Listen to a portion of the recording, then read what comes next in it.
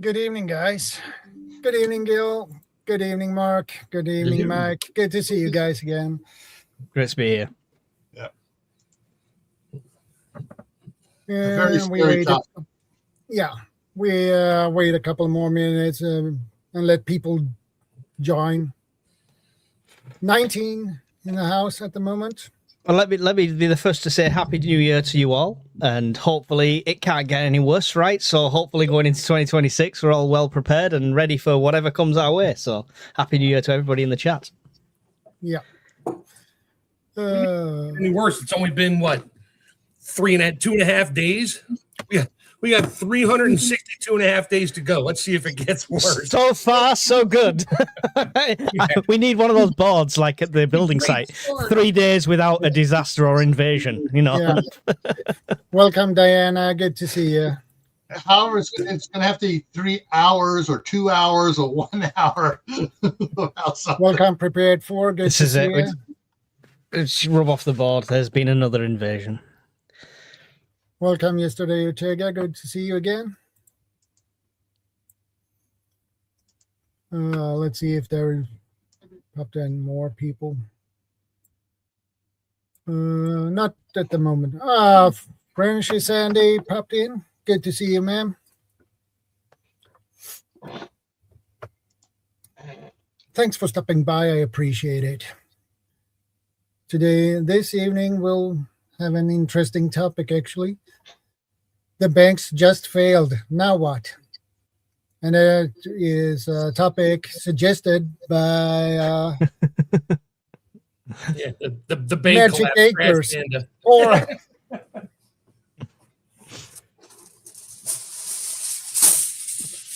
sorry. I'm making my lunch here. I'm going to mute out. Yeah, no problem. The trash panda is raiding the banks right now. Okay, let's set the premise. If it was Shadow, are we talking the banks have completely collapsed? Money, nobody's got any access to any money, etc., etc. Are we talking a financial crash where you still got access to money, but it's going to cost you $300 for that loaf of bread? You know, well, it's kind of both. It's more like, okay, as it happens, like dominoes, you push one domino over and the other 10 million follow eventually. What's going to happen to us, prepping wise or just survival wise, as things slowly or quickly evaporate? What kind of chain of events are going to happen, and where's that going to leave us in terms of, what do I do? How am I going to do it? What do I got? Do I have enough food, water, all the normal stuff? But what kind of things happen when one financial institution absolutely implodes on itself, and how does that affect it, and how does that affect us over the next day, 2, 3, 10 weeks, months, and maybe even into years? But that was more my premise on the topic. Yeah, I mean, I would say if you're well prepared, it shouldn't affect you, because the money that was coming in just won't be going out, because nobody's going to be collecting the mortgage, right, if the banks have collapsed. The biggest thing, I think, would be other people, right? Anyone not prepared. That's the biggest threat then, because they're going to get desperate, hungry, frustrated very, very quickly. Yeah, it's like, where'd my I got to run to the bank, get some cash, or go to the store and buy something. Wait a minute. The bank you use for your debit card is closed. Done. And now you need food. So now, I mean, this can go down a domino. I thought through this last night for like hours. I'm like, holy crap. I mean, one bank collapses. I don't have my debit card to go get food. Well, here's the other half of that. The people that are working at the grocery store, their bank, same bank, they're not going to get paid. Why are they going to show up to work? And even the owners of stores. I mean, I'm going to throw a monkey wrench at this right now real quick. Real world experience, 1929, the Great Depression here in the United States. You might be able to remember then, Gil. We can't. Oh, yeah, I think I was on my third marriage at that time. He had just retired his bow and arrow for a musket. Yeah. So the thing is, what most people don't realize, there were a lot of people out of work. There were a lot of people starving. There was, there were collapses and stuff. However, the stores, the people in the stores were still working. The stores had food. What happened was the financial house of cards fell down, but the I'm going to throw a spanner at your spanner. there were Hollywood people were still throwing parties. The New York Ritzies were still throwing parties. There was a lot of money around, but cash was still king. Joe was screwed over if he was working in one of these companies that was built on this house of cards that collapsed. But even back then, cash and assets were still king. It wasn't local mom and pop stores now have digital, it's all digital. It's all paying with the card and stuff like that. And if their till goes down, they don't know what they're doing. Back in them days, they could operate the till and they could work it all out manually. You go to any shop assistant in a big chain store now, and it's one of these 23-year-old checkout people and ask them to do a bit of maths, and they're going to explode. They don't even know how to count your change back. You hand them a $20 bill or whatever. They punch in 20, and then all of a sudden, my total was $19.03. I hand them a 20, and I'm like, and they punch in 20, and I hand them 3 pennies after that, and they're like, they'll give you 97 cents back and then add the 3 pennies back to you and give you a whole pile of change. Yeah. Because they don't know they can't math. They just can't mentally math. Yeah. And that's the problem. The problem is going to be society and the way stores work now. There's places, I don't know what it's like in the States, how bad it's getting in the States, but there's places here in the UK where they just don't take cash. It's high risk if they take cash, so everything's card payment. They don't even have cash on premise, Yeah, and there's that lies the problem. If the banks are closed, their checkout system may work, but the money you're giving to them, they're not going to get because the banks. So you'll have your credit card machines go down or debit card machines will just fail. Yeah. And now the cashiers are sitting there going like, well, we don't take cash. It's like, well, I guess you better just shut the doors, or how about this? I'm just going to load my card up and walk out the door. Yeah, that's going to be the thing. Looting is going to be rife. Initially, yeah, it'll be rife. Everything. Yeah. I agree with that. What happens if we've been forced onto digital currency? We're done. Yeah, cryptocurrency. we're the same level of screwed, just speed it up double. Yeah. I mean, then you got say the people that run the cell phone companies, the towers and stuff like that, the maintenance people. Mm-hmm. They're not going to get paid now, and they know it. After a couple of days, they're like, "Wait a minute, my bank failed. I can't even get money out. How is money going to go in? How am I going to get it? Why am I going to work?" And now cell towers, which I'm just picking little tidbit things here, individual things. Cell towers start going down and not working. Now you got no cell service, and then I can't pay my electric bill. Nobody can because it's all digital. And the power company, the people there are like, well, why am I even coming to work? I'm not going to get paid. So either A, they shut off the entire grid at once, or they just let it stay running and crumble as it happens. And they're not going to come out and fix anything after an ice storm, snowstorm, or the car hits a pole and you can't get gas because your debit card doesn't work. I mean, it's a fast. I pulled up a video of I think it was 1,500,000 dominoes in this giant gymnasium. And it starts with just one small one. And it just goes on for 2 minutes, just going click, click, click, click. And then it splits into 2, 4, 8, 20 lines. And then it's taking down whole towers of dominoes. And I'm looking at this going, yeah, that's how it's going to happen. Yeah, It'll be first and all at once. We love our firefighters and our emergency responders and stuff like that. And I have full respect for them in every way. But the same thing is, they're not going to be getting paid. And as much as they'll be honourable people, how long are they going to do that without getting any money through? I mean, they're not. They want to go home to their family and try to protect them. Look after their own, exactly. Now, one of the things that happened also back in the 1929, 1930s, the rich people like Rockefeller and the others set up their own banks for their employees. Mm-hmm. They had access to money. So they paid their own employees cash, and so they kept their companies going that way. But hey, Guardian. Like I said about stores now having to order through the chain, the supply chain stuff and everything else. Farmers markets are going to become the way of the land. Yeah, but not right away. That's going to take months for that to happen. weeks. It depends when it happens. Depends on how it happens. Yeah. It depends for me. It depends to me to the environment as well, because if you're in a rural location, a small township with 20 to 100 people in there, that's going to be more likely to see this very quick implementation of bartering, rule of law based on, we're going to look after you even though we're not getting paid. Whereas when it comes to big cities and huge urban environments, it's going to be chaos, right? Yeah. One of the reasons why I'm out here in the middle of Idaho, where our city is 1/4 mile square, and just about everybody has a garden.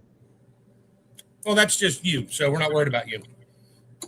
Yeah, but I do have 5 acres across the street that I can set up a tent city on it, like Steve says he's going to do down there in LA.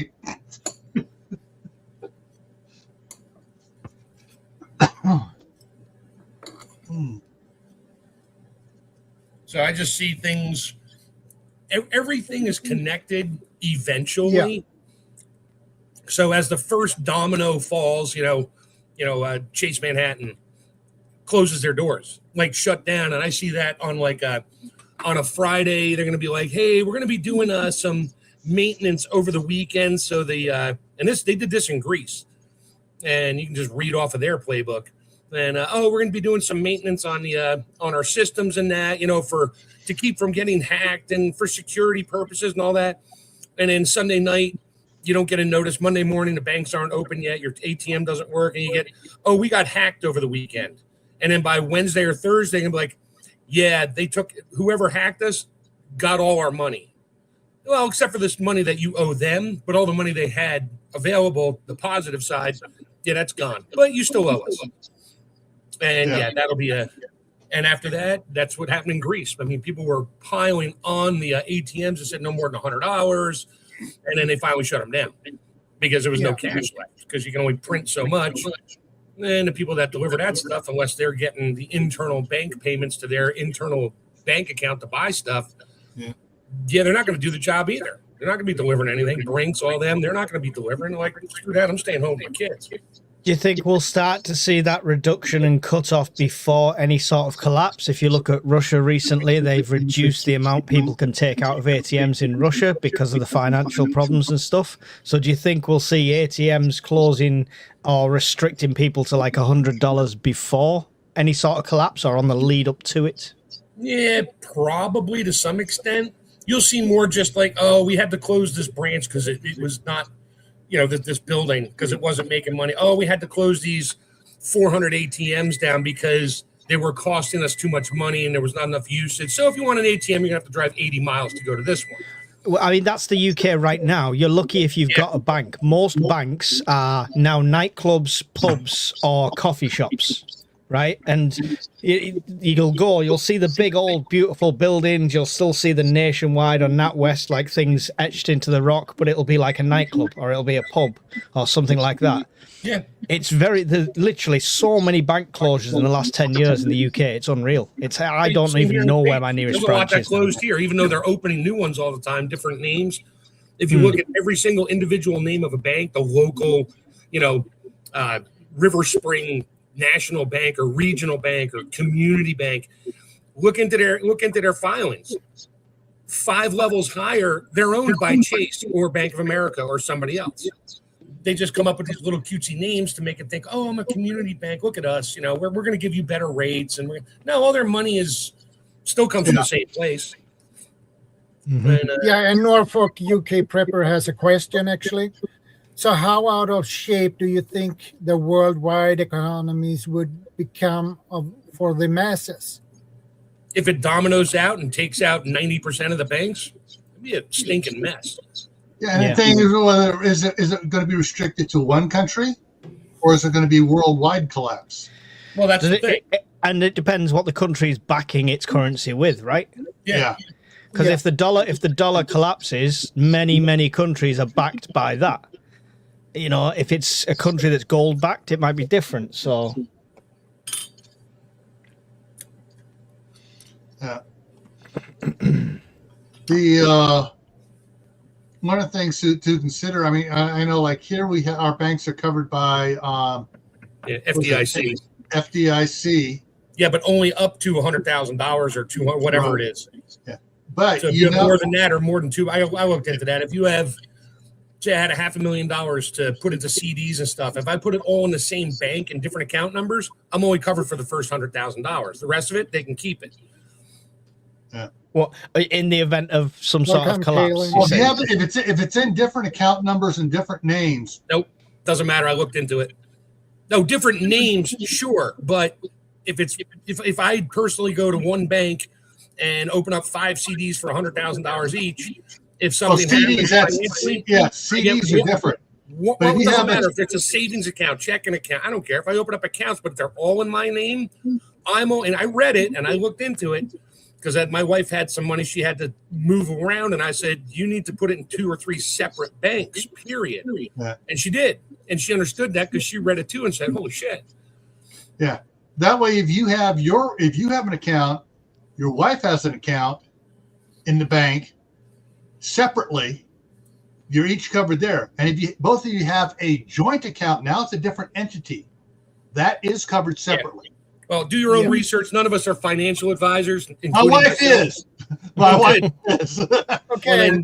That's why we're at 3 different banks. Yeah. Why? Why don't you just put it in your name, her name, and joint? You're covered in one bank then, right? Yes. Then why do you have to have the same thing set up in a different bank? Then we have one account set up for each of our sons and our daughter, with us as the legal, like attorney, custodian, power of attorney over it. So that's separate.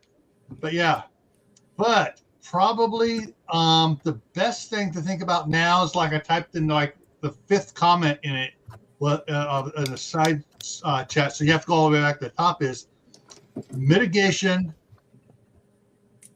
versus recovery. You want to take action beforehand to lessen the happening, and that way you're not just scrambling trying to recover. You have things taken care of.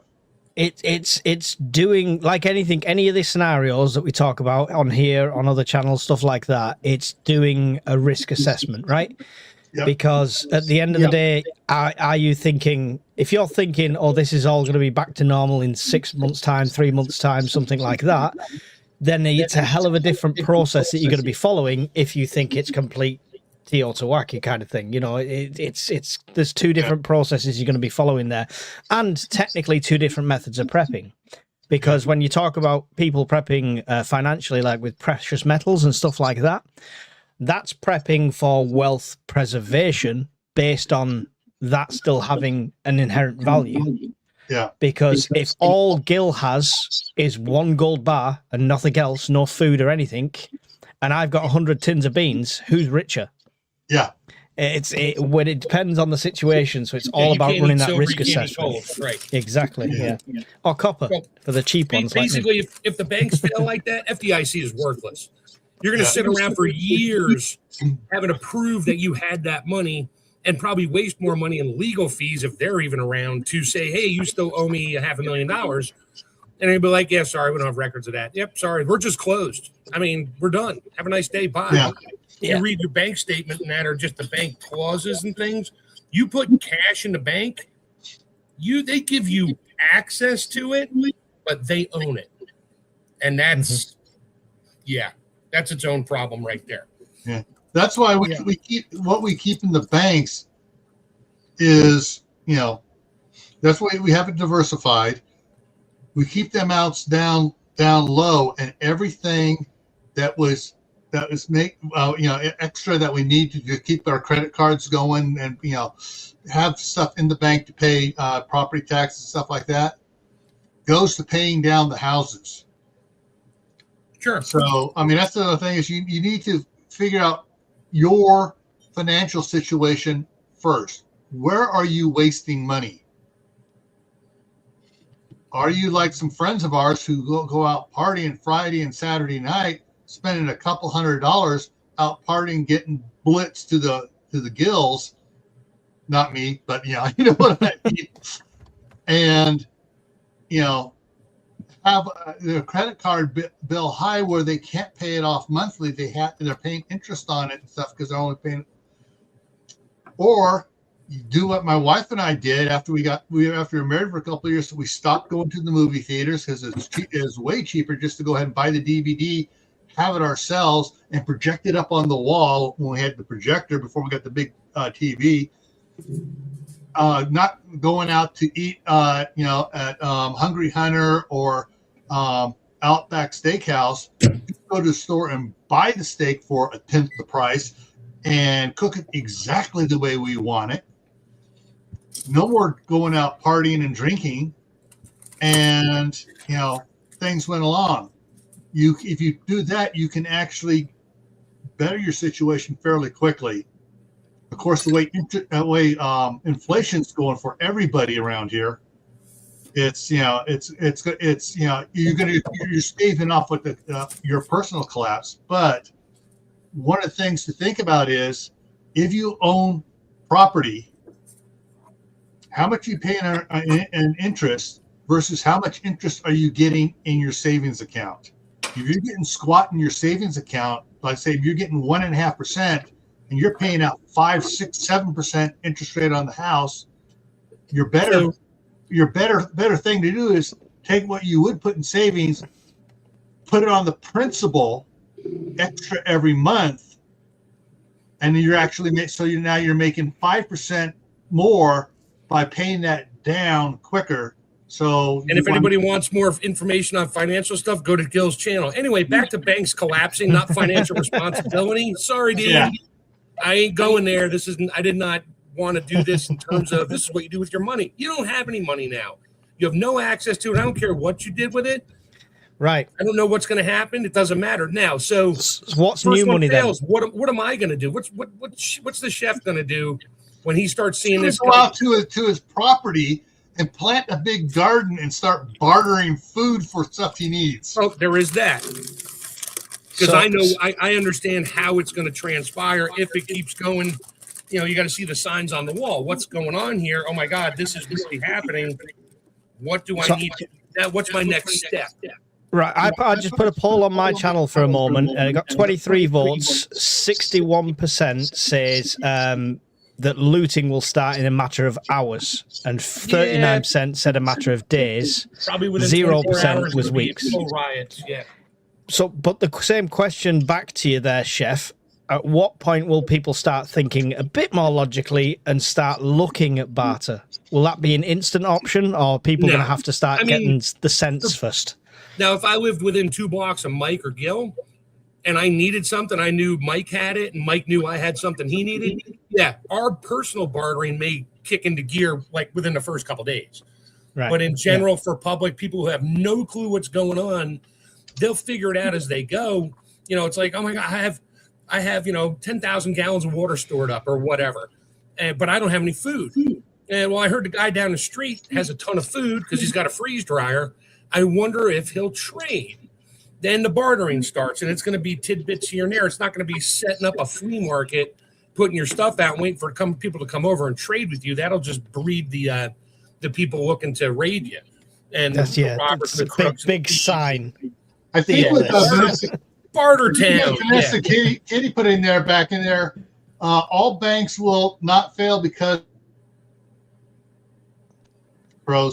all banks will not fail because the countries controlling them need us working to increase those debt levels.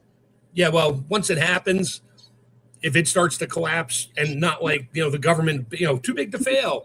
Government, and that happened 2 nights ago. I think they did I forget what they call it, repo. They did a repo loan, the feds, a couple of the banks in the country here, for I forget how much it was. It was like in the tens or just around $100 billion. It's an overnight loan they do. Look it up. Repo does not mean repossession, but it's like an overnight loan. They borrow it so they can cook their books, make it look good, and then they have to pay it back the next day with interest. Yeah. So that already happened once. That's why I brought this up, and then I saw that happen it was Friday night? No, not last night. Wednesday or Thursday night it happened. Also, just to mention, Gil, on that front, what you mentioned there, some countries' governments and banks are separate entities completely. Yeah, Like, I know that. But you know, you've got like the Rothschilds that own kind of everything. Yeah. So, Yeah. I know that, but I also know that you're going to see the countries trying to immediately bolster the banks to keep it from trying to do stuff. Nope. With what? No, hang on. My theory, sorry, I hate to throw the conspiracy hat on just for 2 minutes, Mark, sorry. That will be the perfect excuse to go, the only way to fix this is to go digital. That'll be it. That'll be every country's solution, and they'll be like, now we introduce the Brit pound, the Brit pound digital wallet, and you can all get paid in Brit pounds. Yeah, and but pay you must your bills carry in your Brit cell pounds. phone, and your face must be facial recognition, and yeah, we're back to that again. Yep. Exactly. Yeah. But that would be the perfect excuse, right? All these financial systems that are backed from other countries' currencies or through precious metals, for them to collapse would be the perfect excuse for them to, because desperate people who right now will say no to digital ID and no to digital currency, if suddenly there's a solution in front of them where they're going to still get paid and be able to buy food, they'll say, yes, okay, fine, we'll take digital currency, off we go. Yeah, I agree with that partially. That will be the end result, but the governments are still going to start throwing some money at the banks and say, it's not working, we need to go digital, but they'll throw it to keep it from being too bad where rioting will start. They'll try to keep it controllable to go into digital. That's what I think. They'll use it. You're right. They will use it to go digital, currency and everything, but they're going to try to control it. So they'll throw money at it at first and say, it's not working. It's not working. We need to go digital. Mm-hmm. Yeah. They'll pretend to throw that money at it. So, what should people prep for? This is probably the ultimate question, right? Being it's prepping related. How do you prep for this? It just feels like it's one of those, if it happens, we're all doomed. So, well, if it goes like you're saying, Mike, which I understand that digital, all that stuff, you need to at least have food, water, and just supplies for yourself for probably a month while the crap sorts itself out. Now, will it be a good way it sorts it out? That remains to be seen. Yeah. I mean, I don't see that as a good way. What you brought up, I'm like, that'll breed more rebellion. More attempted control, more 1984, more George Orwell. Yeah. So, I mean, have enough stuff where you can get by. Because chances are you ain't getting gas, you're not going to work. There won't be a work depending on what you do for a living. You work at the supermarket? Yep, sorry. We're closed and we're not going to pay you, so you might as well just stay home. I work in the travel industry. Not many people are going to be booking holidays at that moment. Now, airlines, all that stuff, done. Yeah. I mean, the connections are almost infinite. If it continues to go down a bad path and they can't get a digital thing up and running quick enough, it'll just continue to go down. And, the only thing they have left is like their militaries for the country. But, you got 100,000 military people. Are they all going to show up? And how are you going to control 80 million people? You're not. Yeah. Mm-hmm. There are more of us than them, so to speak, which is always an interesting tidbit.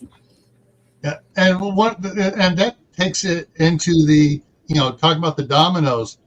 So now you don't have the oil workers working. You don't have the electrical people, people take care of the power lines and stuff. You don't have those taking care of the natural gas. You don't have any truckers moving anything around like gasoline or food. Food, any of the stuff moving around. Hospitals. And they'll stick around for a little bit until the nurses get like, I'm not getting paid. And I'm really sorry. I want to help people. The doctors don't care. And that's a different story. Yeah. And because they're not going to make money, they just won't go. So once those things go, now you're not going down the slippery slope. You've fallen off the cliff. And that's going to be a hard fall. Yeah, definitely. Now, Amish Paradise. I love that comment. I love that show. The song, yeah.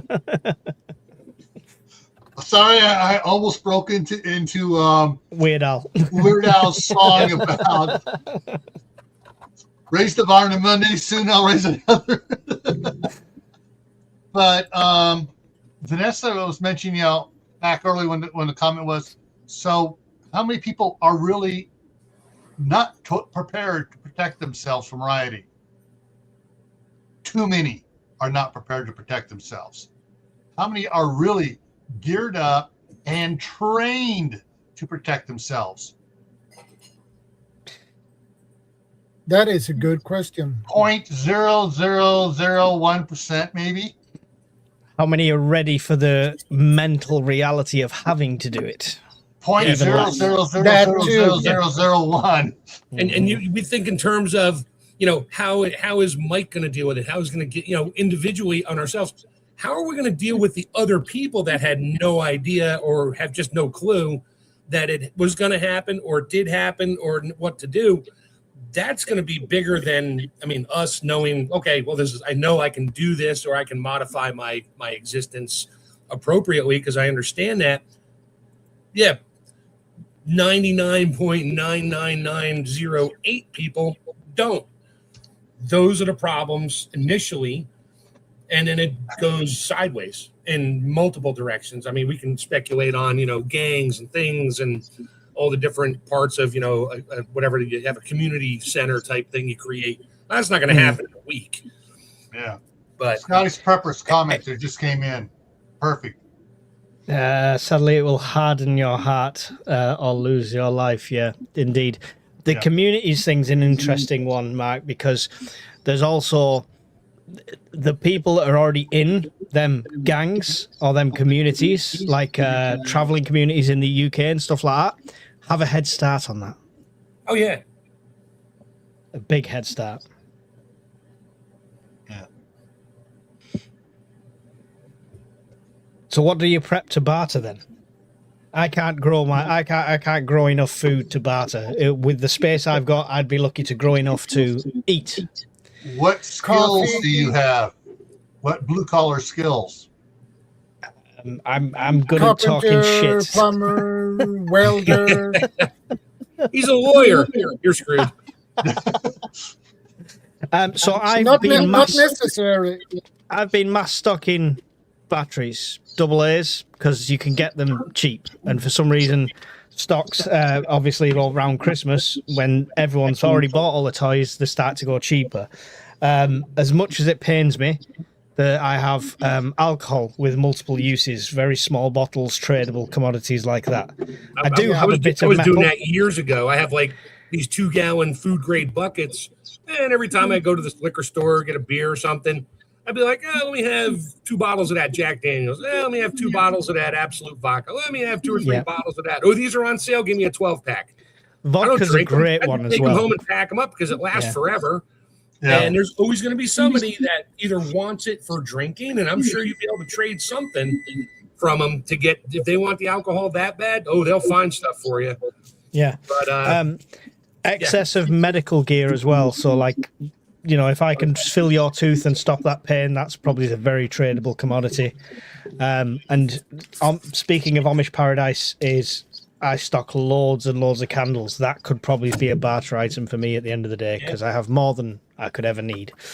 Yeah, even lighters as well and matches. Yeah, Robin's has to Robin. No, a battery in a box separated, not connected to any wires, is basically EMP proof because there's no way for it to do anything. It's just sitting there.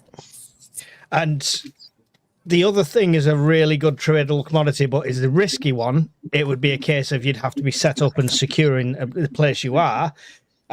Is the ability to charge other people's devices. If you've got solar setups and stuff like that, that's a tradable commodity, filling their smartphone that they can't use, but they can still let the kids play on a game.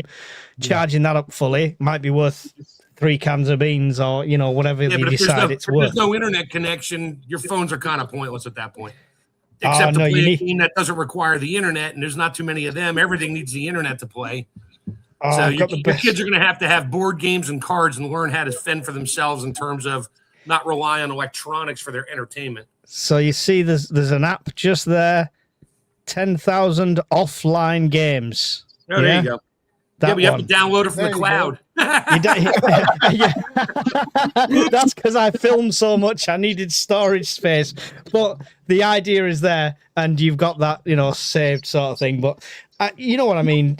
Whether it's that, whether it's torch, because the amount of people that have their only torches might be these things from Temu that are like USB chargeable. There's no way I can take it apart, put the battery in or stuff like that. So if they bring devices around, you've got the ability to charge it. That's a tradable commodity. Yeah. Coffee, hot chocolate. You haven't got enough money or assets to trade me for my coffee. No, cold dead hands. Yeah, you'd get my whiskey before my coffee. I'll be right back. Okay. But the medical side of things is definitely a good one. It was Monkey Wrench that said it a while ago. He's from Florida. He was on my channel. And just having anti-diarrhea pills and being able to give one or two of them to somebody will make all the difference in the world to them. Whether that's trading or whether that's just being charitable, it's still a commodity in that way. And they're dirt cheap. They're things you can stock up on from the store. Welcome, Lisa. Good to see you. Ice, that'd be very valuable if you've got the ability to make it, Yeah, I agree. But I think security and other people is the huge factor, the day one concern for me with this whole situation. And I'm urban, so I'm surrounded by them hungry, desperate people that don't have any food in their kitchens. So, I mean, that would be the first, not day one, because people be like, the first thing they'd be like, okay, I can't get my money. I wanted to go out to eat. And then they realize, okay, I can't buy food because the store is now closed 2 days later. And then they're looking at what they got in the house. And I mean, if the power went out, stuff like that at the same time, that'll be instant mayhem. If the power stays on, the gas stays on, utilities stay going, even with the cell phones and that, you probably gain an extra 5 days from the start before crap starts to cut loose. But if they can't get their money out or go to work and get paid for their work because they live paycheck to paycheck, they get paid. It's like, hey, I got my check. Yeah, here's a paper check. Oh, where am I going to cash it? Oh, I don't know. But the store's not going to take it in lieu of food. They're not going to cash a check for you. They got no place to go. Hey, Dior's, good to see you. It's going to be it's difficult to gauge as well, because we always had this theory around like complete power outage and stuff and how a collapse would go. And our theory was people wouldn't start looting and fighting over bottles of water till like day 3, 4, 5 kind of thing. And then when it happened in Spain, it was a matter of hours before they were fighting over water and stuff. Yep. Hours. It's just so it's hard to gauge how it would go. You just better to be as prepared as possible, so you don't have to even look at that shop in the first couple of weeks at least.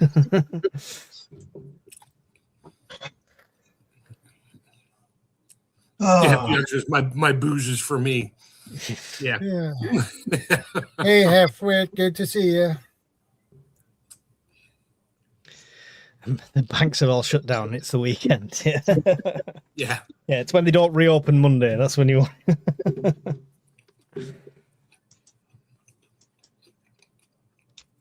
You're very welcome, yours.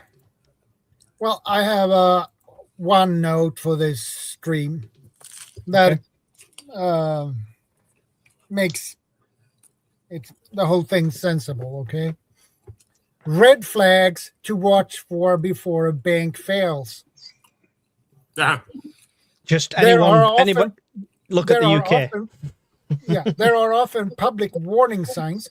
Stock price volatility. A sharp sustained drop in the bank's stock price often precedes a run on the bank. Delayed financial reports. If a bank is late filing its quarterly earnings, it's a major red flag. Credit rating downgrades. Keep any eye on reports from Moody's or S&P S&P Global regarding your bank stability.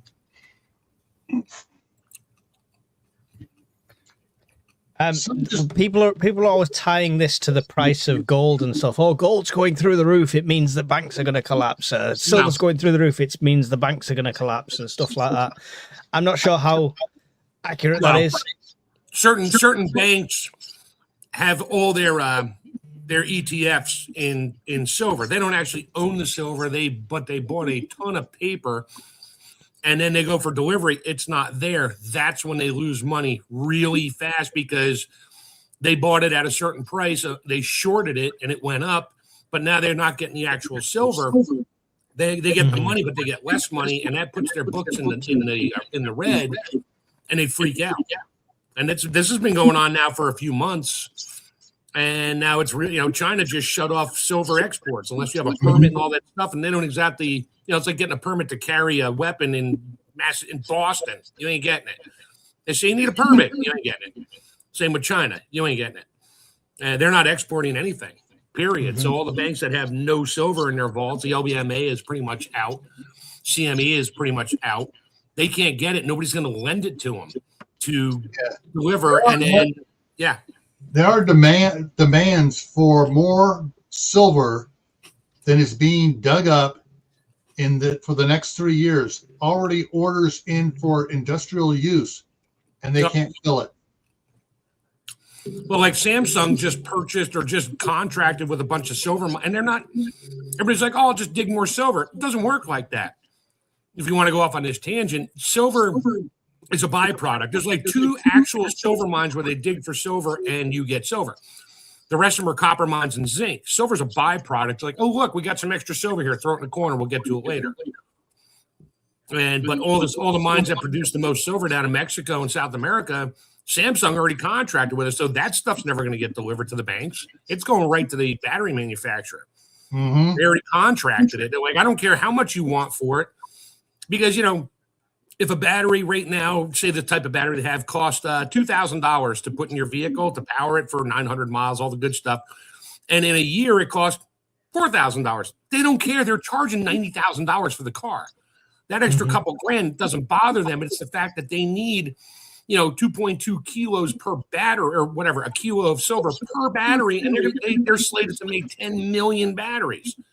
Ooh, it's now not the price. It's we need the stuff, and that's what started it.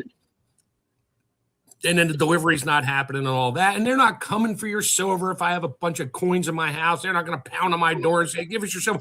They don't want the little 1 ounce coins. They're looking for the kilo bars and bigger. That's what they contracted with. Camping Kings, to answer that, I would say it's like betting on a roulette wheel. You drop the ball in, you spin it, and where that ball lands, it all depends on all the physics and stuff. So, house always wins. War. It depends on where the money behind the scenes is pulling it at. Yeah, I'm just reading some of the chat as it goes by here. Yeah, no problem.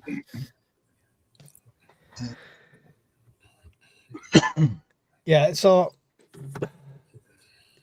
the warning signs for me, I feel, I hate to say it, I feel like they're everywhere already. I don't know what it's like in your respective countries, but over here, it feels like the warning signs are already there. But we feel, many people in the UK feel that it's to push us towards that digital ID, digital currency, centralized banking, etc.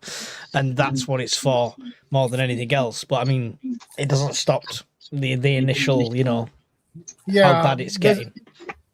Our banking system here wants a digital Swedish krona, okay?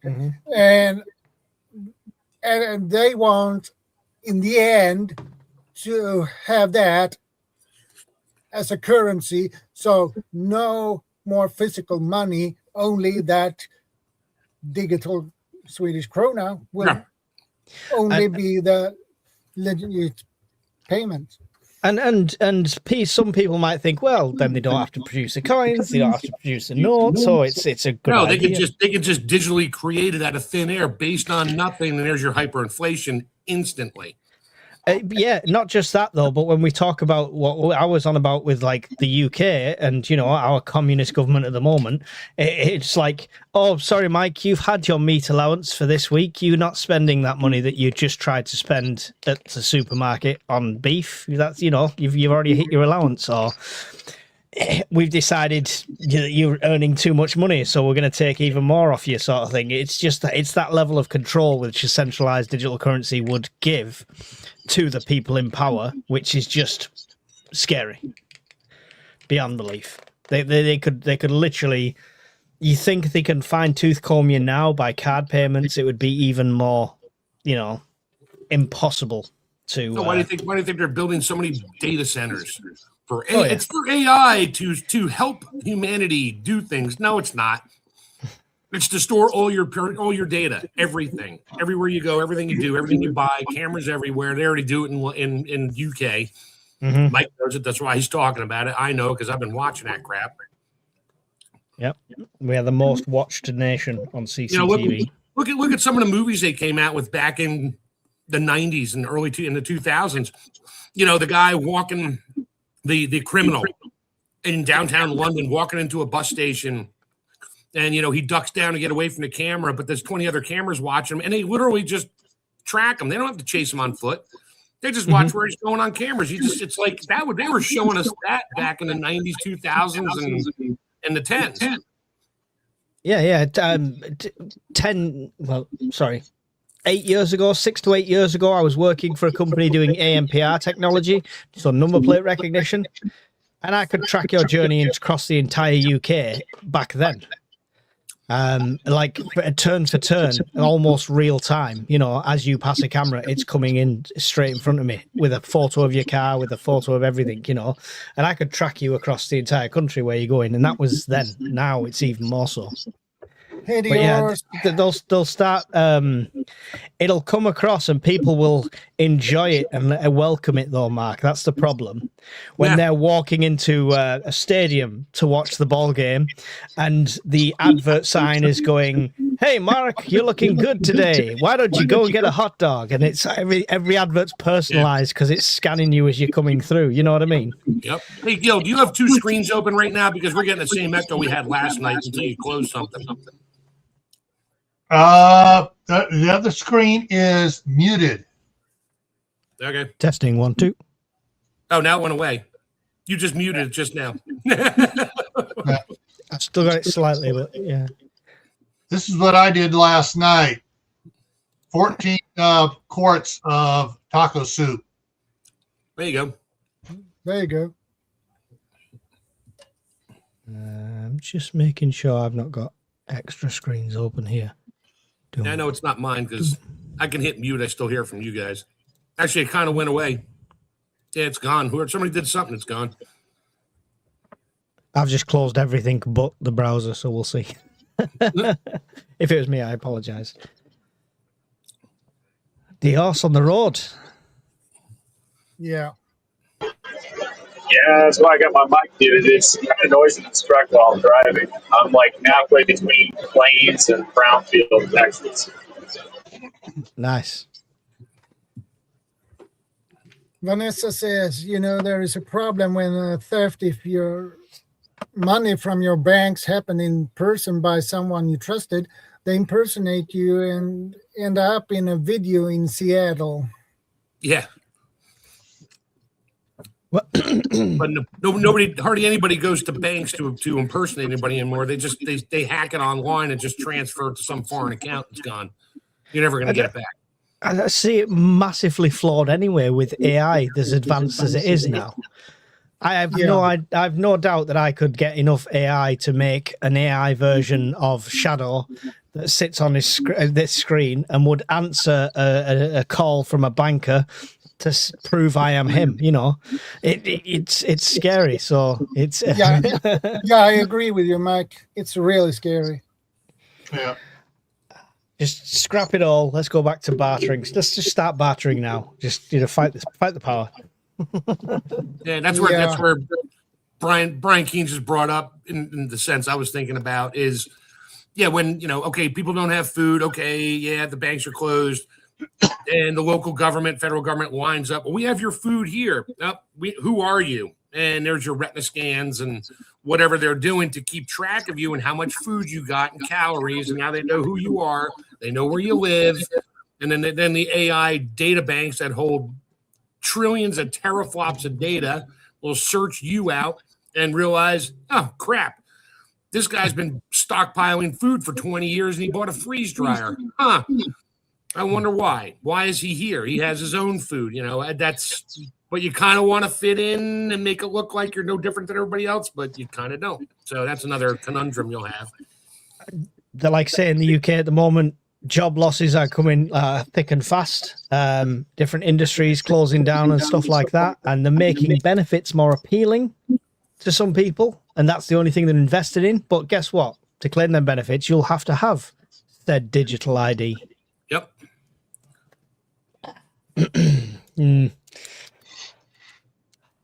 Time to emigrate. And Vanessa's talking about firearms again.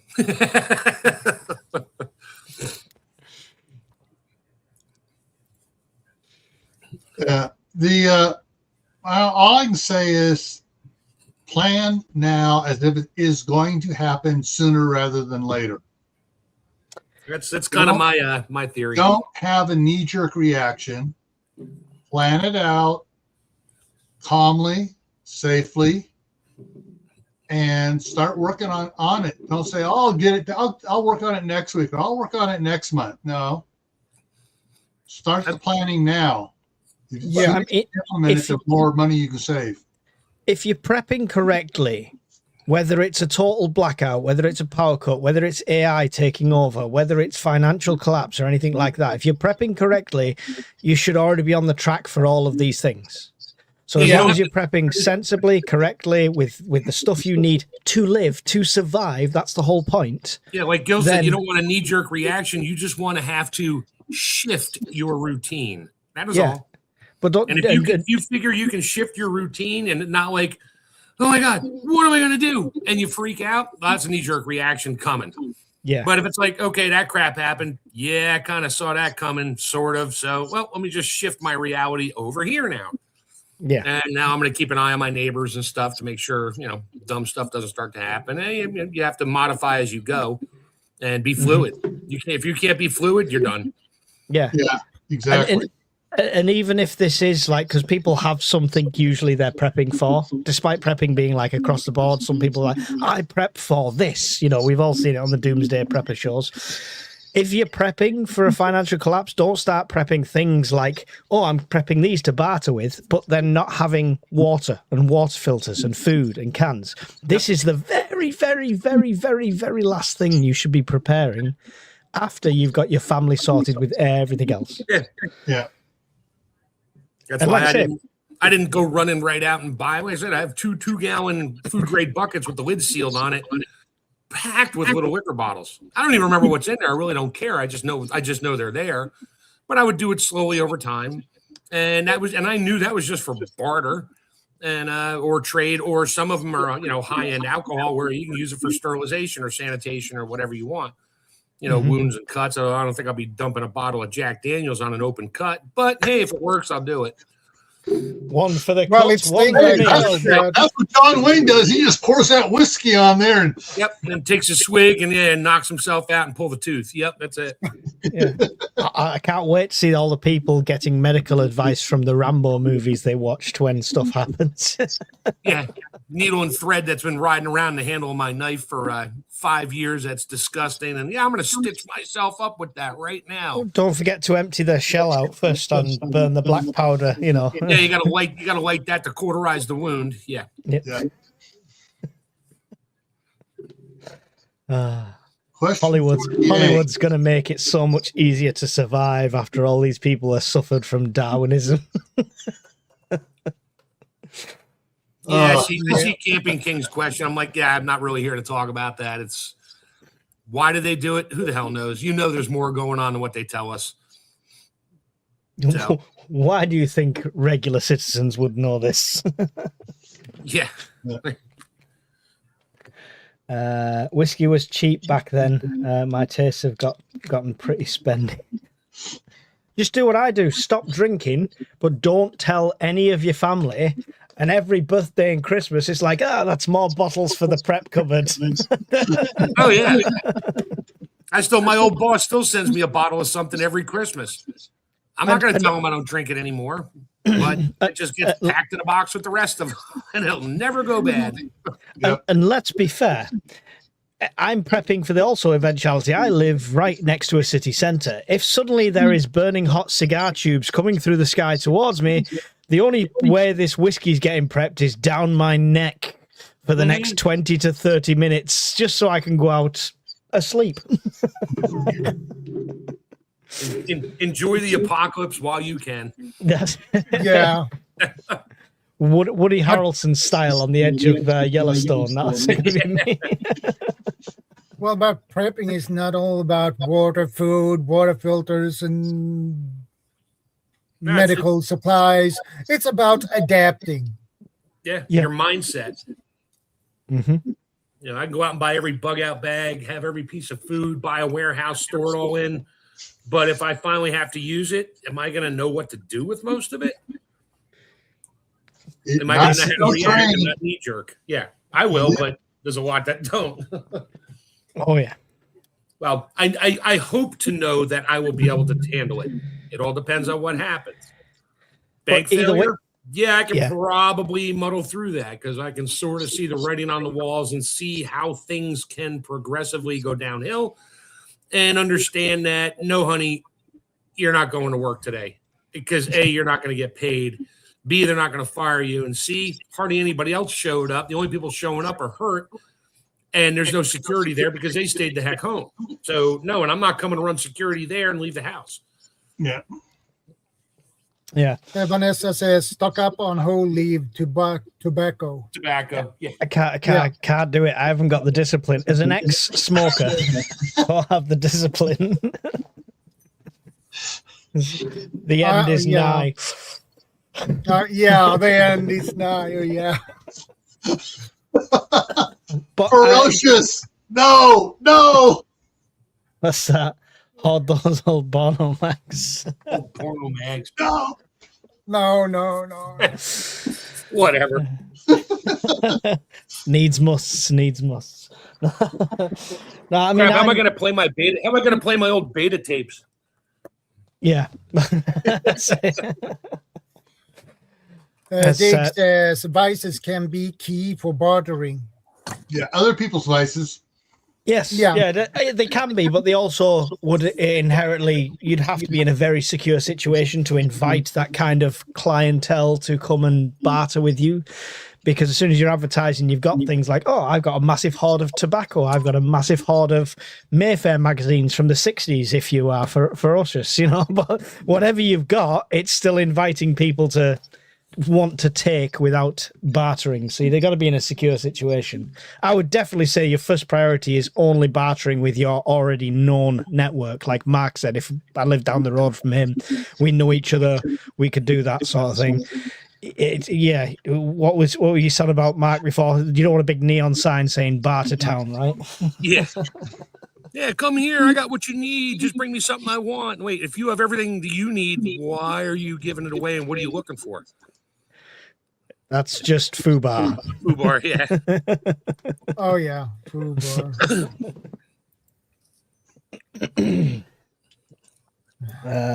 Beta my old VCR dried up long ago. Meds are out of production. Yeah, well, you better learn what nature can do. And this is my 2026 stepping stone as well. It's pointless just keep buying more and more stuff. It's going to be skill sets and it's going to be growing, because that's the one thing that's going to help you when you have to adapt to that situation. Yeah. So I've just got a knife set for actually butchering and stuff, and I've just bought different cuts of meat and stuff like that to start to practice stuff, that I don't know how to do. I've done it on a basic level with like squirrel size food. But I'd like to learn a lot more and stuff like that. So I think skills is going to be a great one, not only to barter with other people, but it's just a commodity that it can never be taken from you. Yeah. I'm still getting that echo. I don't know if it's me. Yeah, I was hearing it too. What'd you do, Mike? I didn't do nothing, man. It's Kaylin. It's all her fault. She always apologizes for us having technical problems. Mike, I've got an echo. If I mute, see if it goes. I don't have an echo now. It's all you, Mike. Yeah, I'm not hearing an echo. Me neither. I wasn't hearing an echo before. So, all right, here you go. I set it up. Bartertown. There it is. Right, I don't know why I'm echoing then if it's me. I'll try and mute in between talking. It's not too hateful, not like it was last night on Gil's channel. That was brutal for a short time. We figured that out though. He had like 8 windows open at the same time. No, when I opened up the one so I could you guys could hear what was on the other screen. Oh, that was it. That locked an open thing up for some stupid reason. Even though I closed that, it was still on a stupid loop. It's StreamYard. They haven't figured that one out yet. Sorry, that little echo was my cell phone probably turning sooner on. or later.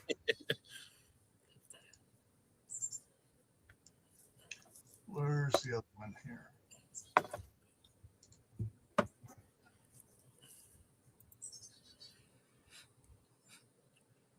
Yeah, it's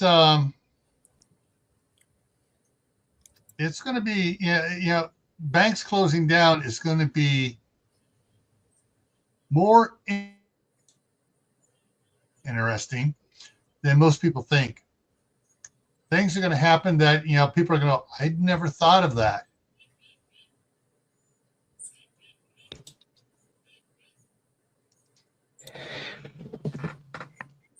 It depends on if it's a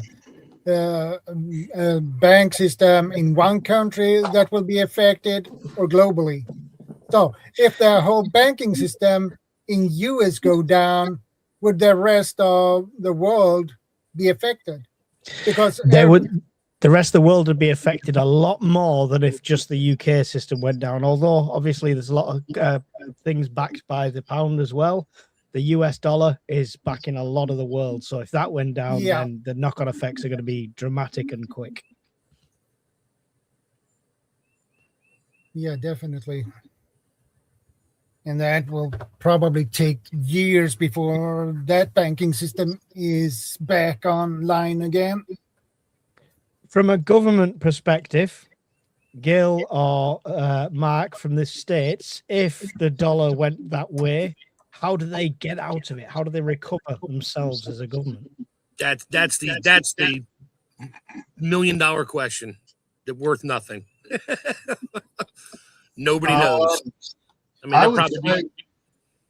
I would say you're going to see a big change in the way, even more so in the way the United States deals with other countries. Yeah. The only way, the Federal Reserve is neither federal nor is it a reserve. They're just a printer. They're a private entity Yep.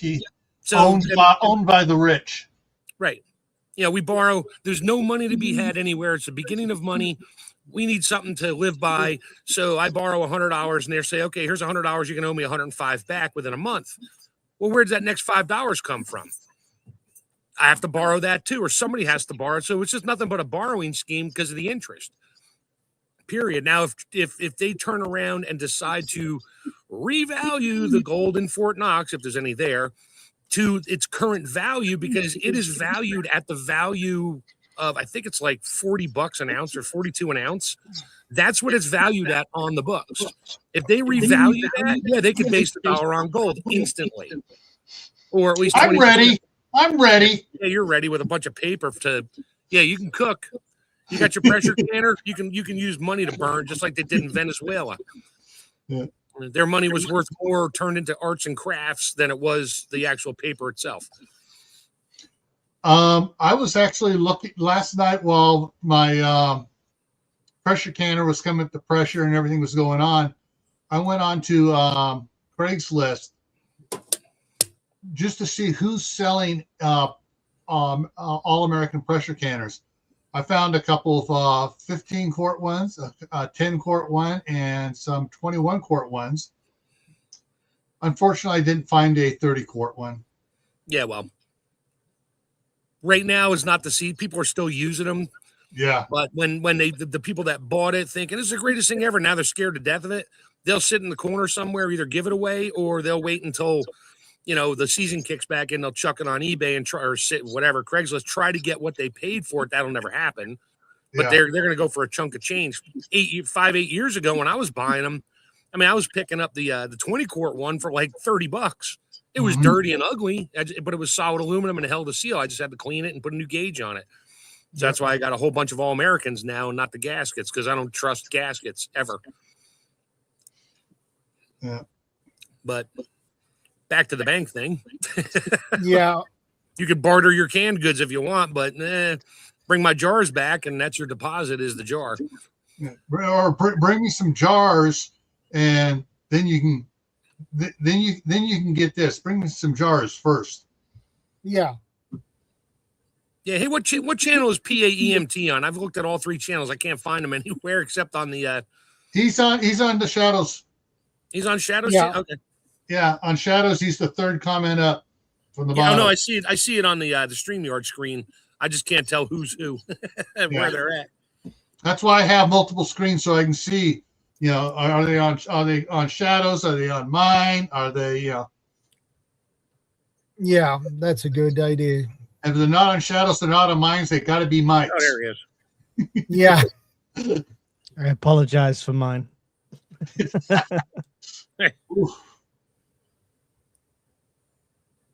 One of the things, like Mark said about, I got a lot of cash here. It's like, but you see, if that was all bags of coins, be much better off than bundles of bills. Yeah. No, I taught my kids that a long time ago. I gave them a $1 bill and the $1 whatever Susan B. Anthony coin or Sacagawea gold coin, dollar coin. And I asked them, this is back when they were like 12, 13 years old. I was like, what's the difference between these two? And they look at me, they're like, well, one's paper, one is metal. I was like, no. I said, the one that's metal is actual currency. Now, the actual value of the metal is its own problem, but the paper says it's a promise that it's worth something.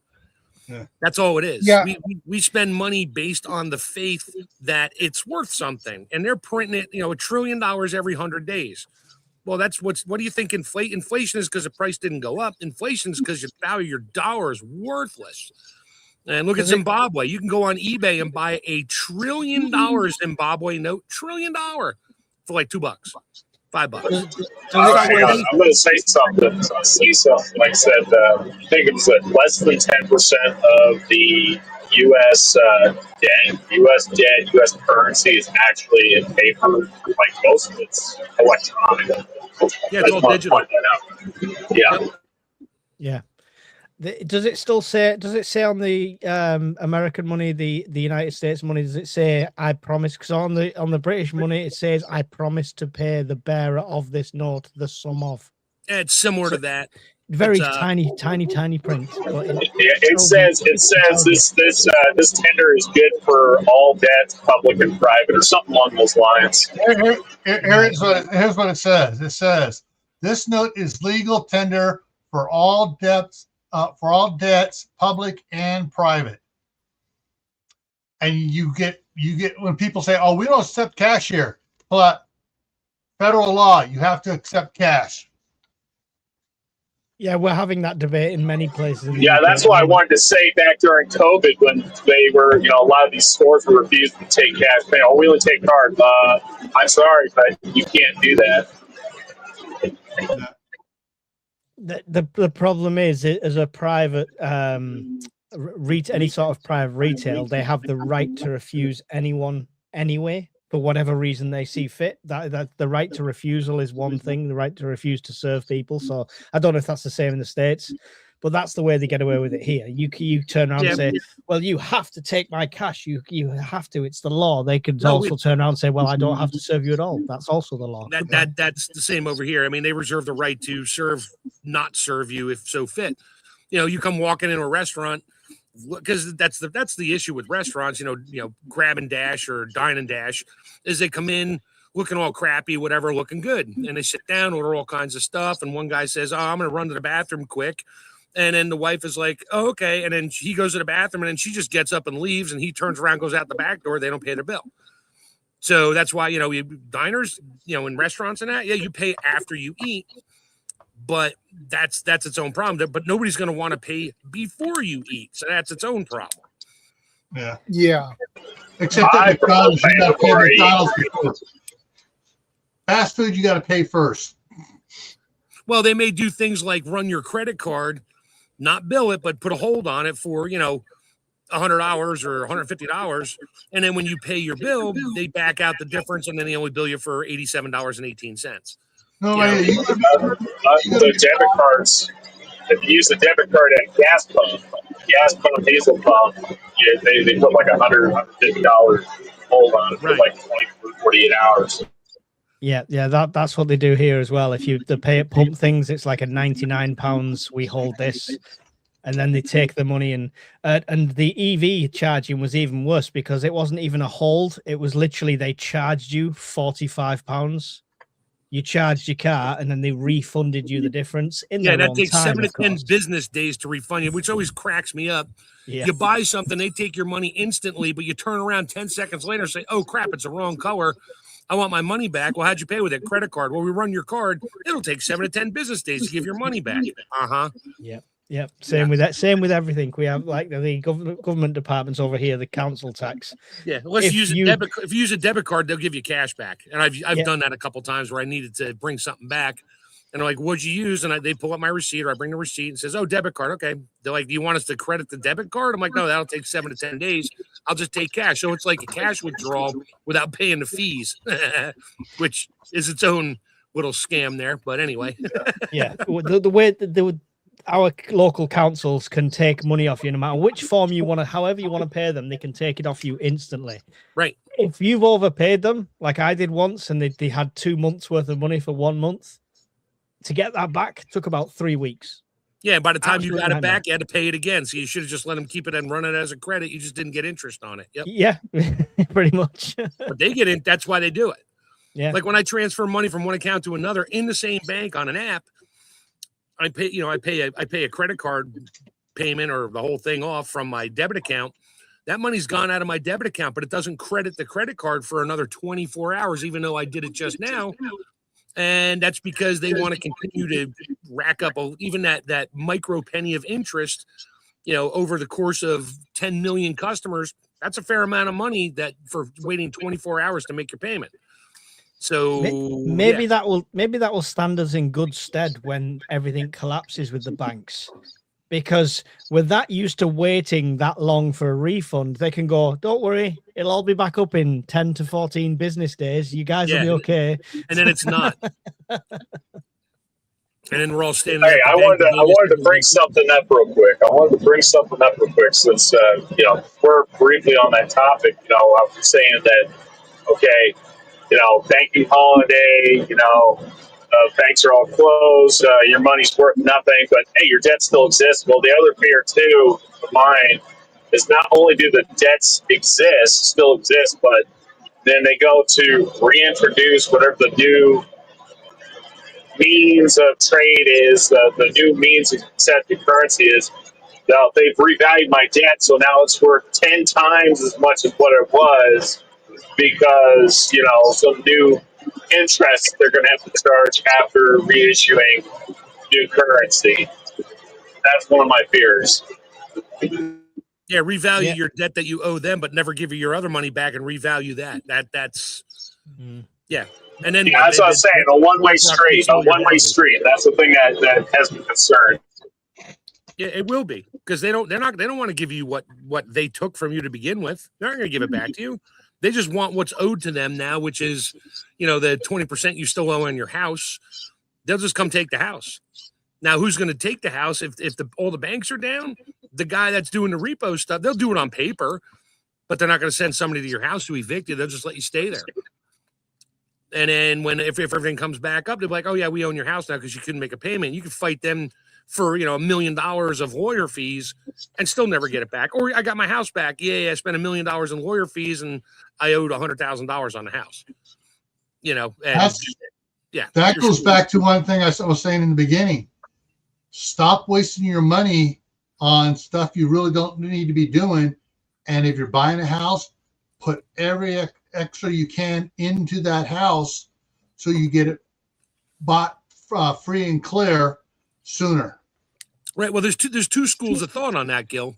The other one is, as the currency, if the banks don't collapse, which they probably will sooner or later, but if they don't collapse, they can't just change the dollars you owe. They can't change the interest rates because you locked it in, hopefully, for 20, 30 years. So the money you owe, say I owe them $100,000 6 months ago.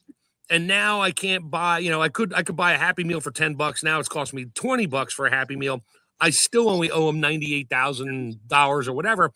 So they're losing money just by the simple fact you don't pay it off. If you pay it off, they got all their money. They're happy at that moment. But if you don't pay it off, yeah, they're miserable because they know they are losing value every day because you didn't pay it off. So you're better off using your money for whatever you can if you owe a fair amount. In that respect, yes, you don't own it. I'm not talking about the bank failure and they come get your house. I'm just talking in general. Yeah. And I had this discussion with my wife and my accountant the other day, and he's like, yeah, absolutely. He's like, yeah, don't pay your house off. We thought about it. He's like, don't. And he explained it, and then I re-explained it back. He's like, exactly. He's like, as your dollar value is tanking, you're not owing more value on it's just for them, it's just a number. Yeah, that's what we did. All right. When we refinanced the house to a 15-year mortgage, we got like a 2.25 interest on it, and our savings account was still making 3.5. Mm-hmm. So we kept putting money into the savings account until the interest on the savings account tanked below what we were doing on the house, and then we took all that money, just put it on the house, and and we wound up paying off the house in 13 years, free and clear. Now we're not paying it to anybody, and we have that money for it that we were able to then buy a second house and now a third house. Right, and there's value in ownership because you own it. I'm just saying, for those who can't do that, and all of a sudden you can barely pay it off, don't just dump all your money into it because you're actually losing any kind of buying power you had. Let's take a loan out against your house, and the interest rates are way up. Well, the problem is right now with the way the inflation's going up, I'd rather have them, get the house. We'd rather get the house out of debt so we have money to counter future inflation. And that's like, like we paid off the house across the street back in October. This one here, we have like 150,000 left on it. And we're paying everything we were paying on the other house now on this house, plus what we had been paying on the HELOC on the other house, which is now paid off, onto this house. So in 5.5 years, we should have this house totally paid off. Right. There is value in that because as the dollar goes down, or the value of the dollar goes down, the value of the value of your house doesn't go up, the number goes up. Yeah. That's all. So you're literally still breaking even. It just looks like a bigger number now. Wow, my house is now worth $1 million. I'm not worried about what it looks like. I'm worried about the fact that I own it. I don't have a loan on it. They can't, during the bank's collapse, no one can say, oh, we're foreclosing on you. Exactly. But so that's what what we're doing is we're hedging against economic failure of the country or the world. By owning the house outright, we're like, okay, we got it. I already told my wife, I said, if something starts to look shaky, I said, you're running down to one of your banks there, getting a cashier's check for the payoff amount for this house and run it over to the other bank and pay it off, period. And then we don't have to worry about it. Then you only have like local taxes, but who's going to enforce the local taxes? If the banks are all closed, they can't take your payment. They can't hold you accountable because you didn't pay them. It's like, I couldn't pay it. because I gave you a check, but you couldn't do anything. You just write a check. You just write a check on your account. Money's in there. You get it from the bank. No, until the bank's open and they all bounce and they're like, "Oh, sorry, you now owe us a fine," and all this. Yeah, whatever. Yeah. So Well, see, that's why you only write to what you have in the bank, so that way don't Yeah. bounce. Vanessa Kitty has a question, actually. Do you think in those times your owning property matters to anyone? It will when the recovery happens. And if you have the deed saying, sorry, we own it, you don't, then it will matter. yeah, that's what Mr. T and Dr. P just said. Banks have banks above them. Yes, they do. There's only like 2 or 3 banks in the world. Everybody is below them. They all borrow money from them, and your repos and all that. That's where they get all the. And if a smaller bank fails, the bigger bank above them absorbs all the debt. Yeah. And all the funds. And that's where they take your money away and say, yep, sorry, we're out of business. Even though that money, that dollar value or whatever went up to another bank, you're never going to find it. Yeah. They just pull it in. So back to how are you going to act and react? And if it starts to collapse one little tidbit at a time and then it starts going faster. I mean, that's the biggest, what are you going to do? Yeah. We can sit here and discuss finances and for another 3 hours, but that doesn't change how Mike's going to react if something happens, or Shadow's going to react, or Dioris is going to start living in his truck and move out of his apartment or his house and be like, yeah, well, here we are. I got all my stuff with me. Let me go find a place to hunker down for a while until the crap blows over and see what I can do and adapt as you go. It depends on the, will it depend on the cause of the collapse as well? Probably. I mean, the cause of collapse is going to be devaluation, period. And, banks not being able to make their payments to the bigger banks, and they just get, they foreclose on the little bank and take all the debt with them. And then they change the rules. Like, well, you owed $110,000 on your house at 3.9% interest. Well, we just absorbed it. We're a new company. So, yeah, you're now paying 18% interest on that. And now your payoff is no longer, over 20 years, you're not paying $1,000 a month. You're paying $2,800 a month. You'll never afford it. You'll lose the house. And then BlackRock wins. Oh, wait, did I say that word? Sorry. Red flag, YouTube red flag. Yeah, that's it. It's that Darkstone. That's it, Darkstone. Somebody called it Darkstone once. Yeah. Oh, Black Star. Black Star. I like Darkstone. I like that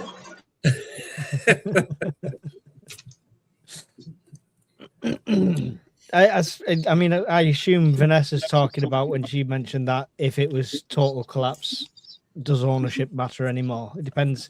Like that. That's what I meant. Sort of like the scale of the collapse, what's caused it, and stuff like that.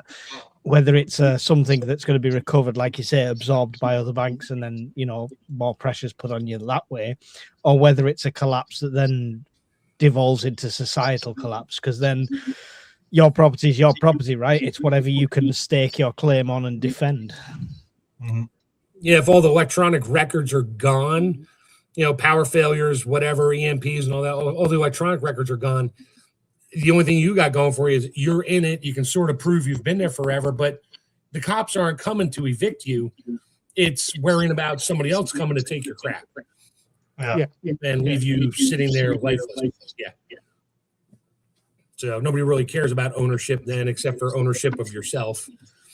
Yeah, I mean, that's why they say like possession is 9/10 of the law. In that situation, it's going to be 10/10 of the law, because if you're there, you're either getting shifted by force or it's yours. It's simple as that, right? Yeah, but if I bug out and leave this place to go somewhere else and stay there, and then a year or two later comes back up, and I try to come back and be like, I got somebody else living here, or it's just burned to the ground. Mike, what are you doing in my house? How did you even get here? I knew there was a freeze dryer around here somewhere. Can you freeze dry my food? I got my little robo came all the way across the pond here just to take the chef's freeze dryer and use it. and those 13 pressure canners. Yeah, no, those are going with me. Well, if I know Mike's coming, I'll leave him one in some jars he can play. You're on your own for propane. You're on your own for propane stove and things to put in your jars, though. The big question would be if the bank collapses, banking system collapses. For how long would it take for the banking system to recover? Would it take 3 months, 6 months, year, or it all depends on how they try to do it. They could try to do it right away, like Mike said, with a digital currency, but that may not fly with 90% of the people. Someone would be like, yeah, okay, I'll do whatever. I don't care. I need something. I need to live. I need to go buy food. Those will fall on it. Other ones will be like, no, you're not sticking that tattoo on my forehead. Not happening. But then you're a target eventually because you didn't comply. So that's a whole nother. That's a whole other. Hey, that brings up the movie Demolition Man, where the one guy and the people were living under the city. Yep. And coming up to steal food. That's it. Yeah, live free, but live like that. I was thinking more Idiocracy, where they've got the tattoo on their arm. Yeah. Same. But I think it wouldn't be 10% accepting that. I think push coming to shove. This is how they're going to force digital ID on a lot of the UK. It's like, if you want to change your job, if you want to work, if you want to earn, if anything, they're going to make you have this. So it's going to be the same sort of situation with that. And whereas where we might be prepared to resist for X amount of time or be self-sufficient in our own little communities, the population on a whole are mass panicking masses. We saw it during the jabby cough times, how quickly people will roll over and do as they're told. I think they'll be able to import it straight away. Like digital currency, be like, yep, okay, so now I'm suddenly getting paid in this digital form. That's fine. I can still use that at my local Tesco. They revalue things, so now you can go to the store and buy what you need. Exactly, and people accept it. Everybody wants to just accept the status quo as the permanent norm, which always cracks me up. One little thing changes. It's not normal. No, it just changed. But they want things to stay the same forever. Like, I don't know, the planet. Oh, the weather changes. Oh, no, we're going to die. No, the weather's been changing forever. But all of a sudden it changes a little bit and you just happen to be here at the time. It's catastrophic and unheard of. And yeah, every other adjective out there. That's a whole other ball game when it comes to the weather stuff. I mean, the people doing comparisons this year in like summertime in the UK, there was like temperatures of 31, 32 degrees Celsius kind of thing. Yeah, it's unprecedented. And the maps that they were showing were like bright red and danger and warning signs. And then it compared that with the same weather reports from like the 90s and the early 2000s. Yeah, it was a smiling sunshine saying it's glorious weather. Yeah, it was the same temperature. A little warm out today. Yep. Yeah. Don't get me started on the whole climate change thing. But anyhow, hey, I'm just going to give you a quick heads up. My phone is starting to overheat. So if you see me bail out of here, that's because my phone's about ready to die. It doesn't like long live streams, so. No worries.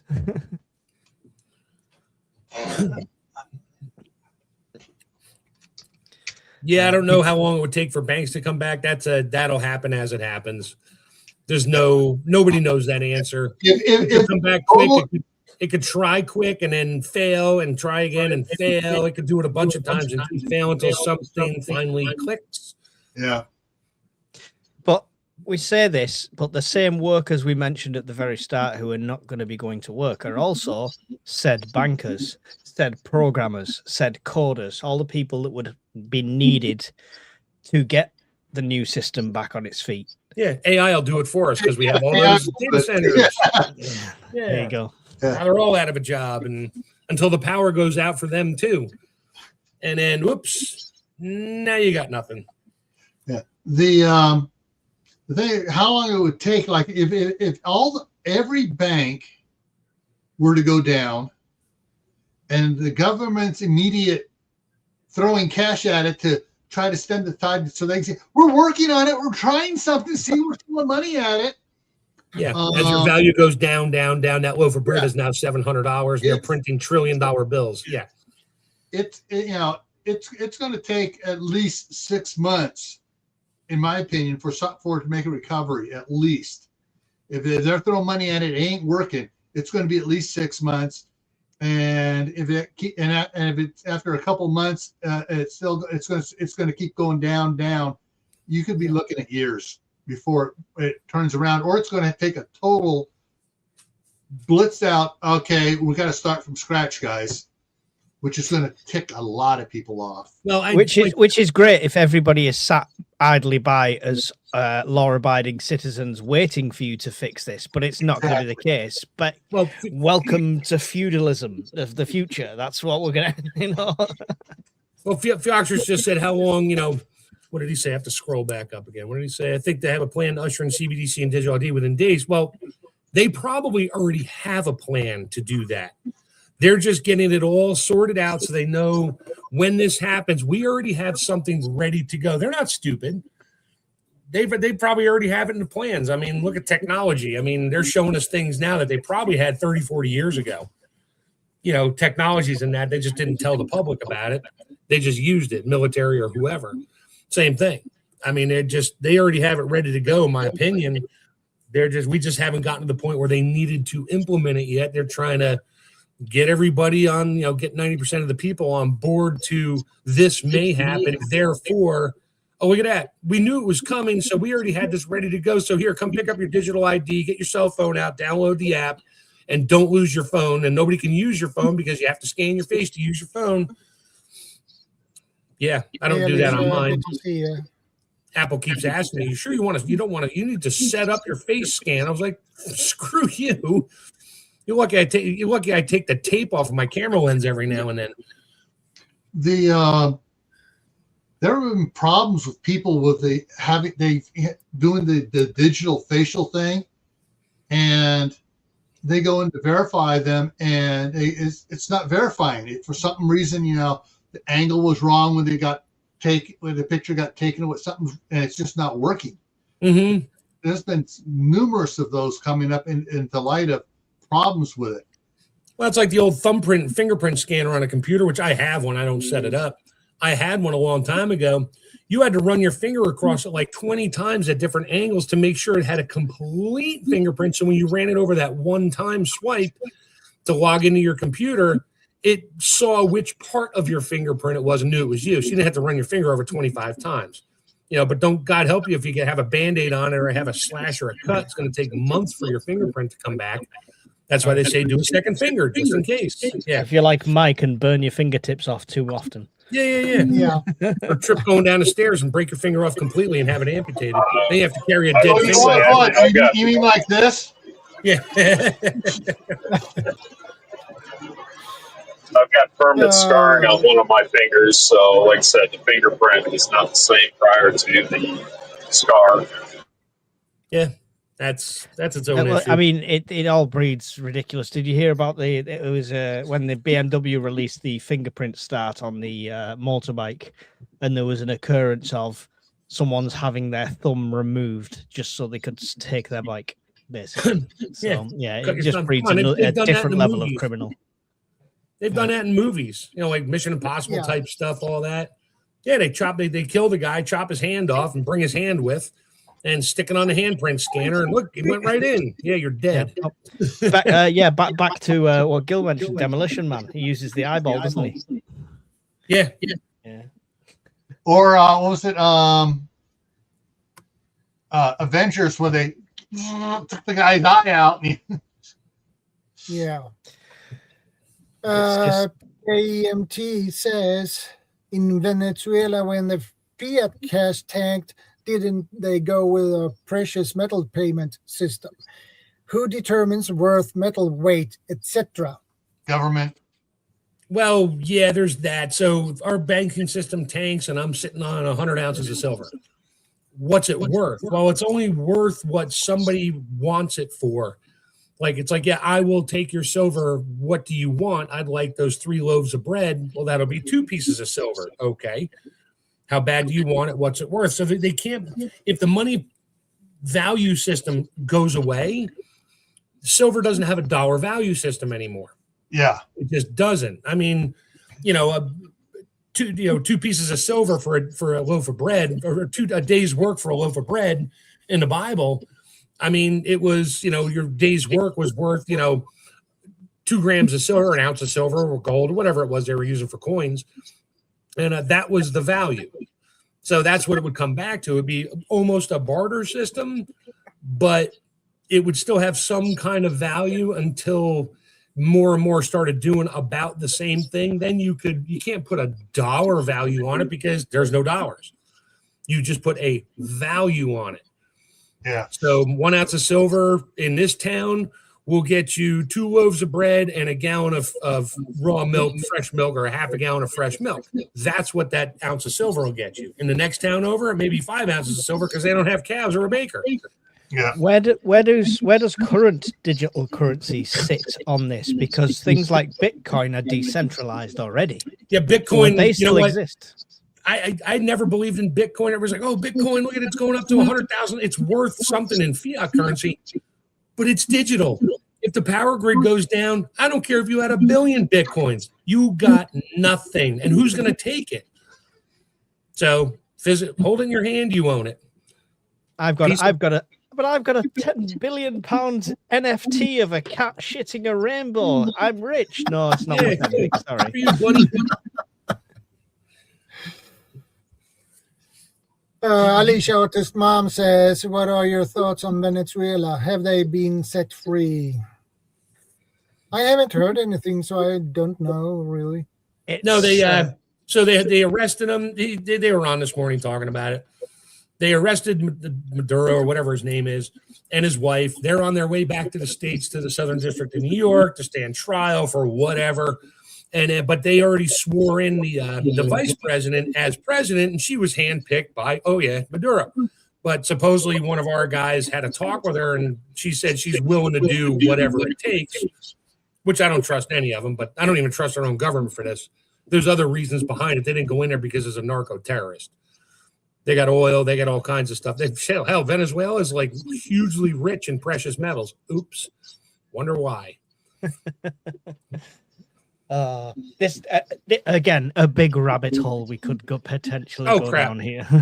It started as one little hole, and underneath is just this incredible maze that takes up the whole planet with just endless tunnels going everywhere. You could fall down every single one of them and never hit the end. Yeah, that's the rabbit hole upside down for the Stranger Things fans. And the news is only going to tell us what they want us to know. And then let you speculate accordingly. But that's it. They don't tell you everything else that's going on because, national security.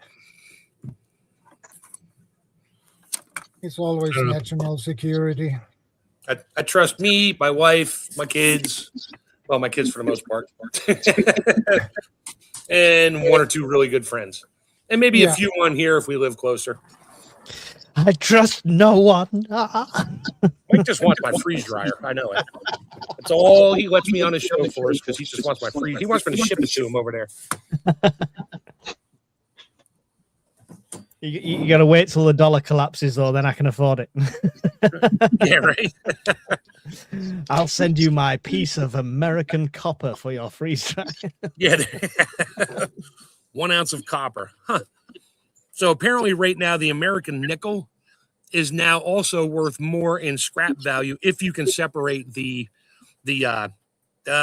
copper from the not zinc. They got something else in there. But I looked it up last night. The percentage of copper is I think it's like 65% or 60% copper. A weight of a nickel. So a $2 worth of nickels is actually worth like $3.90 in scrap weight. But you need to be able to separate the two. But it's an amalgam, so there's all kinds of fun processes involved in trying to separate those two metals. They're not sandwiched together; they're mixed together. So. But yeah, now nickels are going to be next on the chopping block because it cost 3 cents to make a penny, even though it was all zinc. Yeah. Well, zinc's worth more than a penny. So go figure, by weight. Everything's going up.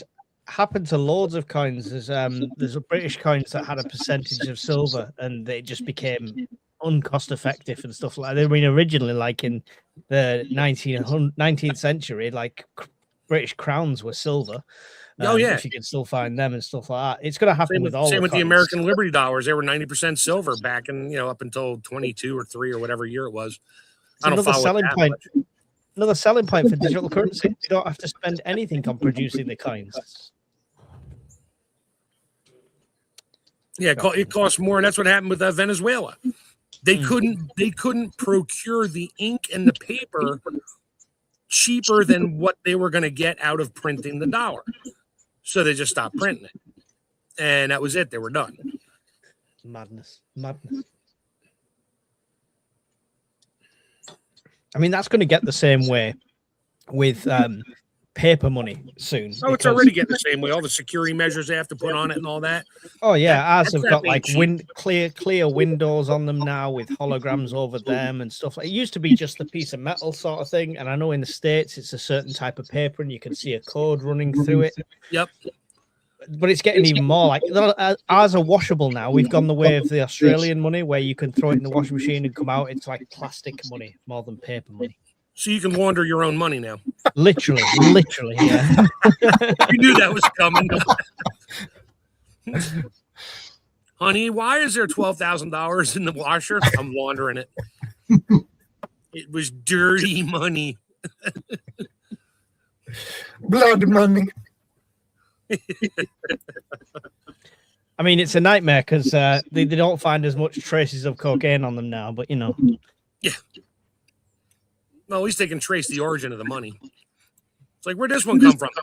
They found it floating in the Gulf of America, right next to a couple pouches of Coke or whatever else they blew up. There you go. This is Scottish, so it's even more Mickey Mouse than actual British money. But you've got a clear window there through there. You can see me through there. The holograms through. On the other side, it's like a textured head over the top of it as well. And I think it's still got it's still got a dark strip running through the whole paper. I mean, the cost to produce that at some point is going to become more than what that's worth if you think of people's wages and salaries and stuff. Yeah, I got a few of those pound notes. And there you go. Promise to pay the bearer on demand £10 sterling at their office here by order of the board of directors. That's for the Clydesdale Bank. So you can take that in and actually say, I want my silver? You think they're actually going to give it to you? Apparently. And you can go to the board of directors for Clydesdale Bank and they're going to give you... I mean, that's what the U.S. We should try it. That'd be a good video to produce, right, for YouTube? Yeah, that's what you used to be able to do with the silver and gold certificates over here in the States. But now they're not they're just treated as regular currency. Now, there is a value to them because collectors keep them. Collectors love them, so there's that. But that's outside of that, there's really no actual tangible value. No, it's not. It's only worth its face value now. That was back when money was worth something. It was based on silver or gold. Yeah, period. Now, but with that, they've even took away the value that you just said Gil had behind him. It's not even fuel. I can't burn that. I'll get toxic poisoning if I try and burn it now. It's not even fuel. It probably doesn't even make good toilet paper either. Yeah, that's like toilet paper they used to give us in like school that would like cut pieces as you like sandpaper. We call that John Wayne paper. It's rough as sand and won't take crap off of anybody. Yeah, it's madness. Yeah, I was gonna say though the gold and silver certificates, those are basically the value of them got debased right after President Nixon closed the gold window in 1972. So, like I said, they're really only worth anything to collectors. I've got a couple of silver certificates because by accident I happen to get some. Yeah, I have a couple same thing. I went and bought something and I saw them in the cash drawer and they had them off to the side. I was like, you can give me those. They're like, well, we're not sure they're of any value. I'm like, they're worth their face value. I said, just because it says silver certificate. And I explained it to whoever with the clerk. And I'm like, okay, fine. Because they don't they don't know if the bank is going to take it if they give them in. So I'm like, yeah, I'll take them. So I took them. I mean, I still got them somewhere, but I wasn't broke because I have $10 in silver certificates, 2 $5 bills. But yeah, that they were worth something. Now they're not worth anything. I'm just sorry. I've Except got $5. sidetracked on silver price. It's just gone through the roof. That's mental. Oh, did it do it again? Mm-hmm. It's Saturday. Yeah, it's just insane. Couple of the silver stacking channels. Oh, stop watching the China guy. Okay. No, it's not China guy. And it's gonna keep going up at least for the next 6 months. I mean, if you kept gold for the last 6 months, you've made £1,000 on the price difference. Dude, if you had silver back when it was $30 an ounce in January and it's up to 73 now, you made 205%. Find me a CD that's going to give you that. But then again, you never know. I'm like, yeah, I get that, but it'll never go to zero. Yeah, it'll always be worth something. It's a store of wealth, and silver's more of a barter than, well, it's becoming more of a store of wealth. Silver was more barter and for buying things, and gold was more a store of wealth. And it's kind of reversing. Once the gold silver ratio closes up even more, it should only be around 12%, but it's back up to like 70% again. Because 70%, 12%. Okay, for every 1 ounce of gold that comes out of the ground, 12 ounces of silver come out of the ground. Yeah. So that's what it really is, but nobody really goes by that anymore, even though that's the fact. And I said silver is not specifically mined except for in like very, very, very few locations. And to open a new silver mine right now takes 10 years. You don't just start digging and start making my silver. understanding with silver was a merchant's money, and the gold was a wealthy man's money. Exactly. That was your store of wealth. And the silver you used it for barter and purchase. Yeah, that's what it was. And now it's kind of flipping the other way. It might seem like a joke having the copper, but that's gone up 40% in a year. Yeah, copper's going up too. Silver's going up. Platinum's going up. All those are going up. And look at that. Digital currencies are going down. Your Bitcoins and your Ethereums and whatever else is out there that, it's the latest, greatest thing. Yep. Sure. Good luck using that somewhere when the digital system collapses or the banks collapse or whatever. How are you going to pay somebody? Hold your phone up next to him and say, here, I just transferred 1,000 Bitcoin to you. Great. What am I going to do with it? I don't know. Pray your phone doesn't die. You forget your password because it's gone.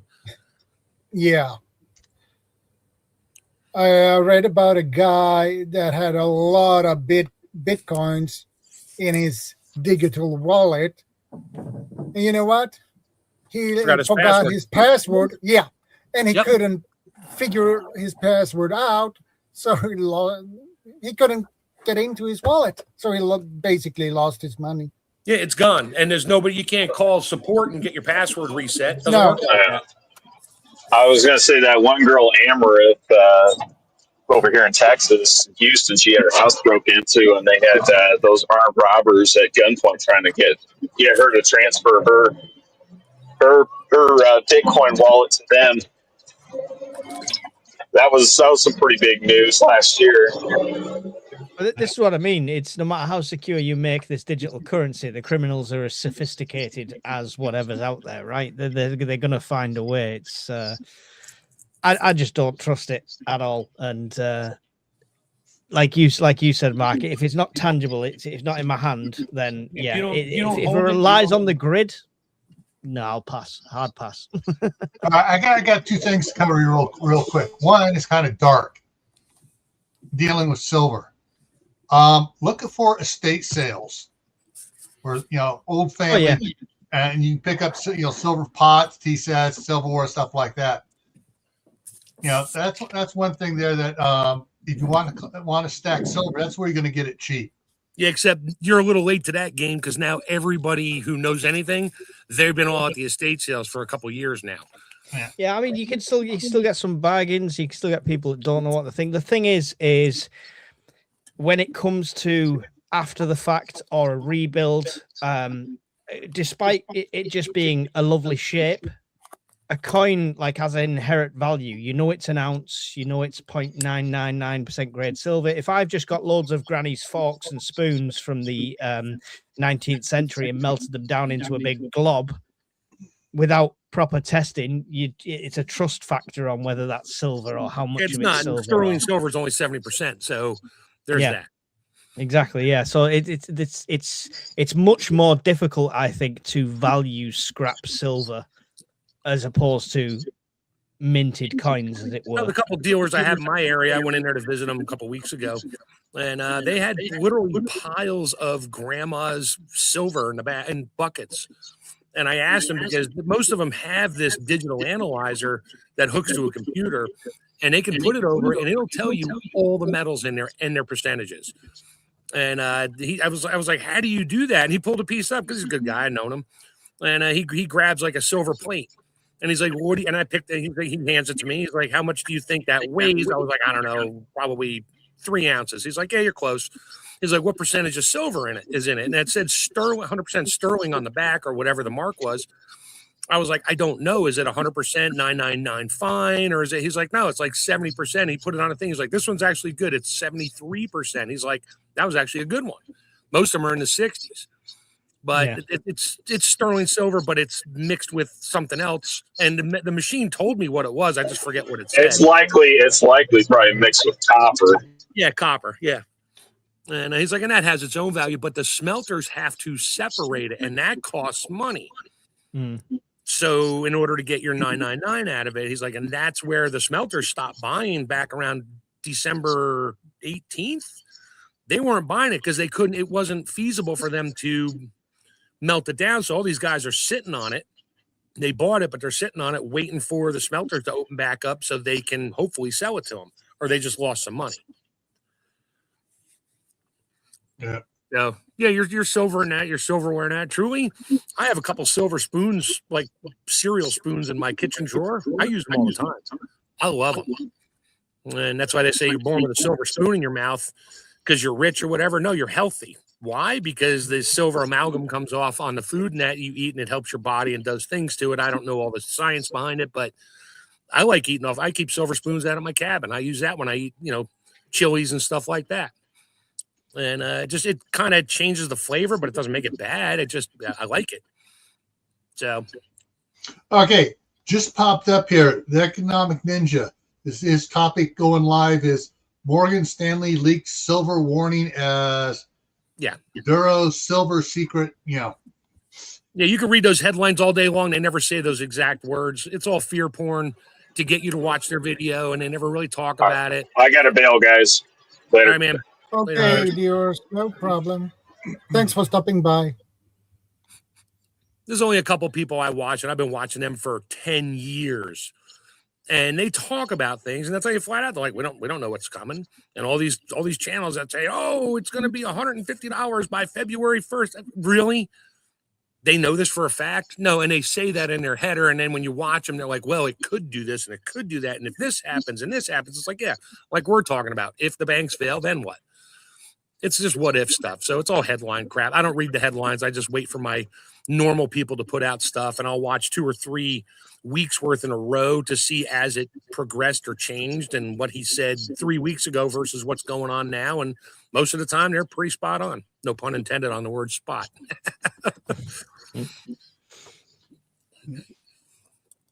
So I'm not going to give out other people's YouTube channels on Jaren's channel. That's just not fair. Yeah, it's terrible. Go and subscribe to my channel. No, I'm joking. Yeah, Mike is like the silver stacker guru. Yeah. UK silver stacker. Yeah.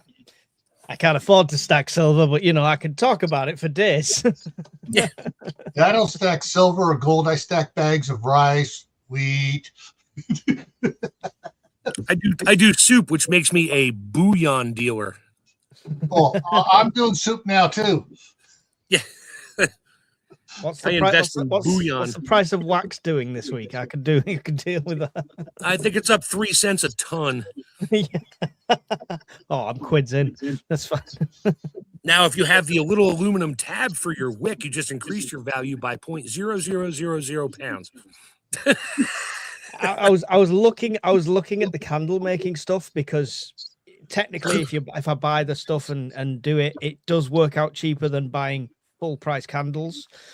But when Christmas is over and they're selling stuff like this off for pence, I couldn't buy the wax to make it for that price. So No. it's just That's why I have a ton of those scented candles. Now I don't like them because they're all chemicals in there. I don't want anything to do with it, but I have a ton of regular tea lights that my mother-in-law hoarded for decades.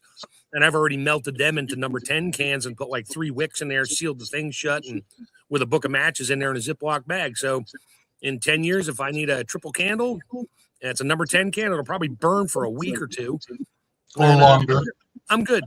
Yeah. And the matches are already in there. I just have to open the can. I can do that with a file if I have to.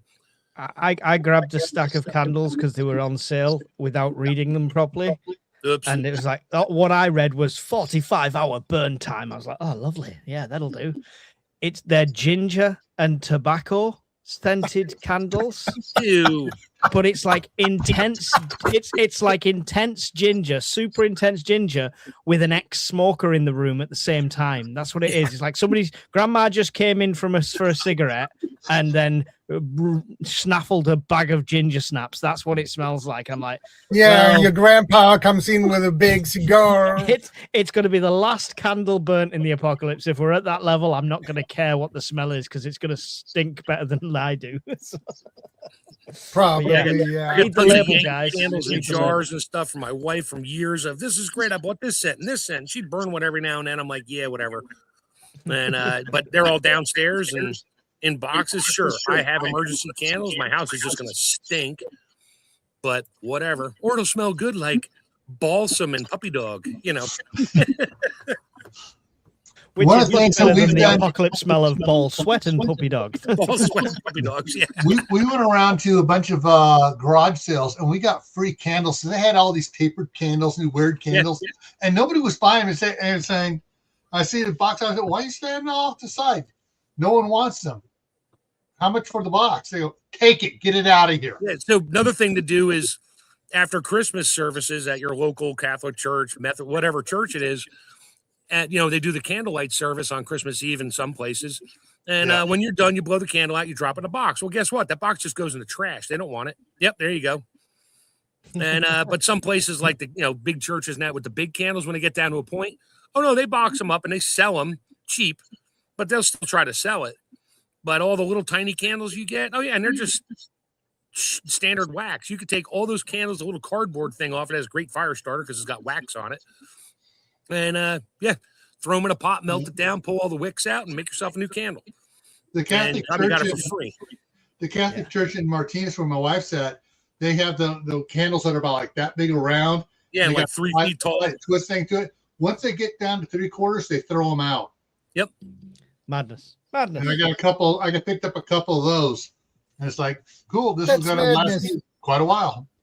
Mm-hmm. Why throw them out? It's a lot left Well, on because them. the church isn't going to do anything with it. They don't exactly have a candle.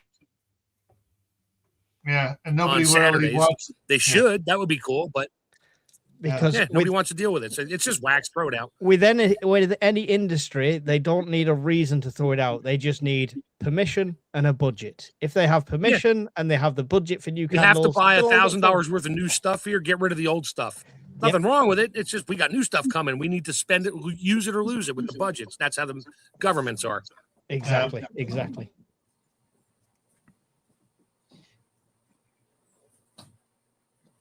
Yeah. So I was wondering why my heat turned on all of a sudden. Out of the blue, my dog pushed the door open and left the door open because he doesn't have any thumbs to close it. Just tape some thumbs on there for him. Yeah. I'd bet those church candles are beeswax ones, potentially.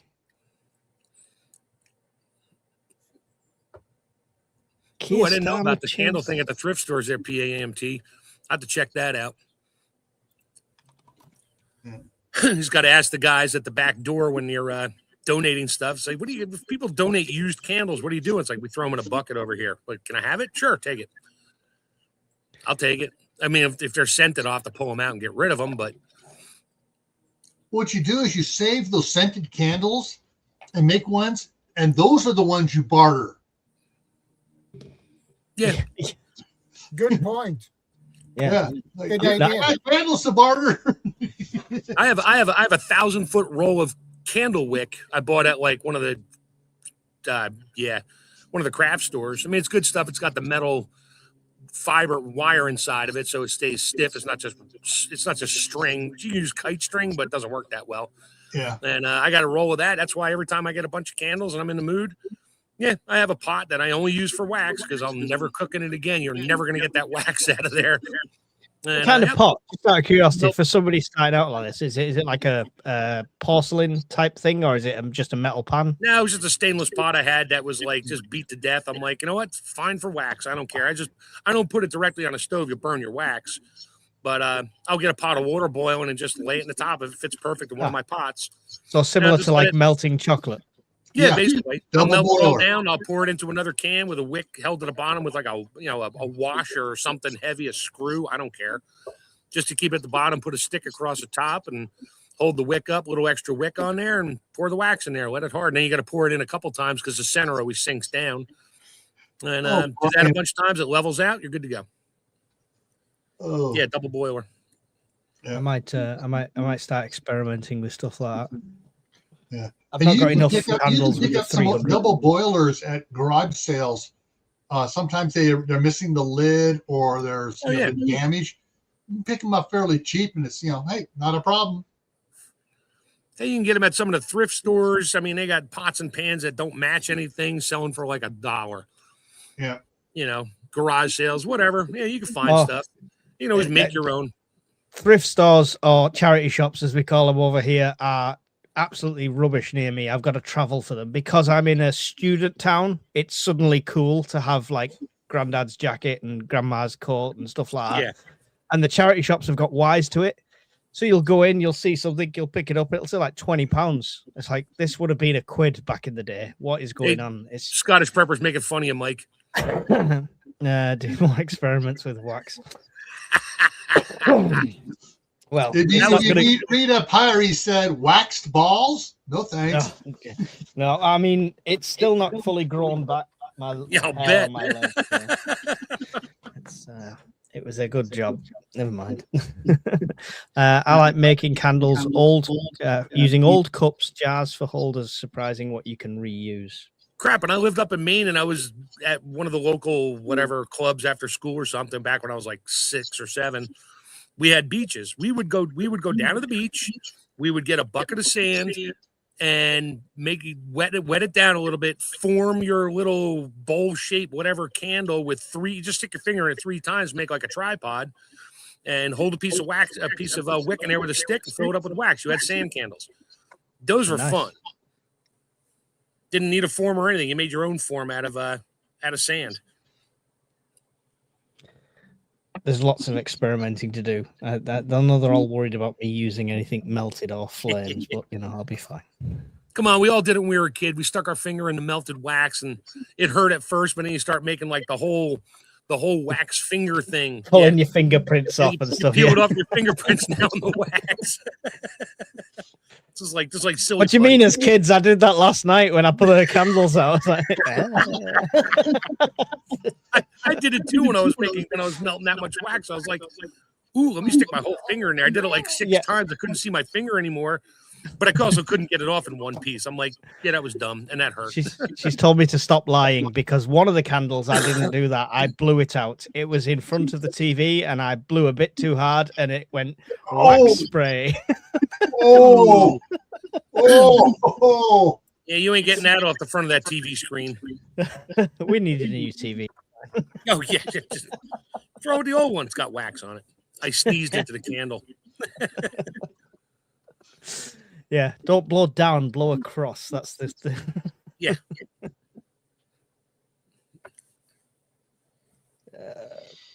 All right. Back to the topic at hand here. One of the things to consider, about for the banks failing and stuff is going back to the basics. And you've touched on it a couple times, Mike. Get your basics in place first. Mm-hmm. And you said what 3 months or 6 months worth of supplies and stuff? Yeah. I'm old school. I'm old school. Yeah, 5 years. Yeah. Yeah.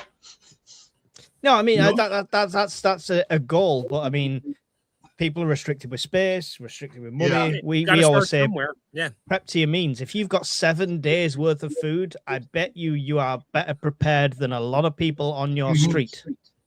Yeah. Make Yeah. that 30 days, make that 60 days, make that 6 months. You go up on that food chain ladder. Yeah. So I thought another little rabbit hole here. I have a friend who is on oxygen, and he has a generator in the house, and he's always got the cannula in his nose. That's And, an oxygen generator, not a power generator. Right. It's an oxygen generator. Anyway, and I mean, it just separates the nitrogen out, blah, blah, blah. And, but he also has some bottles handy. But if the power goes out, he's stuck on bottles. And if they can't deliver bottles, he's kind of done. And there's a lot of people out there that get oxygen delivered to their house. Mhm. I mean, And if that those people can't make deliveries, if they don't have power to compress the oxygen and fill the bottles and go get them and come back and people to do it, that's a percentage of the population worldwide that is done. and if you're a prepper in that situation, right, your main prep then should be backup power, solar, whatever you Right. can. Sure. Keep Yeah, that yeah, yeah, machine yeah. going. But, you know, if the machine goes down or something happens, you're done. So that's its own issue. A lot of medical things become issues. People on dialysis, people on this, they're done. And it's not like I'm going to stockpile a dialysis machine, you know, for the guy who lives 3 blocks away, who I know goes to the hospital 3 times a week to get his kidneys pumped out or his blood filtered. No, not happening. He's not going to have one either. And they also know if something ever happens, they're done. You know, big blizzard that they can't get out of the house. They're trying to call an ambulance to come get them because if they go one more day, they're toxic and they're done. That's where So, them I mean- bottles of alcohol come in handy. Yeah, drink it before you go. Yeah, at least have fun and watch the sunset. But there's just so many facets of things that one bank, you know, the banks start to collapse. I mean, if something doesn't turn back on within reasonable time, you know, a lot of shit goes south real quick. Yeah. And everything. I mean, all your delivery people, you're not getting your newspaper, you know, you're not getting, not that you care about a newspaper these days, but you know, all these businesses just start to crumble because the workers are not going to get paid. The people that own it can't pay their bills, can't bring money in because they can't get the money. So they just close and they're done. And now you got more and more and more people and it just cascades fast. You know, one service industry starts to take a dump, 20 more follow right behind it. Yeah. You know, the food companies can't deliver because their freezers all went down. And now the restaurants have no food and now all the workers there and all the drivers and all that stuff. So it just go ugly really, really, really quick. The same thing, you know, power versus a bank. Yeah. You know, the banks go down. They got they have no way to transact. Nobody's going to work for free. They're all going to go home and take care of their kids, even the police and stuff, you know, volunteer firemen and all that. You have a fire, ain't nobody answering 911. That woman's sitting at her house right now trying to figure out how to cook for her kids for the next 3 days. Yeah. The thing is, like, if everyone stops going to work immediately, oh, they're not paying me, I'm not going to go to work, and everything kind of starts, and you have the power fails and everything else, you're going to have the great stink happen real quick. Oh yeah, dead bodies here, dead bodies everywhere. Along with that comes all the diseases. Yep. And then then you have everybody getting sick, and they can't go to. There's nothing for them to do to go to hospital. It's just going to be sanitation. If you do a little Google on the state of Birmingham in the UK, I don't know if they've sorted it yet, but they were basically having strikes with their bin men and stuff like that, and there was rats in the streets and built up trash and stuff like that. Yes, someone's just literally posted, as I'm saying it, no trash collection. That alone would create a sanitary nightmare, as it were. Well, this is where you got to know what to do with your trash. I mean, how much trash are you going to make if you're using paper plates and plastic forks and spoons to eat while the power's out and everything else? Well, the paper burns. The plastic you can bury it. It's not going anywhere. You put it in a container and just let it sit there as long as there's not much food left on it. Eventually, the flies will get it and they'll eat what's left, and there won't be any food particles left on it. You're not going to use it again, but other trash, I mean, what kind of trash do we really make if you think about it? What, the paper towel you use to dry your hands off and throw it in the trash? I mean, leftover food bits. Every piece of food bit can be. You could dig a hole and dump it in there. I don't care if it's bones and meat. No, you're not going to attract rats unless you live in Chinatown. But dump it in the ground. It'll rot. What do animals do when they die in the woods? Everything rots. Goes back to the soil. You can bury 90% of your trash. The rest you can burn. But I mean that's a great way of looking at it, and on a rebuild, that's how people would be doing it. I guess people in the know, but in the short term, people are that used to somebody coming getting the rubbish. They'll just pile up. They'll just pile up, and that's when it starts to get and become a problem. Yeah, and that's the people in the cities and that don't know what to do with it, don't understand what to do. They're like, oh, trash doesn't come up. Is there any room in the trash can, honey? No, just put the bag outside. Then the animals get it, spread it, and then. The smells and the stink and the flies, and then diseases come in and all that. Yeah, like someone just said when New York had the garbage strike. I mean, you couldn't see the fronts of the buildings for the stacks of trash. That's because everybody just throws everything in the trash. And in a city, there's really nothing else to do with it. You can't flush it down the toilet. And think of like baby diapers. Oops. Well, the diapers are going to run out, so the baby diapers full of poop. Well, what are you doing with those? I know what those smell like after 3 days. Oh, yeah. All right. Horrible. The one comment that was just up there beforehand about burying an IBC tote. No, do not. Do not. You want to bury anything, do it the Boy Scout way. You dig a trench line, and that way it'll biodegrade on its own. You bury a tote, that's going to be a biohazard that's going to bite you in the tail. I mean, if you're on the way they do septic systems now, where it goes to a tank, and then you have the grinder pumps it out to the field. If your power goes out, you have no grinder, and that tank fills up. Yeah, you might want to be there when they put the tank in, so you know where the hole blanks are in the concrete, and you can run a PVC pipe out of there. But you need to dig another really big hole and fill it with gravel and rocks. And cover it up so the stuff has a place to go and not collect flies and bacteria, and it can biologically go back to the soil again. But that's not going to last forever. My grandmother lived on a ranch up in northern Idaho. They had a 3-seat outhouse, and they moved it every year. And they just moved it. They just moved it over 5 feet, dug down it, moved it over, and they knew where they had done it before. Yeah, pile the dirt on it and don't stand there because you're going to sink in. Yeah. But the other thing to consider to be ecologically green and whatever. Buy a self-composting toilet. Yeah. You still got to empty it, but at least you can use it for compost. Yeah, it treats it, does everything, and you dig it and boom. Yeah, now if you need the chemicals for that one, you're not going to get chemicals, so you're kind of back to square one.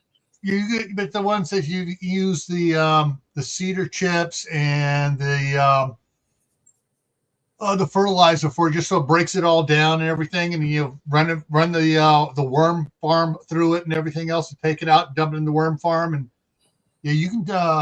There's a lot of methods out there you can use. I mean, at the cabin, I don't have an outhouse. I made a toilet box. It uses a Rubbermaid tote, and I found the perfect garbage bag, heavy mill contractor bag that fits over it.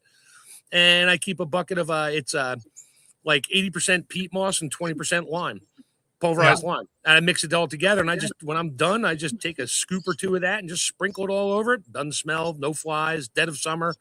A week later, I just zip it shut. Of course, that's always fun, trying to pull the bag off there and tie a knot in it, and then throw it in 2 more bags, throw it in the back of your truck so I can throw it in my garbage can. The back of my truck usually has a slight odor to it by the time I get Wait a minute. You got a tractor out there. Dig a hole and just dump it out into the No, I could.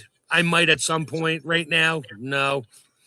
I'm not. That has not come to that point yet. I could easily do it. I don't have a backhoe attachment, but I got a shovel on the rocks in my property. Right now, you pay your taxes so somebody else can take your shit away. That's what you're saying. That's right. I pay for that garbage pickup, and I know where it goes. It goes about 10 miles from here into the big garbage dump with the rest of the stuff. Yeah. So it's just because to sell those IBC totes as a kit doesn't mean they work. I work construction for an underground construction company. I even got my own Class A general engineering contractor's license for it. Yeah, no, it's just a lot of work to put in a septic system. You got to have leach fields, drain rock, everything else. And ironically, you bury an IBC tote in the ground, it's going to and collapse. you're in sort of a wet area and it's not full and it rains a lot, that sucker will rise up out of the ground like a zombie coming out of a coffin. Yeah. You'll hear a noise. I've seen videos of fuel tanks that they bury in the ground for the gas stations, didn't get a chance to at least fill it halfway with water first, and the rains hit and they only had some gravel around it, didn't black, even if they blacktopped over it, man, it's just like an earthquake. These things just float up out of the mud. Yep. Yeah, you don't want to try that. Burying a IBC tonic. Yeah. Rising the turd tonic. But yeah, you want something more, composting, natural way to get away. Scout camp out there at the farthest camps out where you're way away from the outhouses. Yeah, they mark and dig trench lines, and the scouts use it and backfill, and they go over 2 feet and they dig a next trench line, and they mark the trench lines each year. You go back 2 years later, you dig through there. It looks like nice garden soil. Yum. Yeah, I'm gonna pick that up and hold it to my nose. Hey, in 2 years, all the beetles and the worms have gotten to it, and it's been totally nature process. Oh yeah, and there's people that do that use their own waste in their gardens and stuff, and I get it. I mean, they've been doing that since forever. We all of a sudden made it's all toxic. You can't do that. We have to treat it.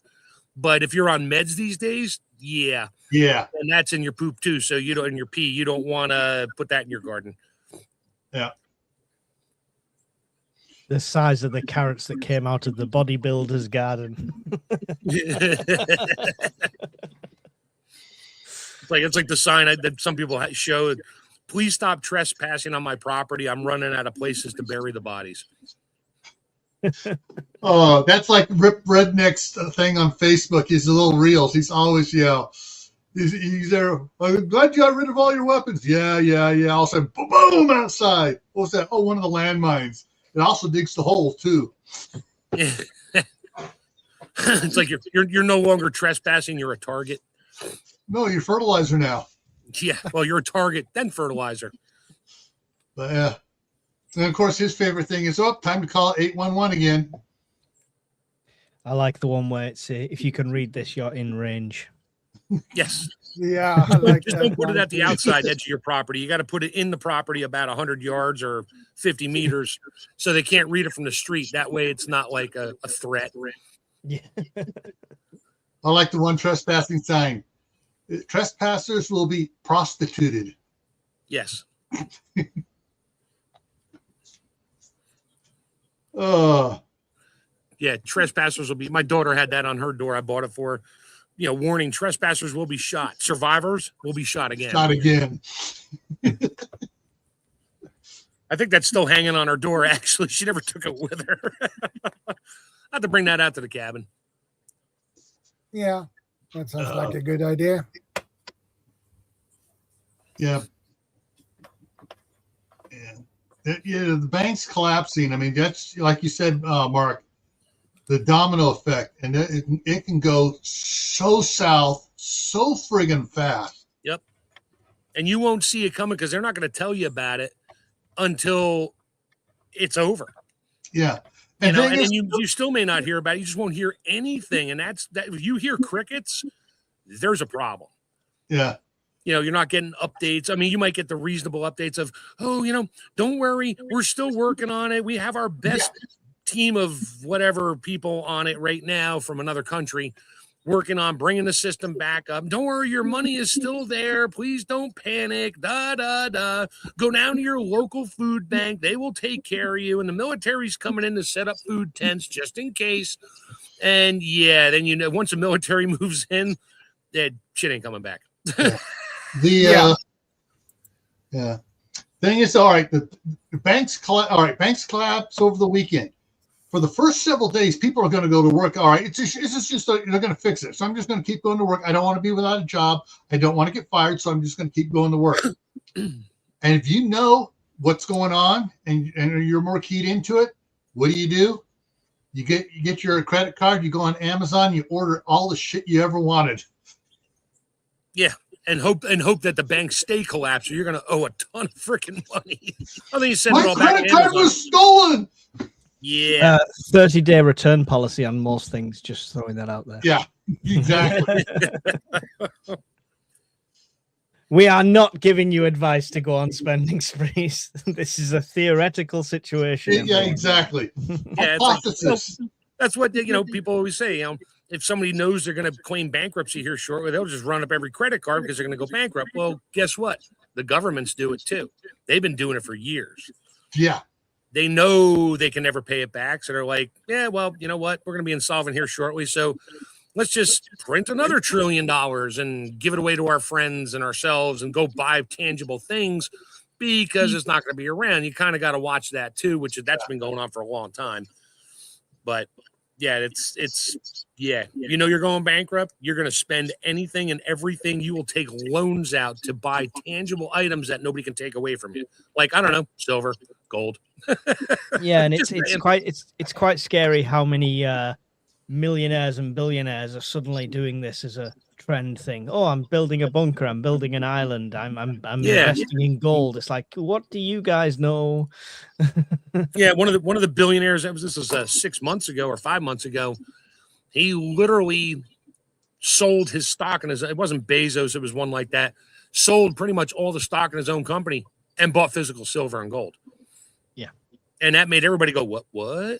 What's going on? Oh, nothing. I just, I just want to have a store of wealth. Oh, okay. Yeah. That's why I brought this topic up, because I think it's already coming. It's just a matter of how you're going to act and what are you going to do? That's an interesting one. You talk about spending last minute. John, just above that comment, said, have your PayPal account loaded up with a few £100s.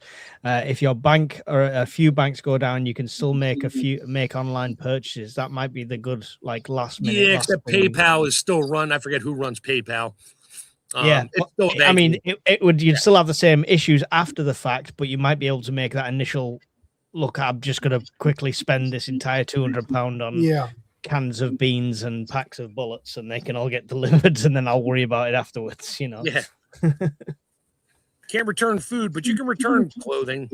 That's another thing nobody ever talks about. What are you going to stock up? Oh, I'm stocking up on food. Yeah, dude, I have 80 pairs of socks and 7 pairs of boots that my feet are done growing at my age, and they just live in their bags. I don't need them. Not right now, and I'll use them over time. I haven't bought a pair of socks since I found these on sale for, I think, a 6-pack of, because I have 11. My foot size is 11.5 or 12, depending on who measures it. But those 8 to 12 socks are crap.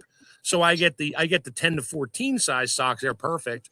And I found them on sale at Ollie's, which is like a bargain warehouse type store. And they were Hanes. They had them for $2.99 a bag of 6, which was half the price of what the stores were selling them for. I bought every one they had. See, I kind of have a different school of thought a bit on that. So I've got some durable. This is like military clothing and stuff like that I know is durable. So I get some good quality stuff. But my kind of theory is that, we know after the first 30 days or the first 60 days of said situation, population is going to be less.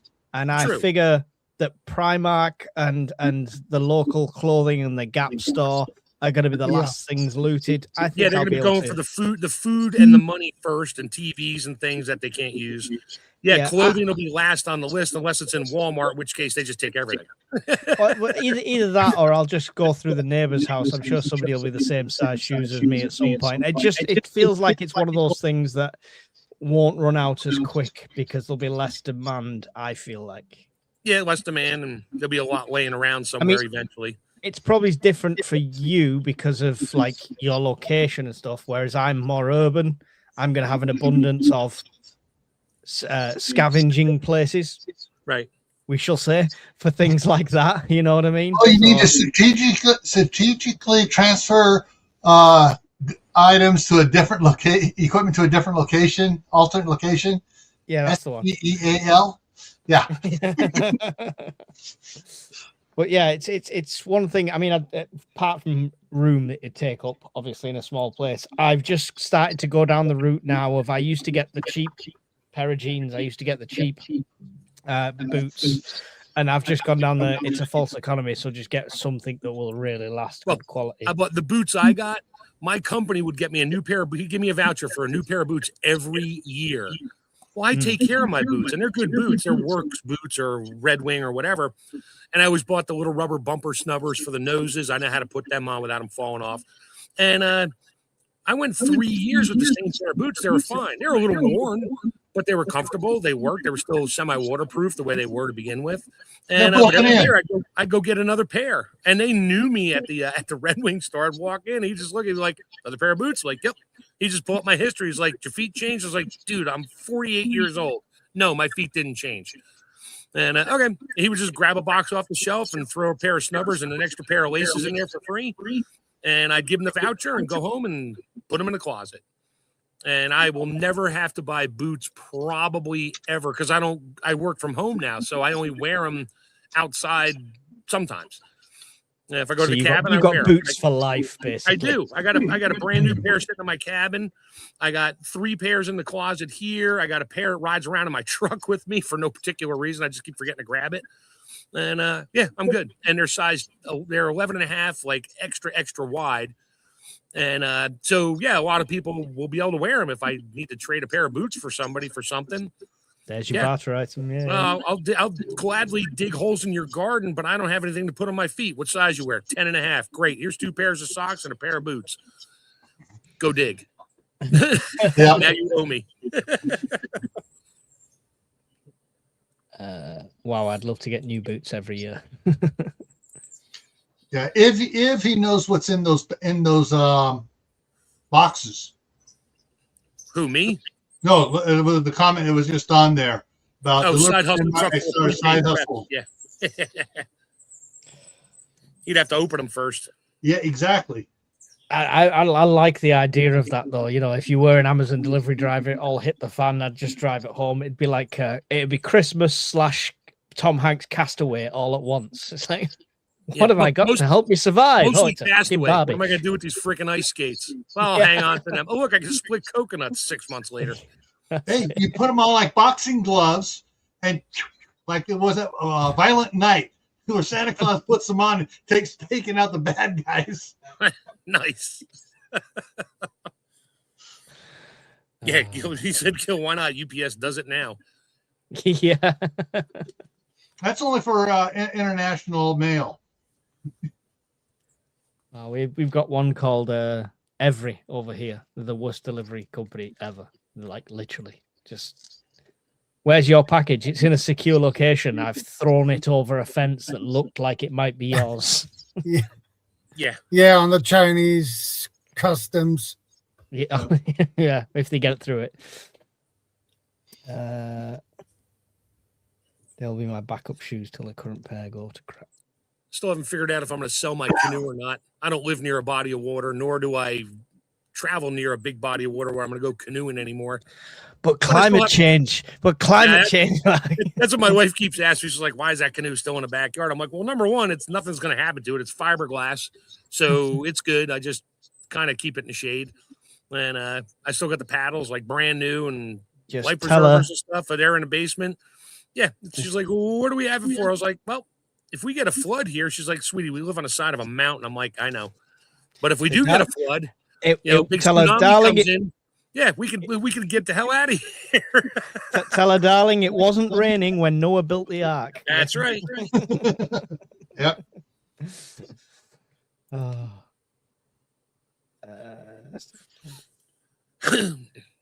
that's basically what I'm doing, Sumi, or did. The only thing I buy online now is a pair of what am I wearing? New Balance. I'll order 2 pairs of New Balance when they go on sale, like every 4 years. I think I still have 1 pair left in a box, new. But of course, now the price is stupid on them. See, the only thing I need is rubber boots now. I don't have any rubber boots, like, good rubber boots to go walking in 18 inches of water with. I don't want waders. I just need rubber boots. to go with your canoe, right? That's right. So I can walk out so I can push the canoe in and not try to jump in it. Well, the other thing about having a canoe is just in case it's like, all right, we're out of food, but the lake over here, nobody's fishing out in the lake right now. Let's go do some fishing. Yeah, well, I don't live near a lake, so there is that. River? I got the Potomac River about 30 miles away, but I don't think I want to be fishing in that anytime No. soon. Oh, my stepdad's got a bottle of water from the Potomac River as like a souvenir. Like it came in like with a gold label. You look at the color of that, and that was like 20 years ago. I'd hate to see what it looks like now. Yeah, not much better. Probably not. But the reverse osmosis filter that I had from ITIL, I managed to use the RO filter on the canal water, which is probably worse than the Potomac River water, and get some drinkable water out of it. Did it work? It did. It did. Do you have to clean that when you're done? Because once you start using it, now there's things in there. Do you have to flush? How do you flush it out? You need clean water to flush it out with, don't you? Well, it produces a glass of drinkable water, and it produces grey water as well that you could use for washing up and stuff like that. Technically, you can flush the grey water through it again to like pull through anything really bad. But the rule of thumb is when you're first using it anyway, you'd let it run off for a while before you then start bottling it and stuff. So, but don't you have? I mean, doesn't the membrane like get clogged up over time? Because I know RO systems for houses, you got to put a new RO filter in there like once a year, every 6 months, depending on usage. Yeah, I mean, apart from doing the test, I would definitely have the filters sealed and not even in place until I needed to. Would be my I reckon they would go nasty after a while. Yeah. I mean, I got one of those Berkey or Lexapure. Same thing with the ceramic, 0.001 micron filters and that. I haven't used it yet, but I got one. I bought a bunch of spare filters. Crap, I bought those back in, I want to say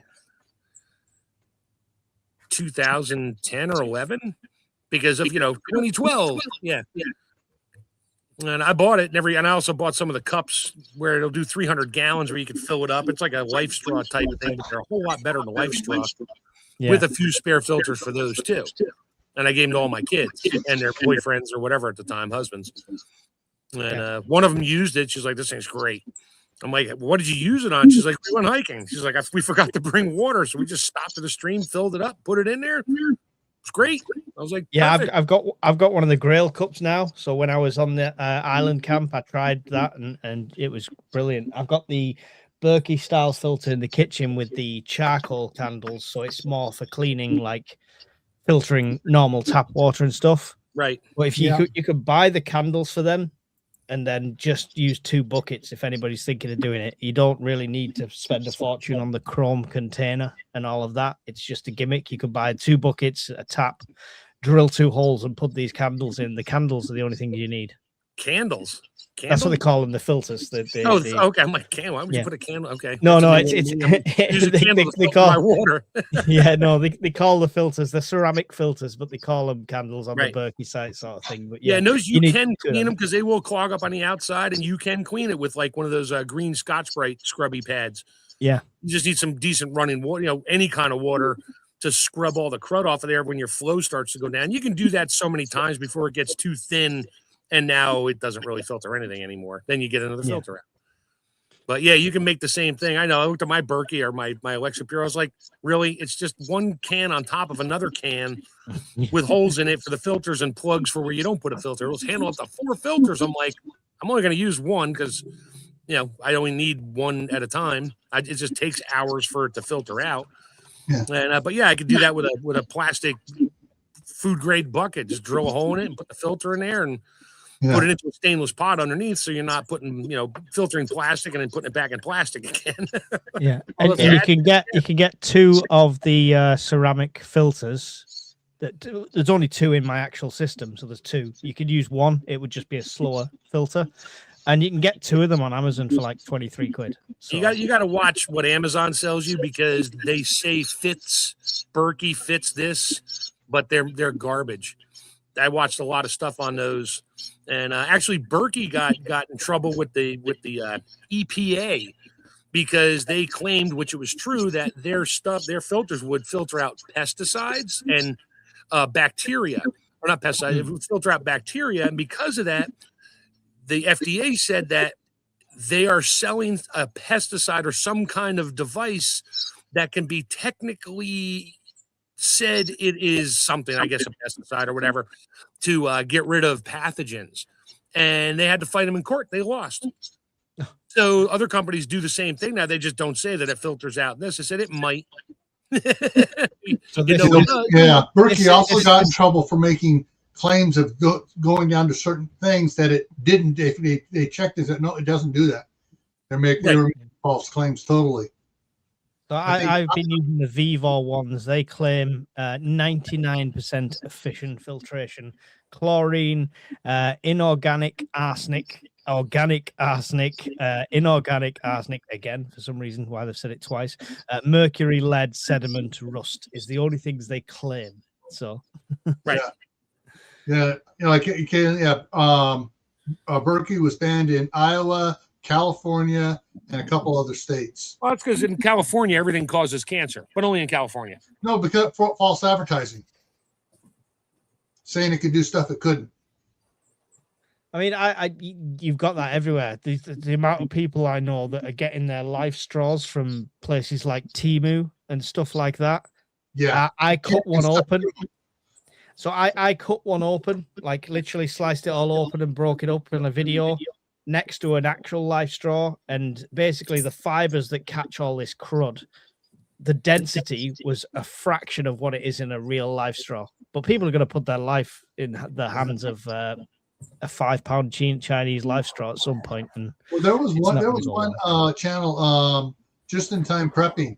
He got one, and do a review on it. And we told him, hey, you better check it out, because did you actually try sucking water through it?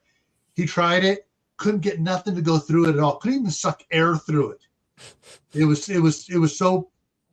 nothing would go through it, so it was useless. Yeah, they just packed it so full of stuff that nothing went through it. Test your preps. This is right now. This is the sign that you need. Test everything you get, everything you buy, every skill you have. Make sure you test it now, because while you've got a safety net of peace times, it's the best time to learn. Not when that's life and death. Yeah, when there's a drought. Shoot, where all the plants are dying. I'm having a brain fart here. Yeah, drought. Well, no, but as far as begins with F, where all the plants are dying. And everything else. Anyways, that's not the time. As far as the food chain goes, that's not the time to say, "Oh, I'm going to plant my garden now." Alicia Autist Mom says, "Will you take mandatory digital ID, or is that a subject for another day?" Mike kind of tucked on that one a bunch of times. We've gone back and forth on that one. You cannot resist in the UK mandatory digital ID. The only way to resist it is to live on the fringes of society, not earn anything, not buy anything, be completely off grid, could be completely self-sufficient. And very few people are going to be in that position in the UK. If they want to force digital ID onto us, unfortunately, they can. And don't be under any sort of illusion that this is going to make anything different. If you have a driving license, if you have a passport, if you are born in this country and you have a birth certificate and a national insurance number, you're already in the system. Yep, you're already the there. Scary thing is if they try and move that into centralized digital currency. That's my 2 cents anyway. I'd love to be able to say, right, I'm going to step away from the entire system, but it's very difficult to do that. You'd have to be living on the complete fringes of society. You'd have to physically leave society and anything that could be attached to that, and be on your own, or with your friends or whoever else is doing it. And I mean, protest, resist, write a letter, display your displeasure, whatever you want to do. I'm all behind that. I'm fully up for resisting all of that change and stuff. And I think it's a bad thing that if we implement this, but at the end of the day, if they switch it on, you're in or you're out or everything. It's as simple as that. And I've got a driving license. I've got a passport. I'm not like the invisible man. So digital ID is not going to make that much difference. If you've got a cell phone, you're not invisible anymore. Exactly. 99% of If you're people are on watching this Facebook, YouTube you're channel really right not now on your invisible phone, anymore. Yeah. Why do you think there's so many data centers going up? Yep. This is it. Well, we've always had a system. It's just the system's getting more advanced and more streamlined and faster and stuff like that. And as much as I think it's stupid and I shouldn't have to have a digital ID, why do I need a digital ID? I've got a passport. It's irrelevant. If they do it, we can't resist without disappearing off the grid completely. Oh, once they do that. Oh, you want to see biblical arguments come up instantly? Yeah, it will. Yeah. You know, you can't buy or sell without the whatever. I'm not going to go too biblical here, but you all know what I mean. The mark. Yeah. Wait, what'd you say about me? The mark on the forehead. Yeah, no.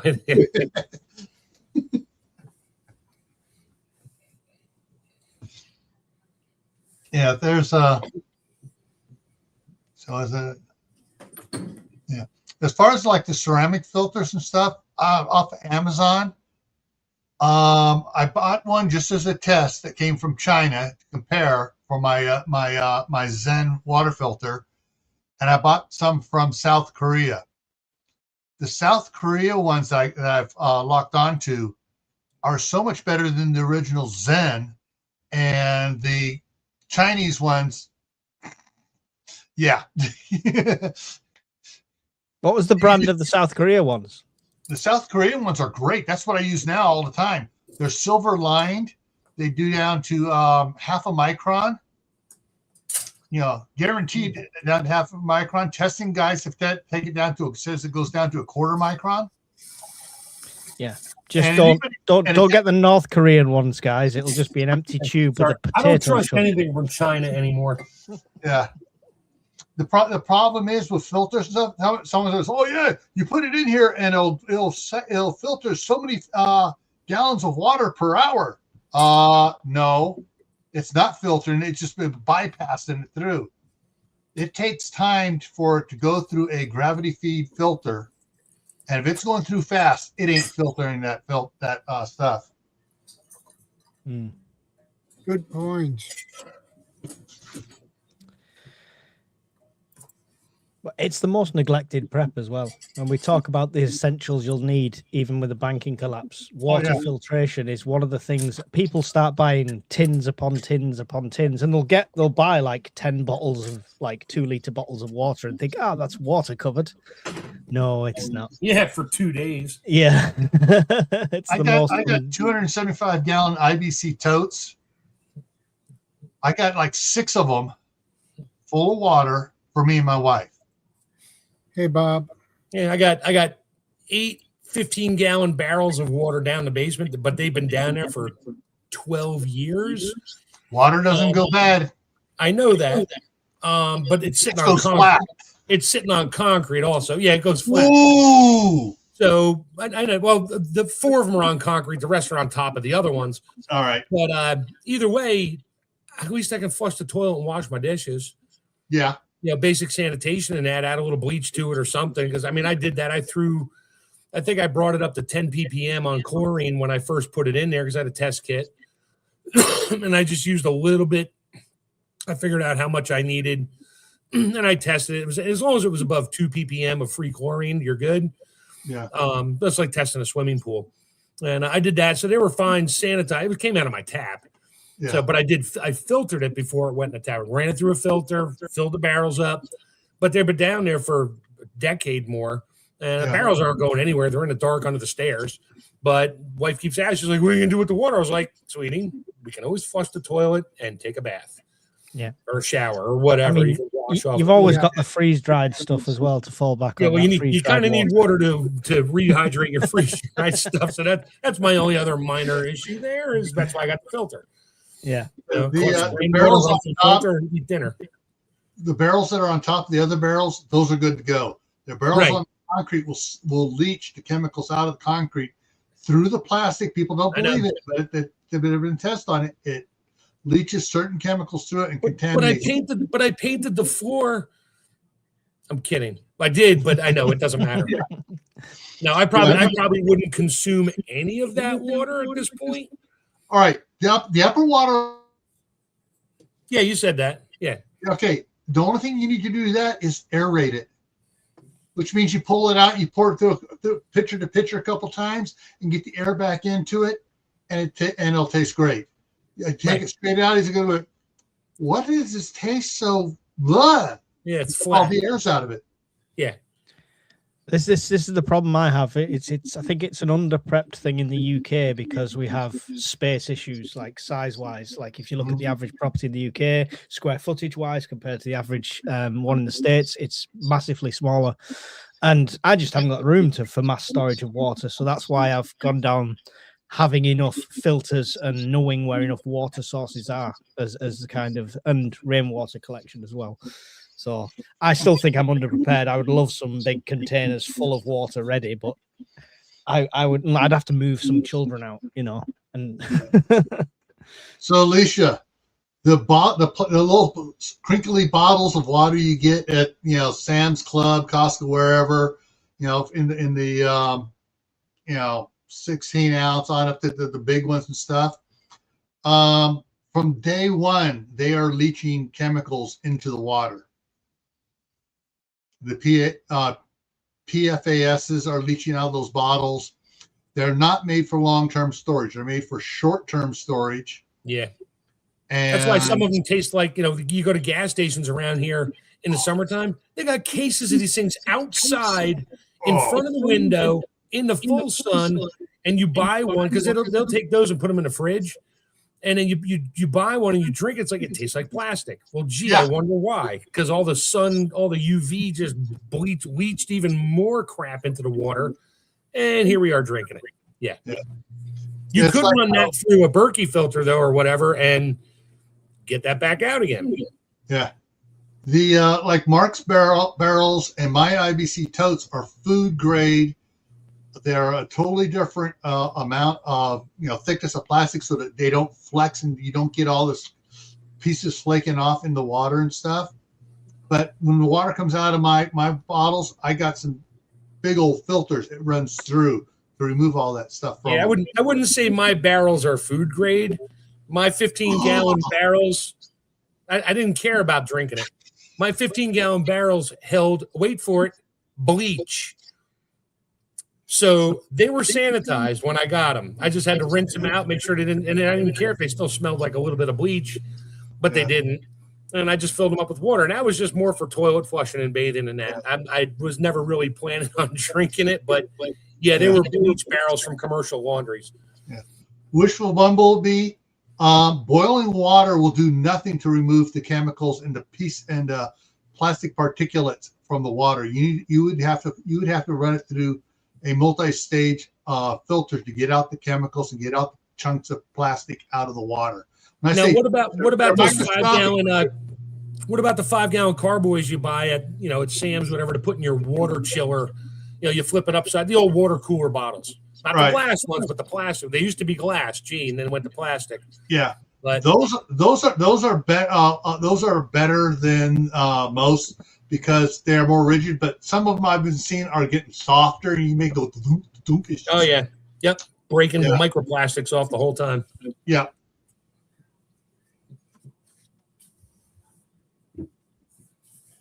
But this is all right. Here comes you dropping some money. The best thing to store water in: glass or stainless a stainless steel tank. Yep. Find a brewer, a beer brewery going out of business, and if you can buy a tank that has a good cap on the bottom of it and a valve that holds, like, I don't know, 300-400 gallons, or what they call a 4-barrel tank. Yeah, get one of those. But you're going to have a hell of a time finding a place to put it because they're tall and they're big. Yeah. Just drink alcohol instead of water, guys. Well, it's much easier. Drink beer.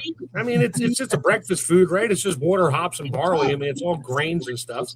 Could you rehydrate some steaks with some whiskey? You can. You can. You can't rehydrate it with fats and oils. Ooh, lovely. And I'm not going to say I want a rehydrated whiskey steak. No, but my mother, I think I told Gil this over a year or two ago. When my mother-in-law was living here, I got my freeze dryer and I started doing lots of fruits. And my mother-in-law loved, it's a peanut butter whiskey. I forget what name it, but that was her nightly drink. You know, she got it was like 3 shots. That was her nightly drink. I mean, the woman weighed like 80 pounds. And, but that was her thing. We knew she wasn't going to be around much longer. So sure, she had whatever she wanted.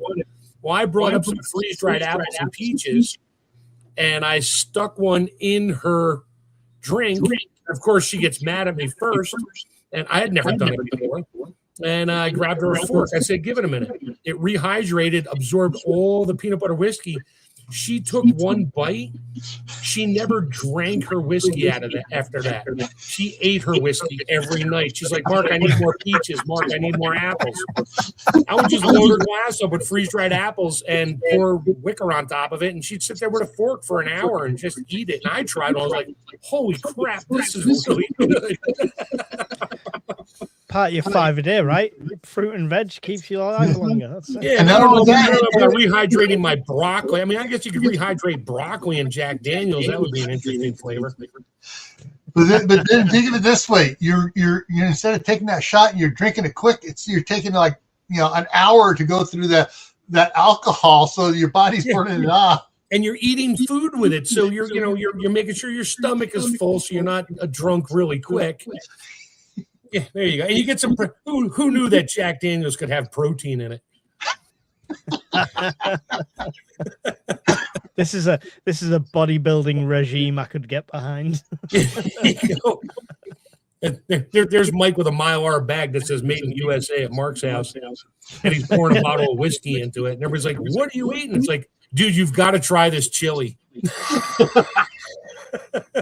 Best chili. It's cold. Or you could warm up your whiskey, I guess, if you wanted to. Well, hot toddy. Yeah, sorry. I'll have to try some of that. I'll have to do a video, a short on one of those. Like, we're going to rehydrate some whatever in vodka or gin or rum or some. Rum would probably be fun for some things. And let some of my friends taste it on video. They'd be like, holy crap, dude, you need to start a business. It's like, yeah, I'm not getting the liquor license to start a business of rehydrated apples and Jack Daniels. Don't need the liquor license. You sell a bag of dehydrated apples, freeze-dried apples. Yeah, just with the instructions. Yeah, that's your business model there. They add their own liquor. Yeah. Oh man.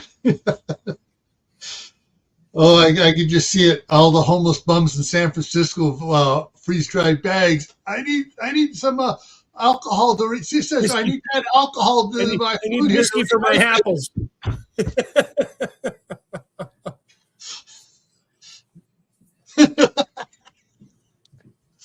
On the note of freeze-dried whiskey apples, I'm gonna shoot because I've not actually eaten. So, thank you for having me, Shadow. You're very welcome. It's always appreciate a pleasure it. to have Gil, you. Mark, great to speak to you as always. Mike, have a good one. Everyone else who's watching on my side, the stream will carry on even when I leave. So keep watching. Don't forget to subscribe to these guys' channels as well. I'll send you a bag of apples. You're on your own for the whiskey. I might have a bottle or two somewhere. Just might have. Oh, yeah, now I know you're gonna be like, next time you stop at one of your stores or go online, you'll be like, I can get this little bag of 12 grams, which is actually a fair amount of apples, of freeze-dried apple slices for like £8. I think I'm gonna buy one and try what Mark said. And you're gonna be like, holy crap, dude, those things are so good. Next Shadow stream, I might be a bit wobbly eating. Yeah, he'll be picking up his piece of apple going, I'm absolutely fine here, folks. Yep. Right. See you later, guys. Appreciate it. See you later, Mike. See you later. Oh. Yeah, we got into freeze-dried apples soaked in alcohol from the bank collapse. Gotcha. Told you there's a million rabbit holes. Every one of them is technically valid because, once if money fails, even for a couple weeks, all hell's going to break loose, regardless of, we're going on digital currency, something like that. It's just going to be a mess. There's a cascade effect of money. Think about it. Everybody uses money to do their daily lives. And if you can't get it to go run to get something you need, you're going to be upset at first. Like, damn it, they're closed. I can't use my bank card. Okay. Yes, have cash. Was one thing we didn't mention is, sure, try to have some cash on hand, fair amount. That may still be valid for usage for short term. If the banks don't completely collapse and you have cash and people still believe it's worth something, okay, use the cash.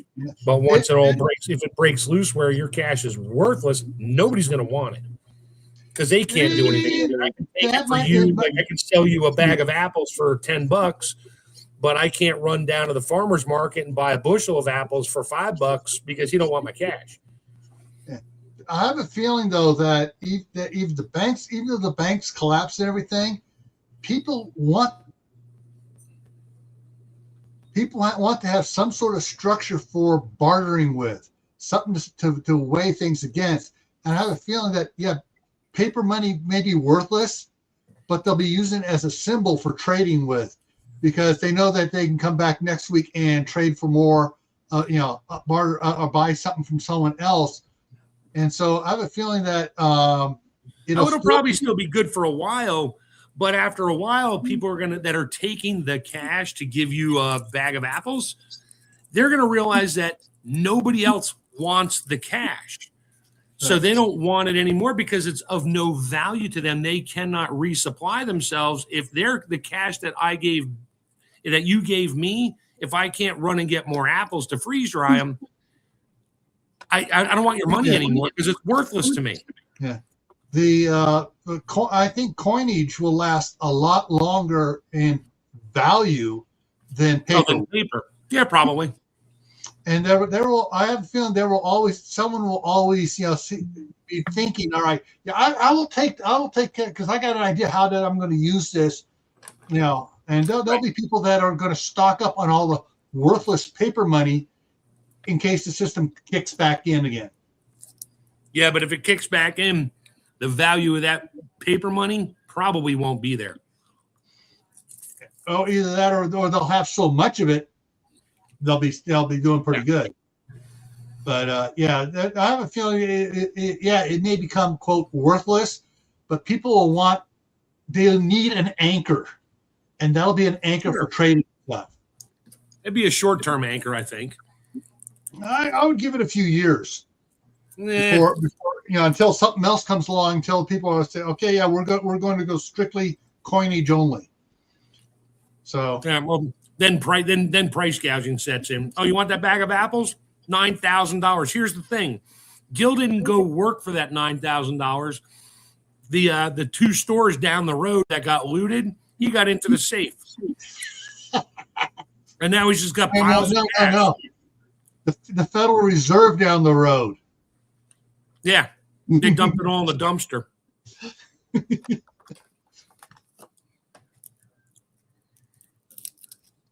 Yeah. What coins fit inside my muzzle or your cannon? Your little deck cannon. Grape shot or coin shot. I think the penny is a little smaller in diameter than a 12 gauge. So you could reload with a stack of pennies in there. Ooh. Well, if you load your muscle loader or blunderbuss with coins, you can say to the guy, hey, you want pay? Sure. Pull the trigger. Here's $5 worth. All right, Mark. You got like 20 pennies in a 12 gauge shotgun. And you right. Grip. Have you ever flicked pennies and hear the sound of them going whizzing through the air? Oh yeah. Now you got 20 of them suckers coming 20 times as fast at you. Yeah. Some are flipping like a coin, others are rotating like a saw blade. Yeah. Oh, the sound that it would make would be so terrifying. I'm sure somebody did that. There's a guy on YouTube that he takes he has different shotguns and that, but people send him ammo to try. I forget the name of that one, but yeah, it's a cool channel. I'm sure somebody Banana Ballistics, or is it something like that. And but I'm sure somebody sent him a stack of coins in a shotgun shell. It has 0 aim capability, but that must make one hell of a noise when it comes out the barrel. Oh yeah. Well, it reminds The me sound of Resident money Evil. version too. It reminds me of Resident Evil. Why did they do that in there? Shotgun, 12-gauge shotgun shells and fill them with coins. Oh, he did. Hey, when you're out of little lead BBs, whatever fits.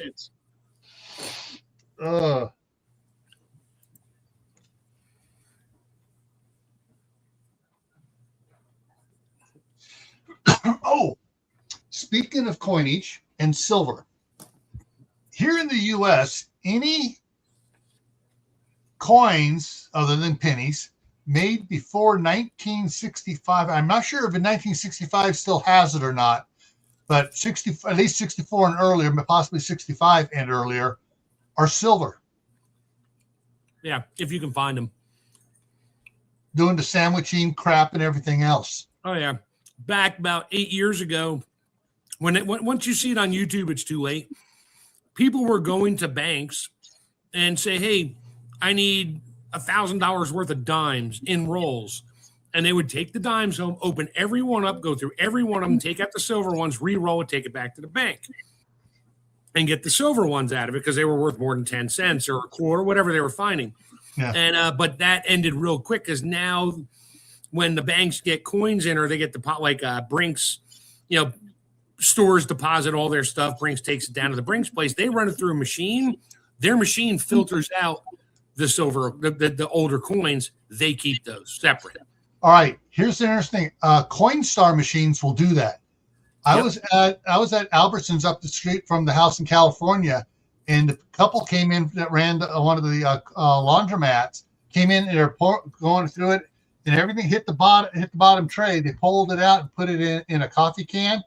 And once they had the coffee, had run all their other coins through and had the credit on there, they ran it through again just in case it was an error one. And the ones they had left and were all pre-1964 ones and stuff. And so they were like, okay, and they were taking those and selling those to collectors. Yeah, or you take it home, put it in a bucket, and keep it there. My friend used to collect dimes. He's like, I only keep dimes. Anybody got any dimes? I give him a handful of coins, and then he'd go through it and look at them, hand it all back to me. I'm like, what are you looking for? He's like, pretty 64 dimes. He's like, because they were 70% silver. Yep. He had like a 5-gallon, water carboy almost full, just in old dimes. And then he got divorced and his wife took it. But anyway, that's another story. And she probably took it to the bank and dumped it in the Coinstar and just took the dollar bills and ran away because she didn't know anything about it. So, yeah.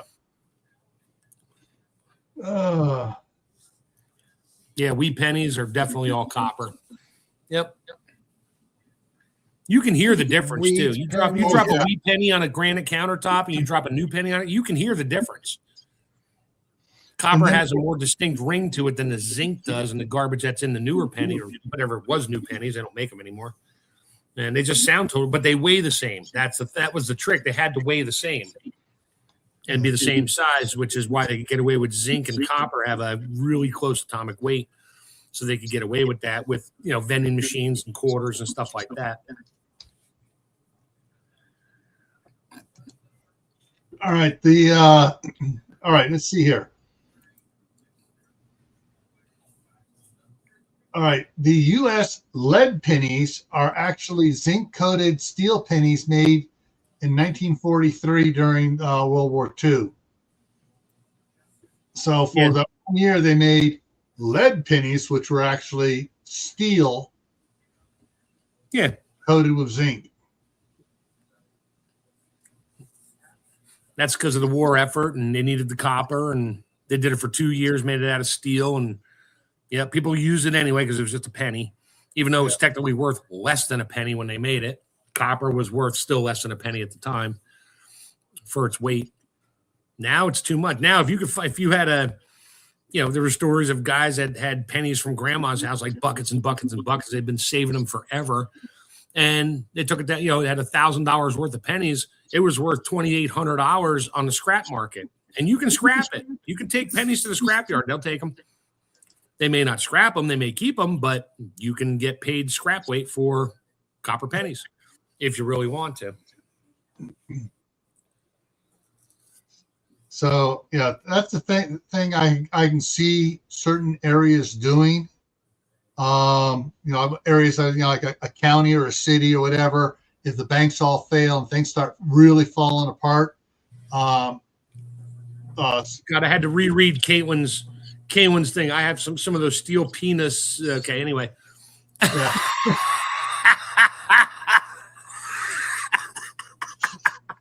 Come on, Caitlin, we got to get your typing skills a little better. But, what's interesting is in the Constitution, and somewhere states are allowed to were allowed to strike their own or mint their own coins and print their own paper money, but out of exchange rates between states, the federal government kind of took it over, but legally states can still do that. They did that in the 1800, early 1800s. Yeah. That's when even banks had their own currency. Yeah. But yeah. So if the banks all fail, somebody somewhere is probably going to, you say, yeah, I got gold to back my money. We'll start printing or striking their own coins. Right, and that's how it all started. It's like, okay, we're going to back the dollar with gold. And then all of a sudden they ran out of paper. It's like, well, we'll just print more and still back it with gold. And your percentage went down, and kind of where inflation just went then. Now it's not backed on anything but faith. No, it's backed on the price of barrels of oil, but no wait, it's no longer doing that now. No, it's not. Petrodollar is actually a myth, but anyway, that's another story. Yeah.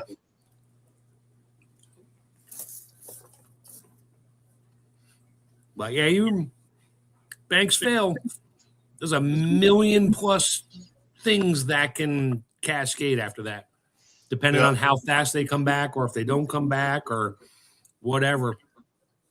But I mean, also everybody lives for the almighty dollar or pound or whatever currency you got. I want the almighty steak. Yeah, without it, everything comes to a standstill until people figure out what to do without it. Yeah. Yeah, it's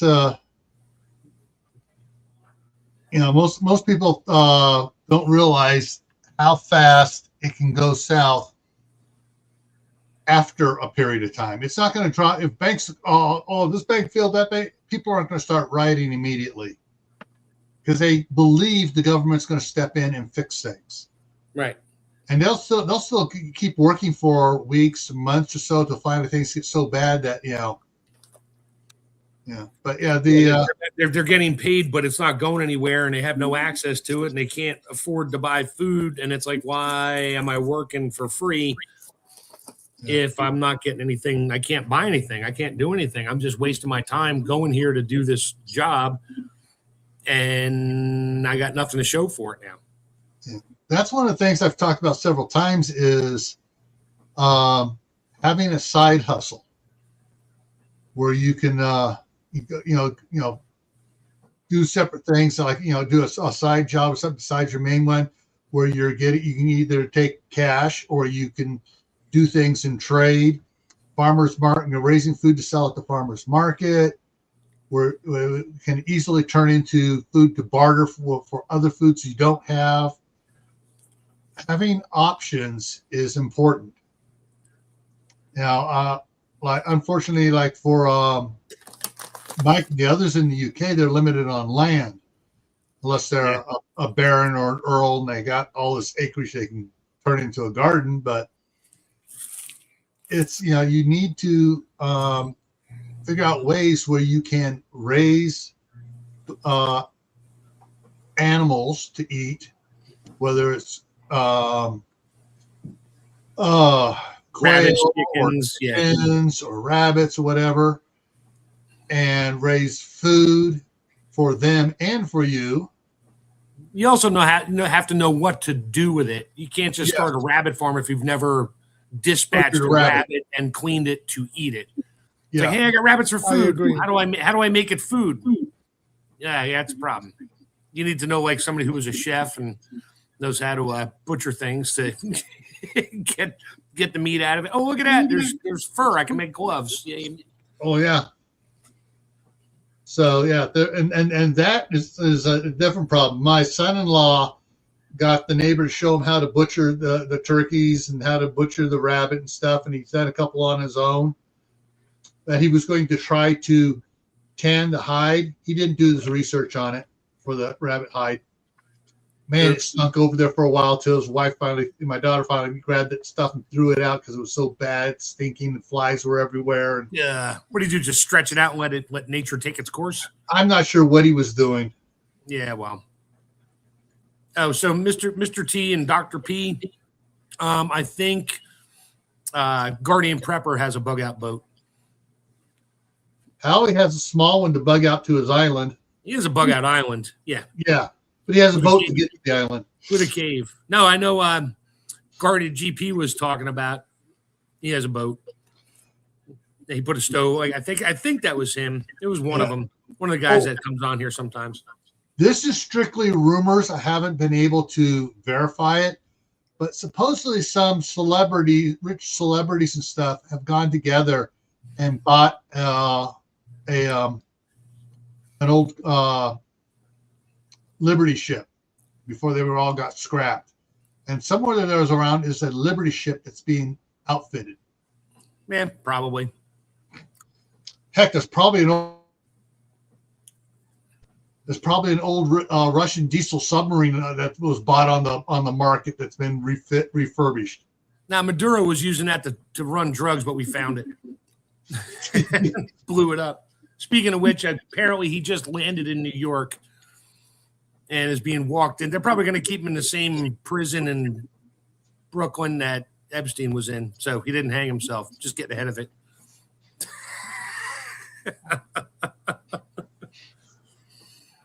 But you've seen all these people talking about taking cargo containers and making a house out of one or two of them.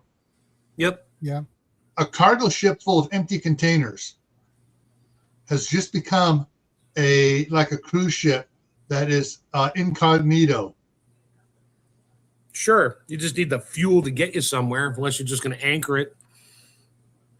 If it's your bug out boat and you're selling, 1, 2, or 4 cargo containers as you buy a 1 unit, or you buy a 2 unit, or buy a 4 unit one.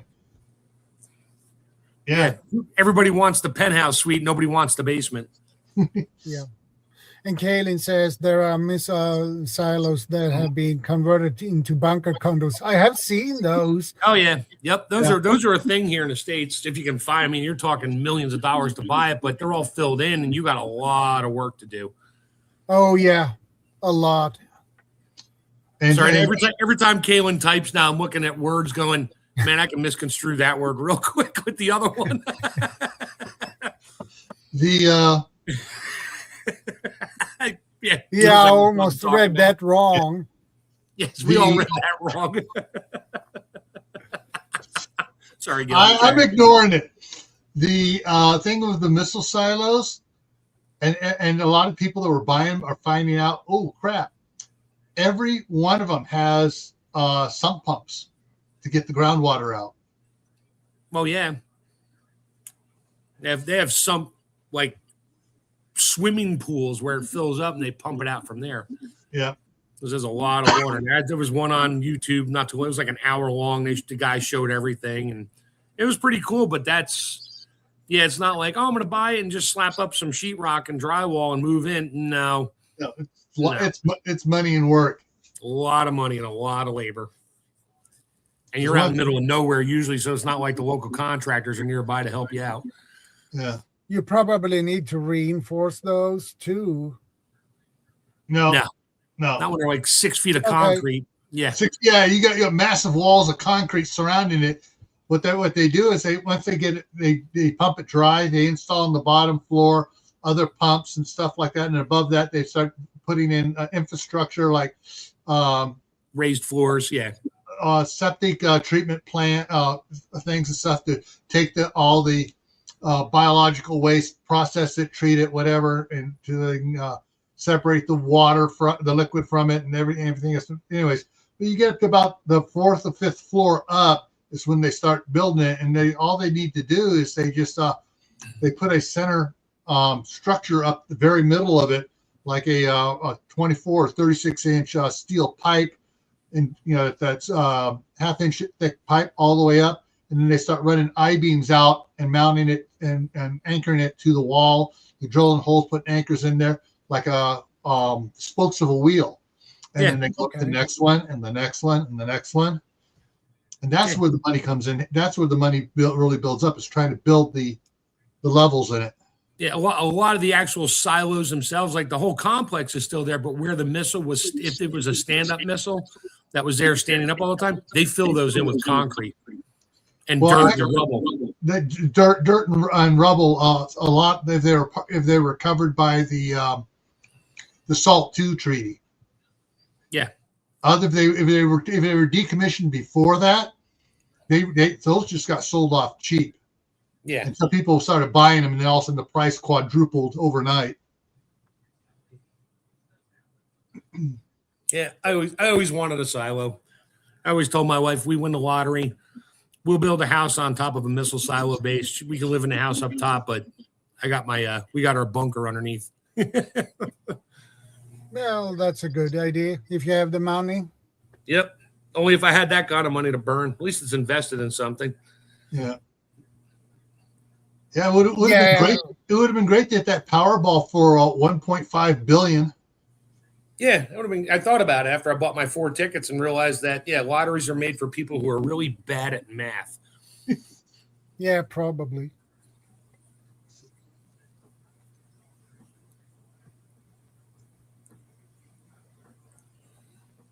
Yeah, just don't try to bury a sea container in the ground because it'll collapse.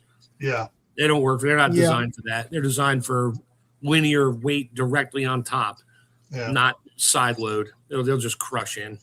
There's ways to modify it, but by that point, you might as well call Hercules Bunkers and have them build you one. Yeah. One of the things when I worked for Mountain Cascade Construction, we built a machine. They called it the California Soil Cement Machine, and we're making a slurry to go around the water pipe out in Modesto.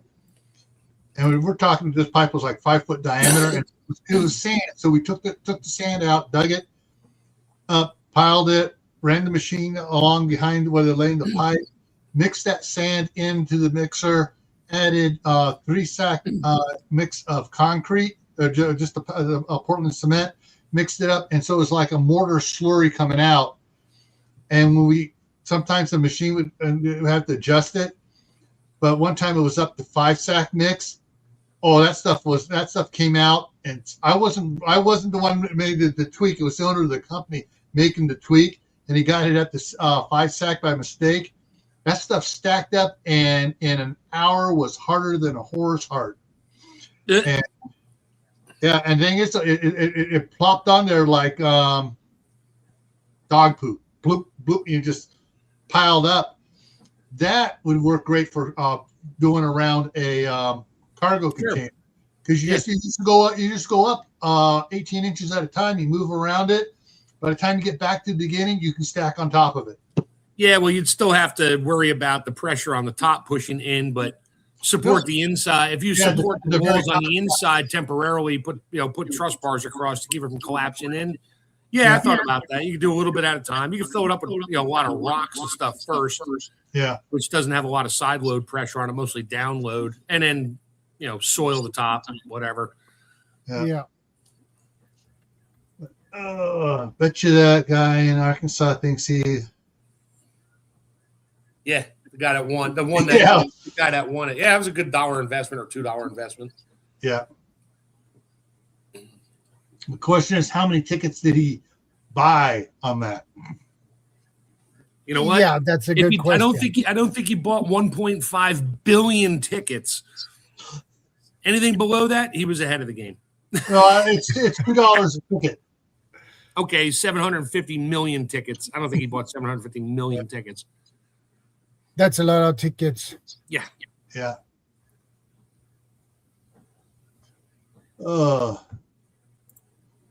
Yeah, you'd and the problem is, if he had all that money in the bank and the bank collapsed, gone. Oh, that would hurt. Oh, that would definitely hurt. That's when my underground bunker. My money's gone. My underground bunker wouldn't have sheetrock for walls. It would have silver bars for walls, then painted.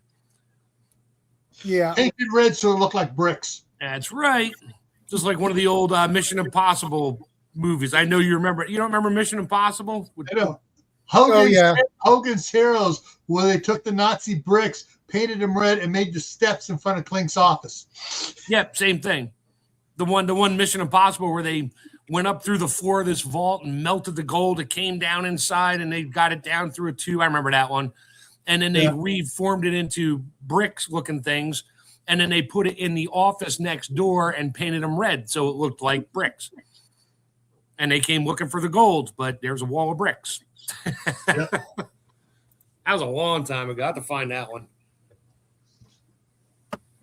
Yeah. They definitely need to get a financial advisor if you win that. Yeah. Oh. Yeah, problems with bank collapse. I'm not sure if there's anything else that I'm trying to scratch my brain here to think. There's just so many little things that can cascade out of it. Yeah. I mean, but if you keep yourself straight with, okay, I can shift my priorities for my survival or whatever, my family, seeing what's coming on, knowing it's coming, or understanding what just happened. That's 90% of your battle. Worrying about getting your money back, you know what? You can worry about it all day long. It's not going to solve anything. You're just going to lose sleep over it and not be able to eat or not have food. So, yeah, the diversify where you have stuff and what you have it in. That's one of the things I'm trying to get my wife to doing it by accident is land investment. Yeah, you touched on this a little earlier. Yeah, but if you can't afford to invest in land yourself, there are companies out there that set up like a LLC where people can invest into it, and they own a portion of that land. And there's different ones that some of them they do. They actually purchase rental units, and so you have an income coming out of that. But if you, however much you put into it, you get a certain percentage. After a while, and if you take that money you're getting from profit on it, turn it back into buying more shares, you can use that to actually wind up buying a house. So you want to be a slumlord then? Buy property, rent it, buy more property with that profit, rent it, and then buy yourself a mansion. And yeah, you're a slumlord. Yeah, exactly. Hey, Shadow. PAEMT he asked this earlier. I think we missed it. What's up with like silver and stuff in your country? Does anybody not freaking out, but anybody kind of looking a little more into it these days? There are people who actually buy gold and silver, but it's mostly coins because they collect coins and they buy silver coins. Do you have coin dealers and stuff? Oh yeah. Okay, you could probably go into do they sell 1 ounce round or whatever they call 1 ounce rounds? Not actually coins, but a round of silver, 999 silver for spot plus whatever percent. You can here in Sweden you can buy a Canadian maple. Right. I believe it's $5. Silver, 99.999. Yep. Pure silver. And you can buy that one coin for around 500 or 600. Yeah, I don't know what the exchange rate over here is. The same. A lot of the coins right now, it's kind of weird. You know, it used to be like a collectible coin, except for like Eagles and the Canadian maples, and some of the Kruger and stuff like that, and the stuff from Australia. Yeah. But and he asked if gold and silver is taxed here. I can tell you, yes, gold and silver are taxed in Sweden, but differently. Investment gold, high purity bars, coins is VAT exempt, while silver coins, bars is subject to the standard 25% VAT when you sell either at a profit. The gain is treated as capital income and taxed at 30% in Sweden, with no inheritance tax on precious metals. That's complicated. That means they know you have it if you bought it, or you have to claim it when you buy it, and it's registered to you. So when you sell it, if you make a profit, they will collect their tax on your profit. Yeah. See, over here, exactly. I mean, I walk into a coin shop with $1,000 cash, and he'll hand me $1,000 whatever worth of silver bullion and just write it on a piece of paper. Say, here you go, have a nice day. I said, what's the paper for? He's like, so you can keep track of what you paid for it and you know where you stand on your investment. I'm like, okay. Yeah, Washington State just passed a state sales tax on buying precious metals. Why? Because they saw people buying it and we can make money. Just like buying ammo and stuff like that down in California. Let's say if I would buy a silver coin from buying it. Yeah, well, there. If I would buy, let's say, silver coins from US, and when I get it here, I have to pay tax on it. Yeah, unless you hide it, but if they find it later and they know you didn't pay tax on it, then you're in big trouble. Yeah. Now, if someone gives you, a 1 ounce thing of gold, do you got to pay tax on it if it's a gift to you? Good question. You probably have to register it. So if you ever sell it, you have to pay like tax on your 100% of the profit, which is everything then. Yeah. I can check that out. So basically, I can't put a silver round in the mail and send it to you without you getting in trouble. Actually, they'd probably steal it before it got to you. So.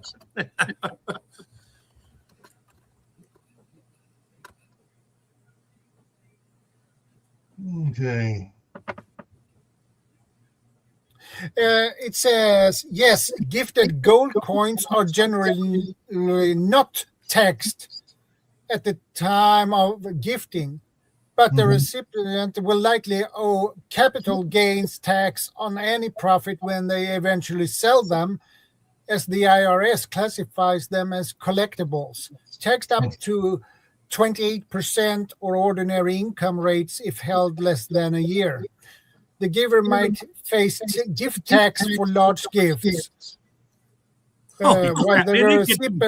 while the recipient's cost basis is the fair market value at the time of the gift. Remind me not to move to Sweden. I'll go visit it, but I ain't moving there. That'd be a problem.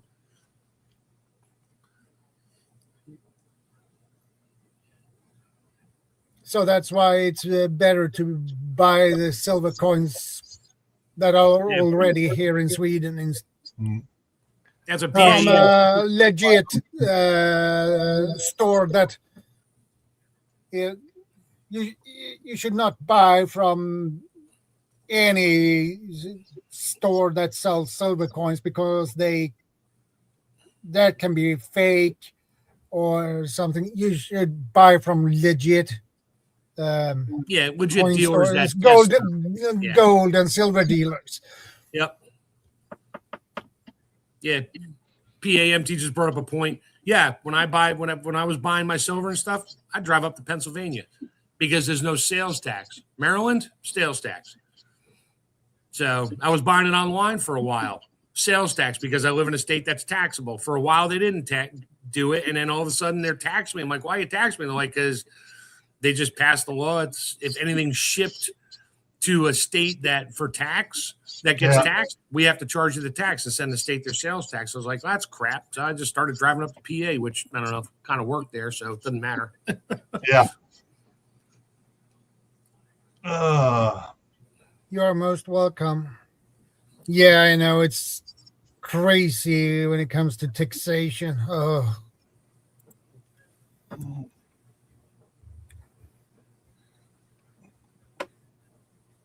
Yeah, it's probably the only other thing you think about. It's like, oh, I'm stacking silver and gold, and the banks collapse. I got silver and gold. Well, what can I trade it for to use in public? I'm stuck with barter at that point until a new system comes about. Yeah. So yeah, there's that. I mean, it's not going to go anywhere. It's not like it's going to rot or expire. You know, like salt. You know, salt will expire after 2 million years. You have to throw it in the trash. So, yeah, I always have to bring that one up. Yeah. Yeah. One of the series of books I was following, I noticed it in one, and then soon after that, two other authors incorporated into their series of books. Well, someone they were taking like they had the circles of gold or silver or whatever, or the bars. They had a pair of tin snips they cut off. Okay, that gives you this. We'll give you this much supplies for this much silver or this much gold. And so they're taking coins that are cutting pieces off, and then using pieces as change or whatever, different sizes, on a scale, and weigh it on the scale. All right, this is your change and stuff. Wait, are you talking about coin clipping? You racist. Yes. Well, I'm talking about. So after everything's collapsed, that's what they were using. They've taken, cut it a little bit off until down. The one guy had one that was down to about the size of a dime that used to be a big silver dollar or whatever. Yep. So, but people just say, all right, the guy behind the counter would clip a little off. Okay, that put it on the scale. Okay, that's worth such and such. Yeah, didn't I think Texas and Florida, you can use silver as currency now. There's at least 2 states that went to that. You can actually use precious metals as a currency, and I don't know how they do it. Like you take an ounce to the grocery store, they have to take it. I guess they have to weigh it and figure out what the value is at that point, and then you can buy your groceries with that or something. Yeah, I think is it real silver or is it silver jacketed? No, that's where you need the electronic device to scanner, measure. And you can tell. I mean, I went to one of the coin shops and he had the machine that would test stuff, and he wouldn't buy anything unless everything ran to the tester. And he had some fake ones and that, and customers didn't know it. And he's like, it's fake. They're like, well, what's it worth? He's like, nothing. He's like, it's worth less than its metal weight because it's fake. So he'd keep it. And I'm like, yeah, let me see one. He had a piece of granite on his countertop, and you drop the fake silver, round, 1 ounce round on it, and you drop a real silver at 1 ounce round on it. Oh, the sound is absolutely different. I mean, if you can hear the difference in it, I mean, one makes more of a thud, and the other one makes a nice high end pitch ring. And there's devices you can use with a cell phone where it holds it between, holds a coin between 2 rubber bumper things and then pings it, and your phone can pick up the tone, the frequency of it, and to tell you pretty accurately if it's silver or not. All right, Mark, here's your information. Several states, including Utah, Louisiana, Texas, Oklahoma, Arizona, West Virginia, Mississippi, Arkansas, Wyoming, Tennessee, Idaho, and Florida, have passed laws recognizing U.S. Minted gold and silver coins as legal tender for transactions. Well, I got Texas and Florida. I just didn't know about the rest. Often removing sales tax or capital gain tax on them. So they pull. Yeah. How do you spend it, though? That's the thing. Yeah. And there's fake eagles out there and fake liberties there's a lot of fake ones out there too. So they just got to know how to tell the difference, because as soon as they said that, people are probably they're buying as much fake crap as they can find so they can spend it as if it's a Silver Eagle or whatever. Okay, Florida recently enacted legislation to make them fully official payment methods by July 2026. Others like Utah 2011, Louisiana 2013 were early adopters and allowed optional use for debts and payments. Huh.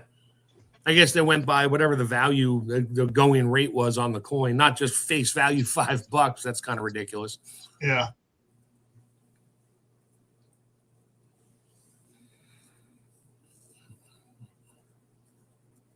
Yeah, each state has a little bit different twist on it, but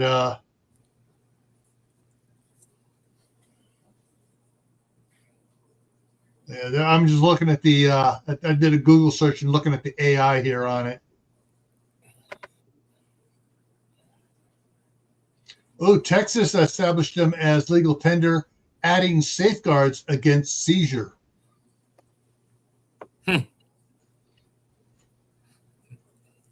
Oklahoma added exempt of state tax.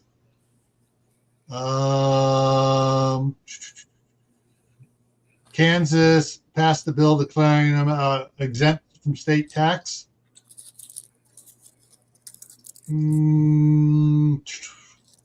Florida removing sales tax. So if you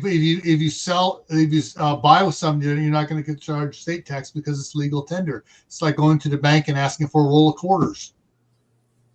Yep. Here's a $10 bill. Give me a roll of quarters. Okay. Yep. As I said earlier, nickels are now worth more by weight than they are by face value. Not by much, because they're 70% copper and 30% nickel. Yeah. You just got to be able to separate it because it's an amalgam. They're mixed together. It's not layered. I looked into that the other night and did the math on paper. I was like, maybe I'll go to the bank. That's a lot of nickels, though, to get any kind of reasonable weight out of it, and then wait for someone to be able to take those and do something with it, with the copper that's in it. It's like, no.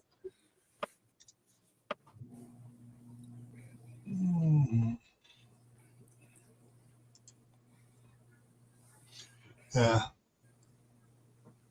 I still say we need to prep for this ahead of time, not trying to do recovery stuff, because it's a few years out. So you can do several things you can do to get prepared for bank failures. Yeah. Hey, it's good to see you, man. Plant a garden, learn how to can food. Hey, Grumpy Adventures, good to see you. And you don't need 10 acres to plant a garden on. I mean, no. 100 square feet. You can plant a garden if you have a condo or a townhouse that has that little mini backyard. If they'll let you, you can put little raised beds back there and still grow a fair amount of food. Yeah, just have to know how to rotate it and do your different time of year crops and things, and depends on the what zone you live in.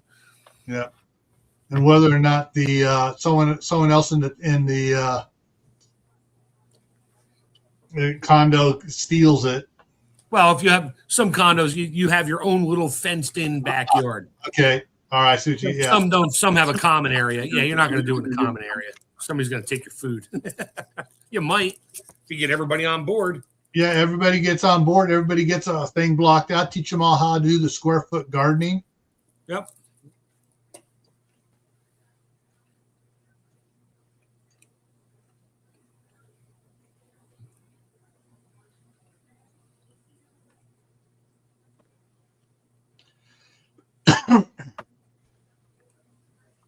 Kaylin says, just looked up Iowa's law. Silver and gold coins can be used to pay, but stores can choose to or not accept them. Accept them. Purchase of them in Iowa is not taxed. Yeah. That's good.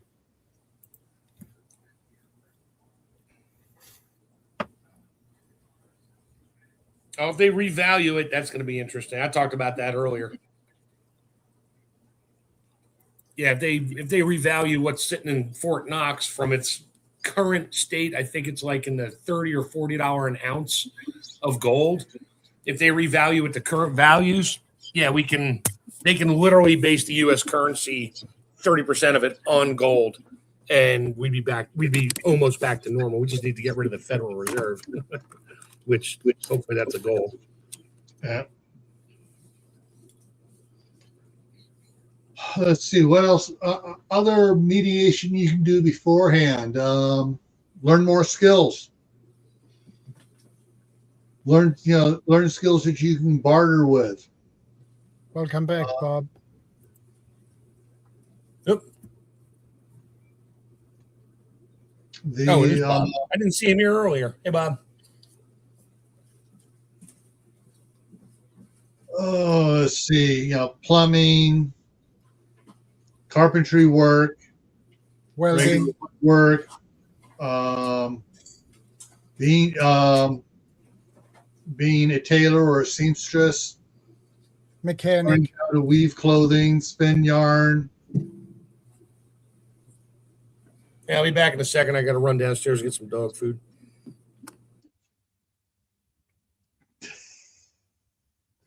Oh, I almost came out with a smart aleck remark. Yeah.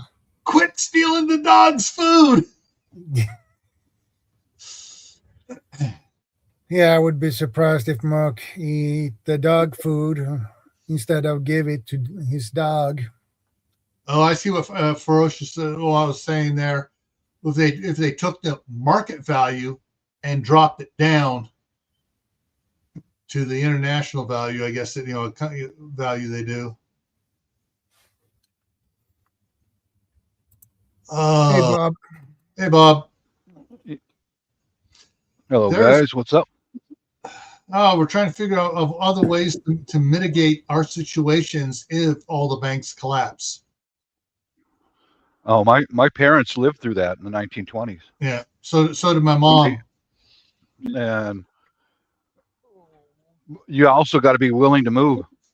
Plain and simple, you've got to be able to get out if you have to. Leave that all behind and go someplace where you can find some kind of work and that's what my parents had to do, was just leave. You have to. You have no other choice. We don't have any choice. Mm-hmm. I like Grampy Adventures. Skills are essential. Along of the young ones are lacking in this area. Oh yeah.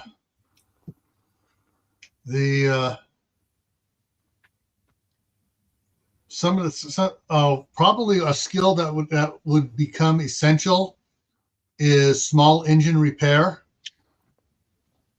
Like mowers, chainsaws, rotor tiller, stuff like that, and how to make fuel, biofuel, not just biodiesel, gasoline, alcohol fuel for those motors.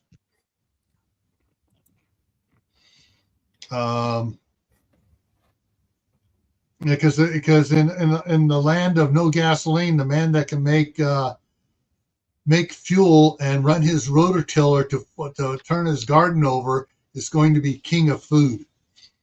Yeah. Because he'll be able to make 10, 20 times as much food as anybody else. Yeah, but you're going to need to know how to modify the engine to handle the different octane ratings. Exactly. You can't just dump alcohol in a gasoline motor and expect it to run. It won't. Yeah, you got to know timing and stuff. You know how to blend fuels and stuff. Timing, venturies. Yeah, you got orifices, all kinds of things in the carburetor. Yeah. My dad tried that with his. He had his own still, and it never really worked out. He could get it mixed partially with gasoline to get an engine to run for a while, but yeah. Well, he didn't have a machine shop where he could accurate increase the holes of size of holes and things like that. But he tried,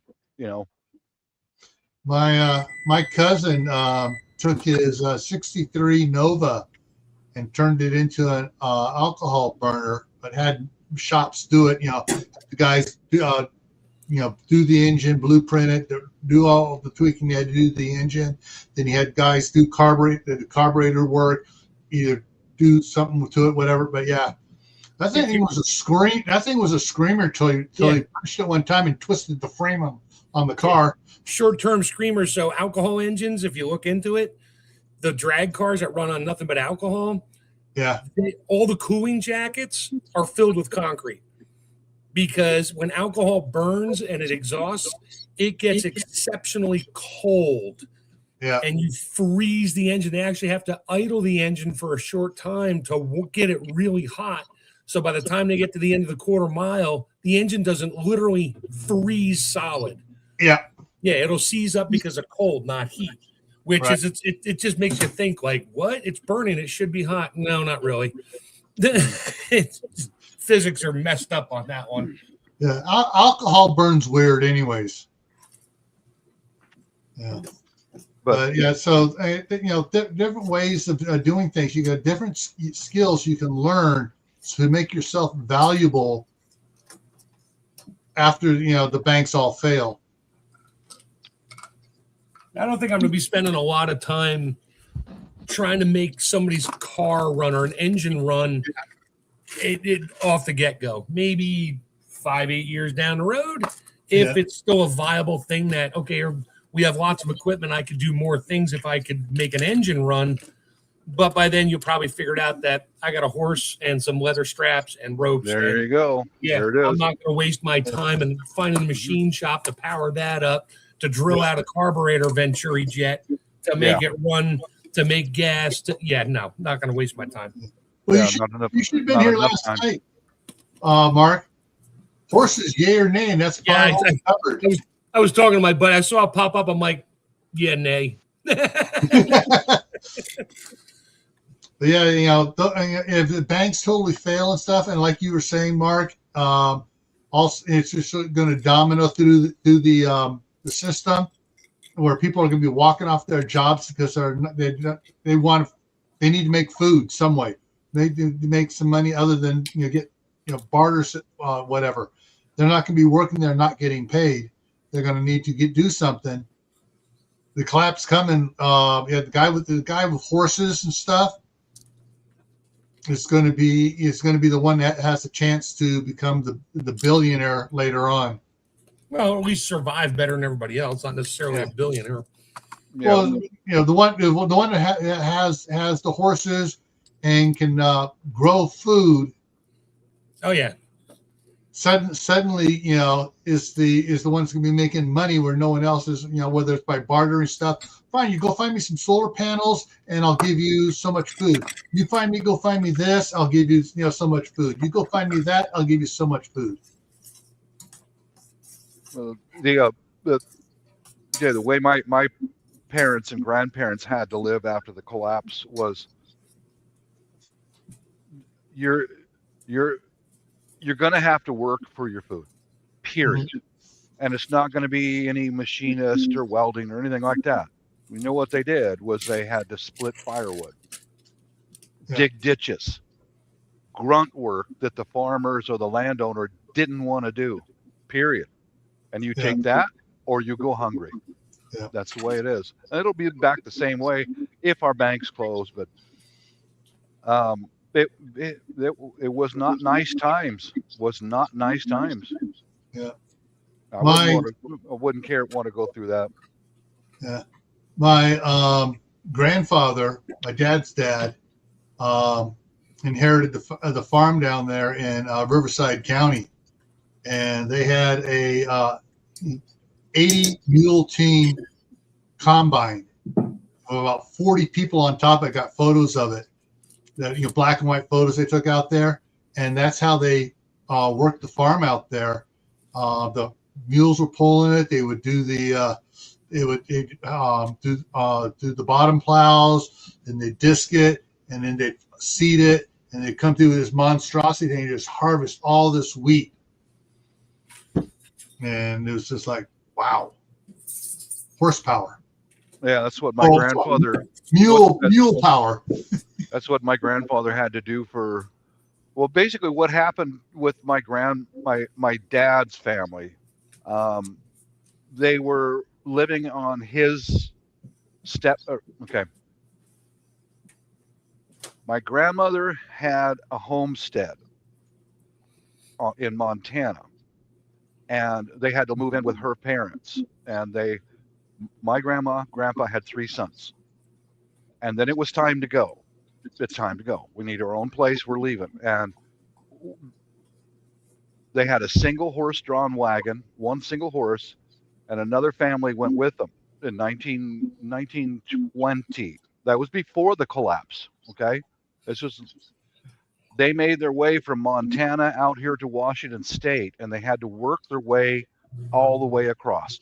And it took them 2 years to go from town to town, picking up whatever work they could get. And I guess my grandma's dad would send them bags of 50 or 100 pounds of dried corn, dried beans through the mail service. And that's what kept them sustained until they could get to the next town. But life was really violent back then because my dad was always the new kid in town, and it was a fist fight. That's how it was back in those times. Might made right. There would always be the school bully that would want to pick on him and his brothers, and it was a fist fight. That's the only way you settled matters back then.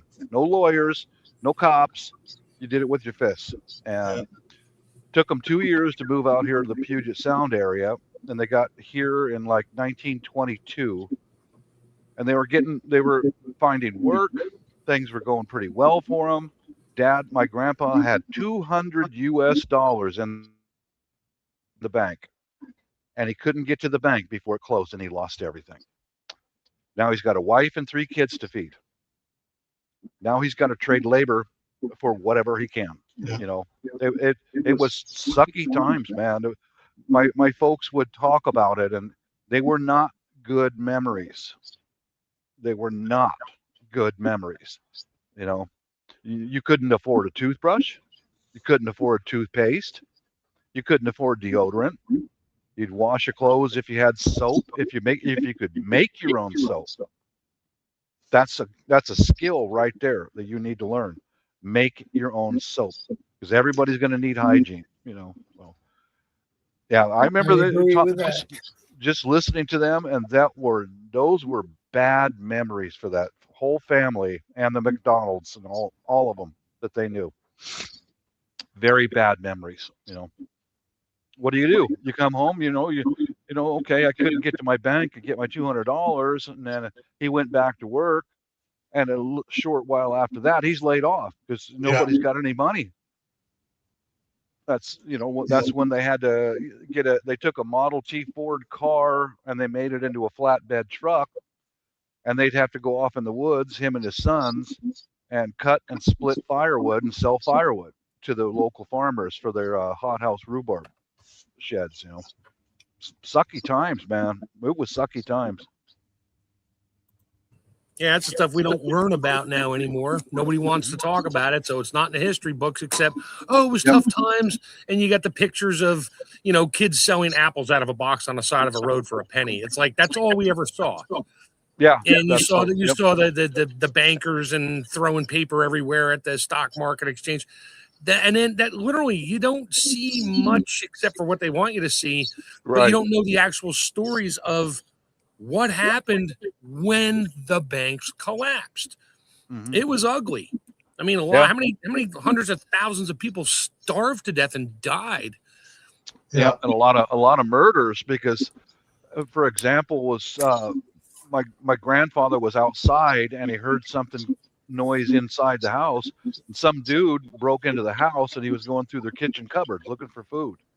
And my grandfather had to put a 45, an old Colt revolver, 45 in his back and run him out of there. So, things like that. The mass media doesn't tell you. Nope, never. We'll all come together as a community. Yeah, whatever. All be great and kumbaya. It wasn't like that, dude. It was not like that. People killed each other over food, I think New York City is going to be first to experience some of that here in about a year with their new communist mayor, who said flat out he's a communist, and he swears allegiance to the U.S. government on a Quran. Hello. Yeah. Nothing against it, but that's not what this country's built on. Yeah, I get you. I hear you. Yeah. My grandmother, so my mother was born in 22. My aunt was born in 26. She got divorced in 20. And then 29 was the stock market collapse. Mm-hmm. Fortunately, my grandmother had a good job, accounting job for a good company that didn't go bankrupt, and she was able to do that. But she wound up working longer hours, and so my mom was in charge of taking care of my aunt during the daytime until my grandmother could get home to make dinner. And then when they were going to school, she had to get her younger sister dressed, my aunt all dressed up to go to kindergarten, get herself off to school because she was starting like at 6 o'clock in the morning working. And so it was one of those things that, but she said, she had her job. She didn't lose her job because she was too valuable to that company. But a lot of people did lose their jobs. Mm-hmm. My dad, born in 1930, right? Was conceived just prior to the collapse. They didn't lose anything there. They owned the Baggins Hotel down in Indio. His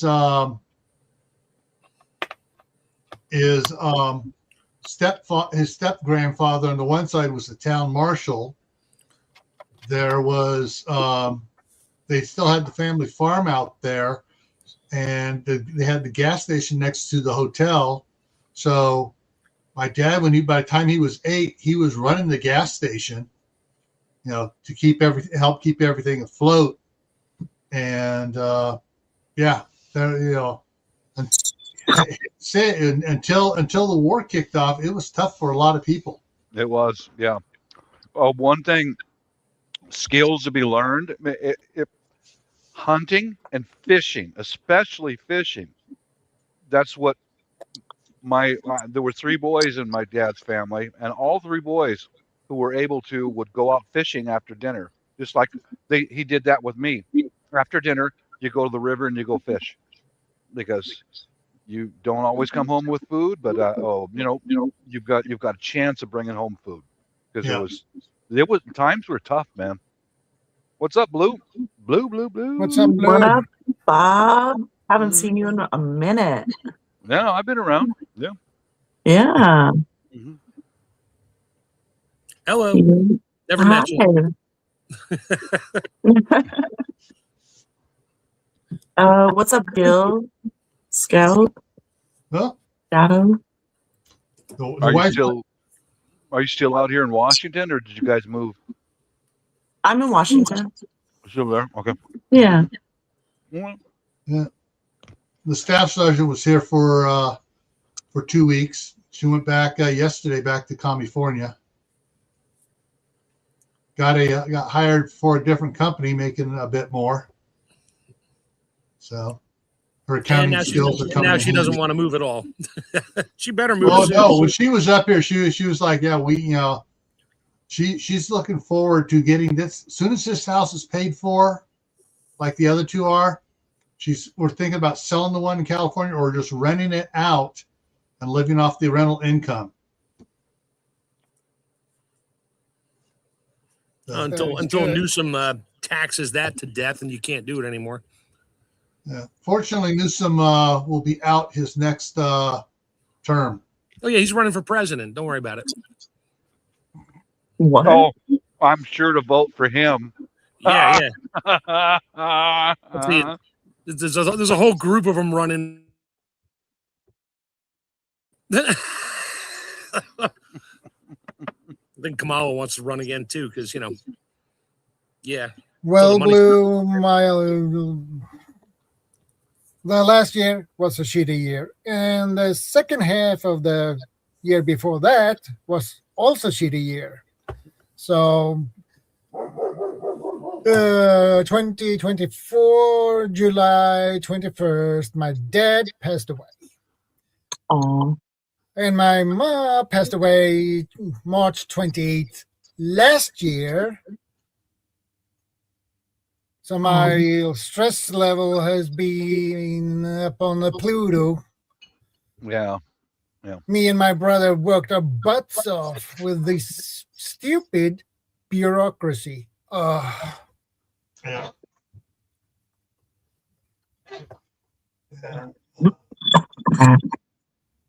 So that kept me busy.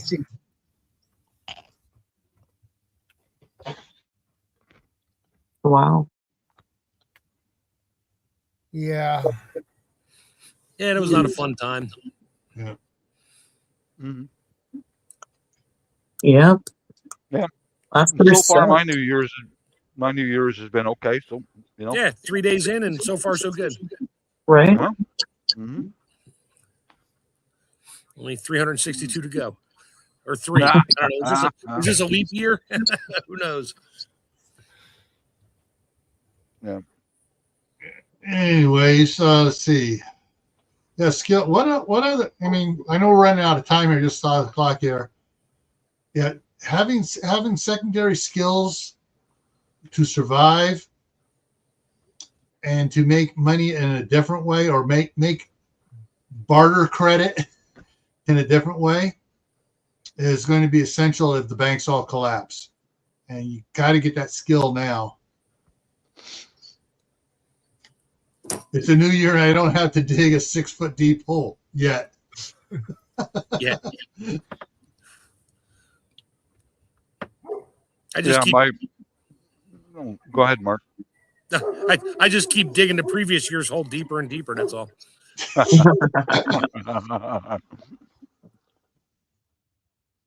Yeah, picking berries, working on local farms. You're gonna have to take whatever work you can get.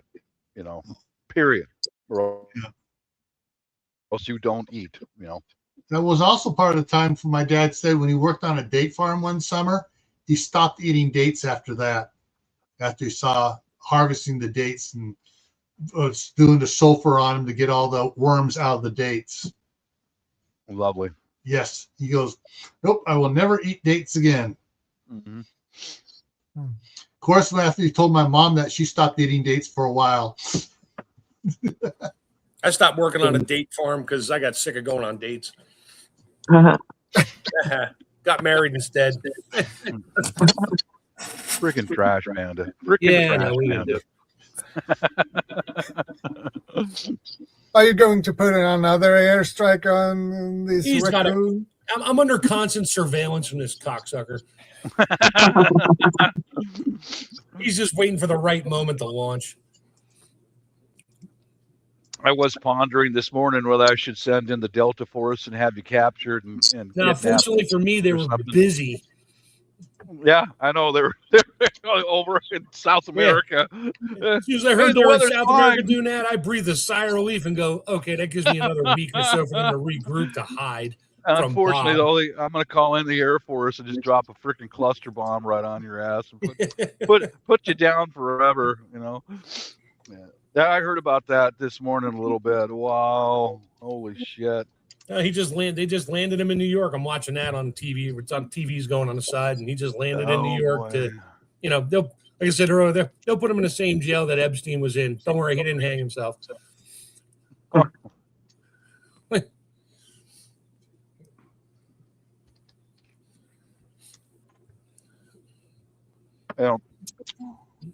Ooh, harsh words. So what do you do, Blue? Do you have a channel? I kind of have a channel. I really just go live on other people's shit. I like to smoke weed on the internet. Oh, there you go. That's you can't get arrested in another state when you're not in their state. Right. Yeah, I'm in Washington. It's all legal here. Yeah, Yeah, you can have it all for recreational use and all that. Yeah. Yeah, I freeze dry food for recreation. Yeah, weed is illegal here. Dang. I make fertilizer for recreation. It's combo fertilizer, potting soil, everything all in one. Gotcha. Yeah, I used to have a homesteading channel, but my son got diagnosed with a terminal disorder, and we sold the farm. We moved to Arizona. I was his paid parent provider. I cared for him, and then I ended up leaving my family because my ex was just crazy. And I moved back to Washington, and then I got divorced, and now I'm here. Well, if your husband is a crazy one, it's better to leave. Yeah.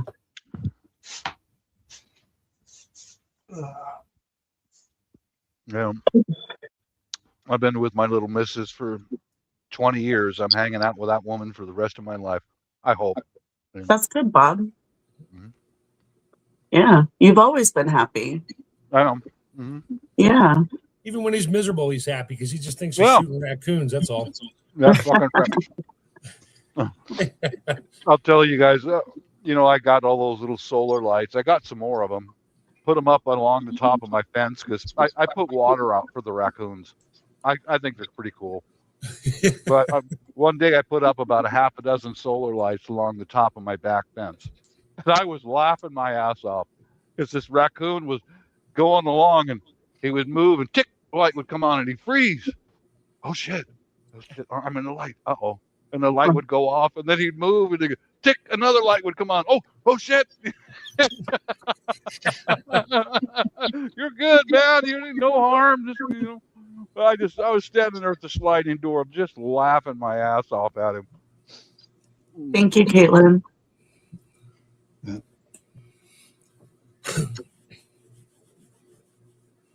Alrighty. So how much longer are we going to go, Shadow? No, Not much longer, actually. I'm a little bit overtime. So I think it's time to wrap things up, guys. Okay. Come on, Shadow. Your wife's not home. You've been partying every night. We know it. Yeah. Well, this year I've been married for 26 years. Sweet. Yep. Congratulations. Yeah, January 8th. Man, I've been married than all of you. Longer. I'll be married 36 years in June this year. That's awesome. 38. At this point, it's too expensive to do anything else. It's Wow. Yeah. We're just going to stay married. Divorce. No, Oh my God. That whole divorce stuff was the ugliest part of my life.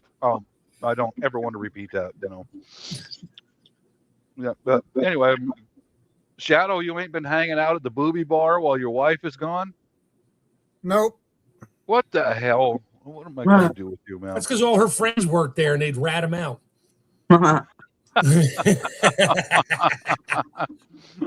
somebody rat you out. Thank you, Kaylin. Yeah. All right. Well, I'm going to bail. I got stuff to do before the wife gets home. You guys all have a good night. I'll see you next week. All right. Peace Yeah, out. I'll see you next week. Later, Mark. All right. Nice meeting you, Blue.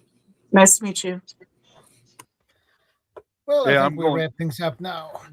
I'm going live tomorrow at 6 p.m. Pacific. Blue, you're welcome to come up on the panel if you like. Oh, cool. Thank you. Yeah, it's usually Mark and Shadow and whoever wants to drop in. Yeah.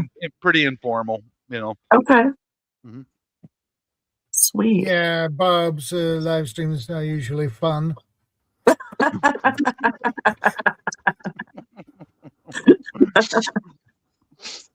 Yeah, That's funny. yeah. I've got a pretty twisted sense of humor, but I'm happy. Yeah, I have a quite twisted humor myself, so or bizarre. It depends on who you're asking. Mm-hmm. Yeah, if somebody doesn't like me, they can go over there and stay over there. Go on. I'm not going to change for you. I am me. Yeah. Bob needs a fuck off tattoo on the back of his shoulder like I do. Yeah, something like that. Yeah, or big sign. Fuck off. Fuck off. I got scolded on one panel. Bob, aren't you that guy who told somebody on your panel to, shut the fuck up? And I said, yeah, I am that guy. Because if you're running your mouth and da da da da da, I'm going to tell you straight out, shut the fuck up. Yeah. That's just how I am, man. That's nuts. No, but can't you give them snuggles and hugs No. and be kissy? No, man. Anyway, all right. I want to bounce out of here, guys. Thanks for having me up. See you later, It's Bob. always a pleasure. Take care. Yeah, just pray that the banks don't fold up. Just pray for that. It's not good. Yeah, my parents told me all about it. It was not good. All right. Peace out. Peace Take care. out.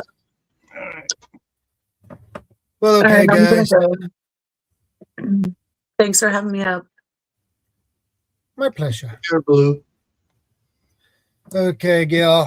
Time to wrap things up so you get time to prepare your stream. Yeah. Yeah, so I start in an hour and 45 minutes. So yeah, tonight's live is after the nuclear power plant explodes, what are your plans? And in researching it, I found out there have been several that pew. So Yeah. All right. Take care and see you later. Take care. Stay safe. God bless. And I will see you next week. Same time, same channel. Be part of the solution, not the problem. God bless, guys.